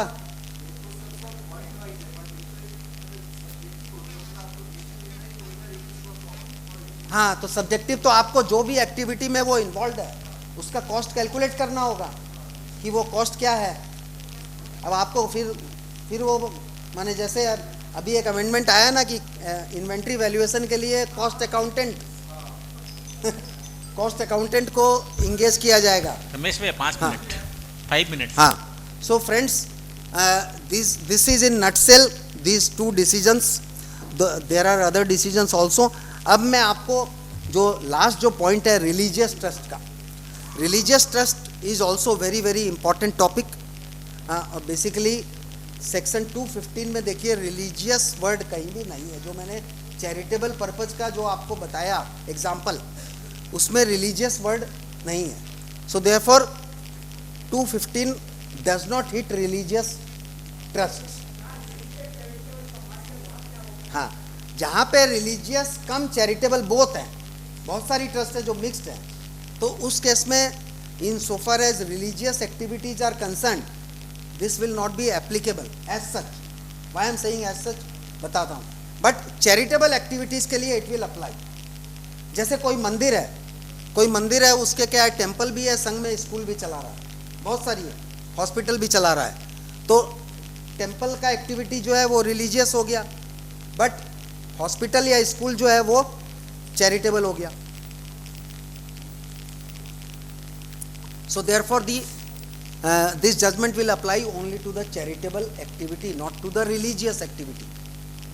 नाउ फ्रेंड्स, रिलीजियस एक्टिविटी के लिए जो कुछ इंपॉर्टेंट पॉइंट्स है, एक तो ये कौन सी एक्टिविटी रिलीजियस है, कौन सी नहीं है, whether you are in religion और whether you are in charity, that itself is a very debatable issue, and the line of demarcation is very very thin. जैसे आप कोई प्रेयर हॉल बना के रखे हैं, प्रेयर हॉल में सर्वधर्म प्रेयर चल रहा है, कोई भी आके, हिंदू मुस्लिम सिख ईसाई बुद्ध जैन सब कोई आके, जिसको जो है वो अपने भगवान को, जो अपना उनका भगवान है उसको प्रणाम कर। जैसे एयरपोर्ट में होता है प्रेयर का एक तो बना हुआ रहता है इंक्लोजर, तो वेदर वो प्रेयर हॉल बना के अगर करता है, whether that is a religious, debatable friends. इस पे एक दो डिसीजन जो इंपॉर्टेंट हैं, एक तो है CIT Ujjain versus Dawoodi Bohra Jamat, reported in 364 ITR page 31 supreme court. Dawoodi Bohra Jamat का केस जो है, जिसमें supreme court has dealt with the distinction between religious and charity. Religion and charity में क्या डिफरेंस है, supreme court has given certain parameters. एक तो ये डिसीजन इंपॉर्टेंट है friends, Dawoodi Bohra Jamat 364 ITR page 31। उसके बाद एक जजमेंट जो है राजस्थान हाईकोर्ट का इंटरेस्टिंग जजमेंट है, Umed charitable trust versus union of India, reported in 307 ITR page 226, जिसमें विष्णु भगवान के मंदिर को रिपेयर करने का जो है खर्चा था। तो एक क्वेश्चन उठा कि ये रिपेयर जो है रिलीजियस है कि चैरिटी है, विष्णु भगवान का मंदिर। तो इसमें Rajasthan High Court came to the rescue of the SSC and said that the line of distinction between religious purposes and charitable purposes is very thin and no water tight compartment between two activity can be established. The character of charitable trust is not lost if one particular expenditure is incurred for the repair and renovation of Lord Vishnu temple. Umed charitable trust में friends ये decide हुआ था। Then गौशाला का मैंने आपको बताया। एक डिसीजन बड़ा इंटरेस्टिंग है, बिफोर आई सिट डाउन, हाँ एक डिसीजन मैं आपसे शेयर करता हूँ। Pandit Ramchandra Shukla versus Shri Mahadev ji, Mahavir ji and Hazrat Ali.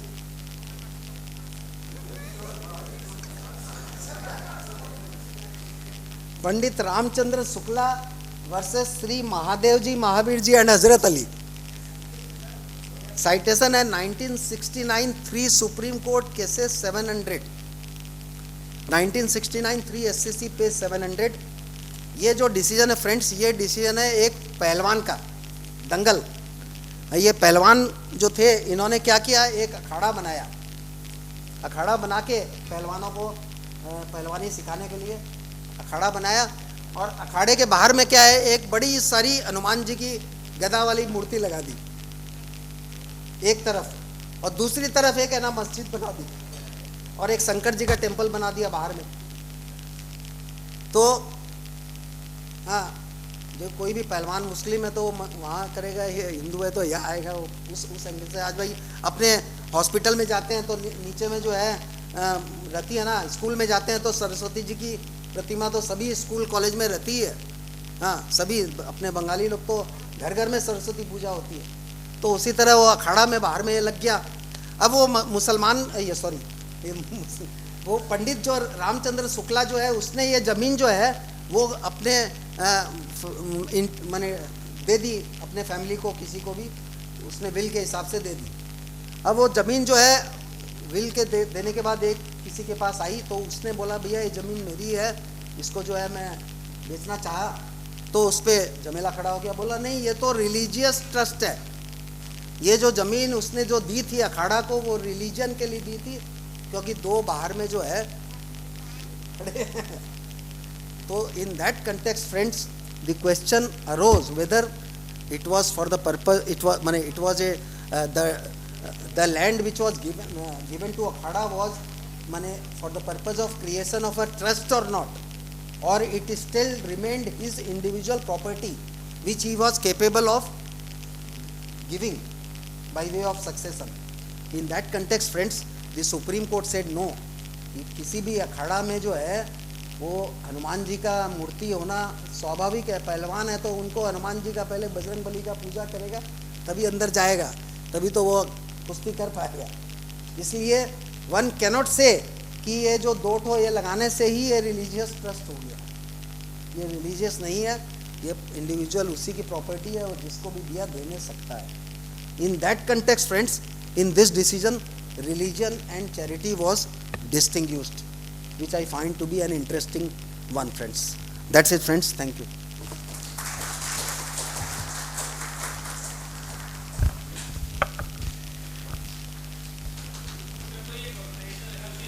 एक मिनट पहले उनका था एक, हाँ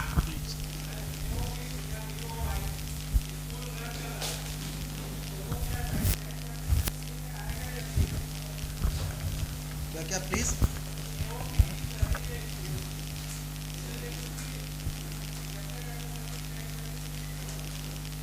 AOP is running. If the entity which is running the school, if it is covered within 1023C3A, AOP ordinarily AOP का जो मतलब है, Supreme Court has said association of person means association of individuals who have come together for the purpose of business. AOP का definition वो है. Trust जो है generally it is treated as AOP. In that context I think आपका अगर activity education and medical है और अगर limit के अंदर है तो then you will be eligible for approval. हाँ ठीक है, आ जाएगा yes. Unless माने आप कोई बहुत ही profit making exercise कर रहे हो, in that case the facts may have to be seen. Profit क्या distribute कर रहे हो?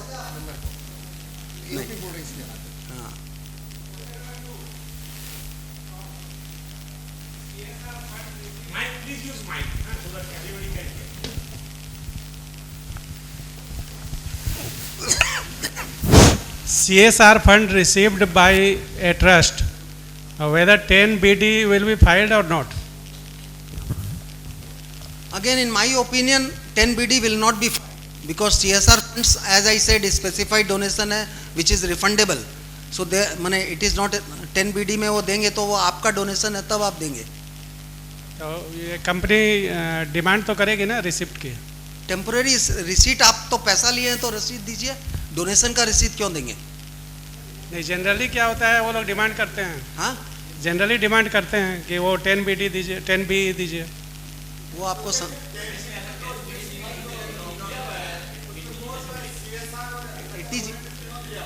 नहीं, तो अगेन कि अगर वो पैसा रिफंडेबल नहीं है तब आप 10 BD में दे के दीजिए, तब कोई दिक्कत नहीं है. नहीं, रिफंडेबल है कि नहीं है at the time of receipt, how can we say? Because at the time जब आपको फंड मिलता है तब वो उसमें क्या क्या कंडीशंस लगा हुआ है, from that you can see. whether it will be corpus or whether it will be corpus fund or general fund. CSR corpus में देना तो अब अलाउ नहीं है ना.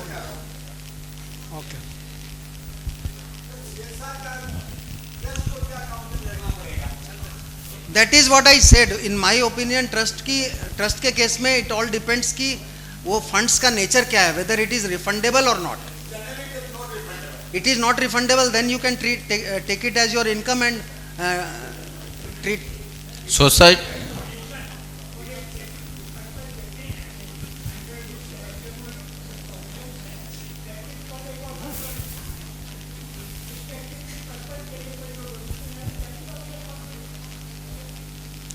सर स्पेसिफिक पर्पस के लिए विथ ड्यू रिस्पेक्ट कॉर्पस नहीं होना चाहिए. सपोज मैं दे रहा हूँ कि मैं कोई डोनेशन दे दिया, जैसे भाई साहब ने अभी एक एग्जांपल दिया था कि मैं 100 बच्चे का फीस आप पर्पस में यूज करो, तो वो स्पेसिफिक पर्पस है. बट ये कॉर्पस नहीं हुआ ना, मैं तो फीस का खर्चा उससे कर रहा हूँ. Which one? अगर it is not refundable, then you have to show. There is no option. You don't have any option not to show. Sir, my course.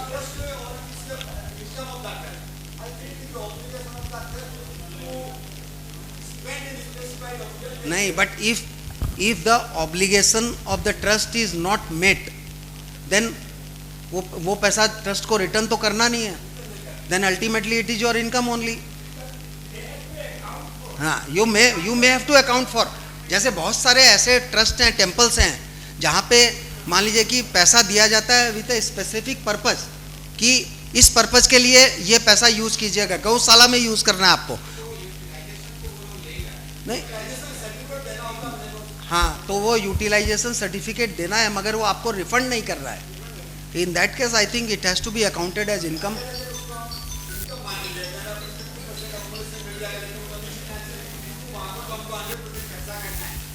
हाँ, 15% आप कर सकते हैं, कोई जरूरी नहीं है आपको नेसेसरली कंपल्सरी.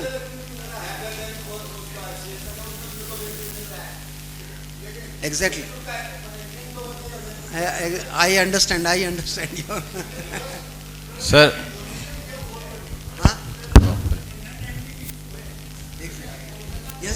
सर मेरा क्वेश्चन ये है, मैं CSR ग्रांट में थोड़ा ऐड कर रहा हूँ.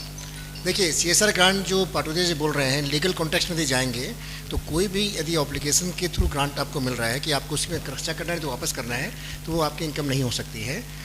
लेकिन ये जजमेंट सुप्रीम कोर्ट तक नहीं पहुंचा है, ठीक है, इसलिए अभी सुप्रीम कोर्ट ने इसमें अपना व्यू नहीं दिया है. तो अपने को, जो मैंने स्टार्टिंग में कहा कि सेक्टर से अपने को कंजर्वेटिव हिसाब से देखना पड़ेगा, तो आपको देखिए ITR फॉर्म क्या बोल रहा है. ITR फॉर्म CSR ग्रांट को इनकम मान रहा है. आपकी VC शेड्यूल में CSR ग्रांट का अलग से बोला हुआ है, ठीक है. ATG भी उसको वॉलंटरी कंडीशन मानकर बोल रहा है कि 2 फंड के छोड़ के सब में ATG मिलेगा आपको, ठीक है. वहाँ पर बोला कि आपको खर्चा उसी साल में करना पड़ेगा, नहीं कर रहे हैं तो पैसा आपको रिफंड करना पड़ता है. और बोल के जितनी बड़ी एंटिटीज़ हैं ITC वगैरह, वो मार्च के पहले पैसा ले लेती हैं. यदि आपने उसमें 10 लाख दिया और आपने 9 लाख खर्चा किया तो 1 लाख वो वापस ले लेती हैं. तो बेसिकली टू द एक्सटेंट खर्चा हुआ और आपने पैसा वापस कर दिया मार्च के पहले, तो 9 लाख रुपये आपको CSR ग्रांट में ITR में लिखना पड़ेगा. यदि आप कंजर्वेटिव वे से जा रहे हैं कि इनकम वहाँ नहीं दिखाएंगे तो आपका VC शेड्यूल मिलेगा नहीं ITR 7 से, फिर आपको क्वेश्चन आएंगे. तो यदि आप ये इनकम नहीं होनी चाहिए, जो पाटोदिया की बात से मैं सहमत कर रहा हूँ, लेकिन ऑपरेशनल फ्रेमवर्क जो है ना ITR 7 का, BD का, उसको सजेस्ट नहीं कर रहा है कि आप रिस्क ले. उस सेक्टर के लिए जो रिस्क आपको, वो सेक्टर आपको सपोर्ट नहीं करेगा. बाद में आप ग्रांट दिखा के खर्चा क्लेम कर लेंगे, बात खत्म, आपको कोई टैक्स नहीं लगना है. आप ग्रांट को नहीं भी दिखाएंगे तो भी आपको टैक्स नहीं लगेगा, और दिखा के खर्चा क्लेम करेंगे तो भी आपको टैक्स नहीं लगना है.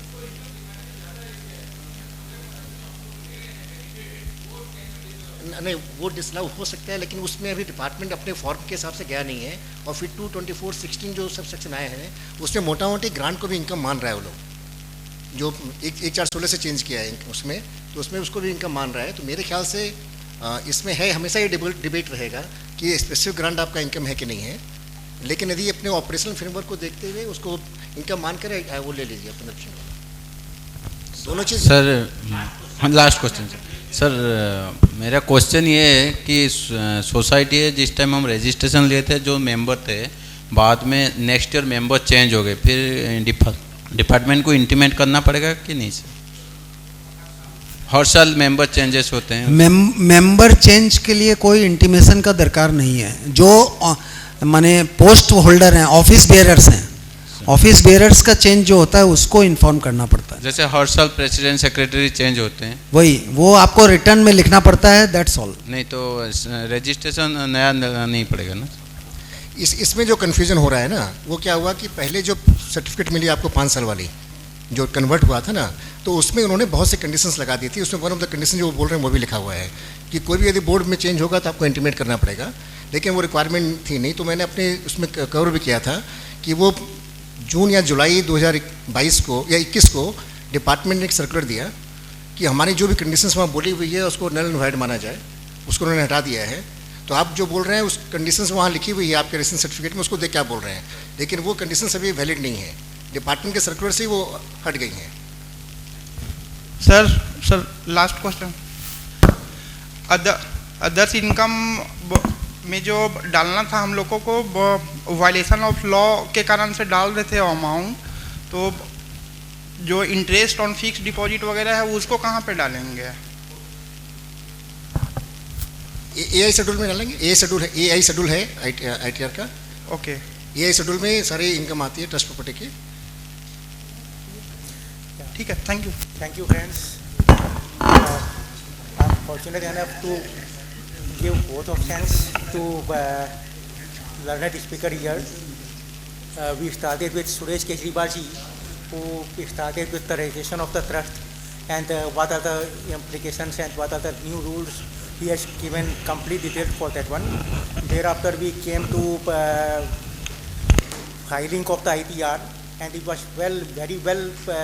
Although we could not understood anything how to file the ITR, but it was clearly mentioned by Sanjay ji how should we go ahead with the idea.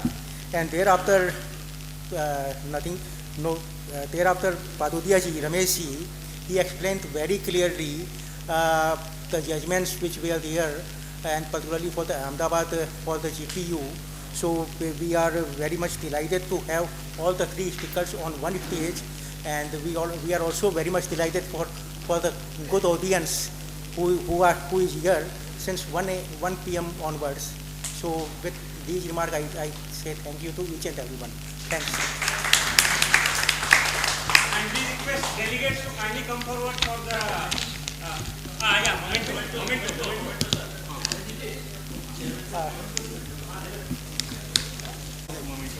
I'll ask Cheria ji to provide memento to Padudia ji.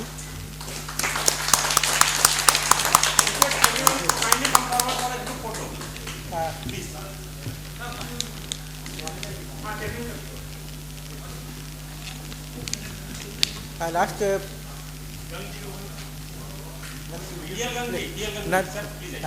please give memento to Kaparia ji. Chairman sir.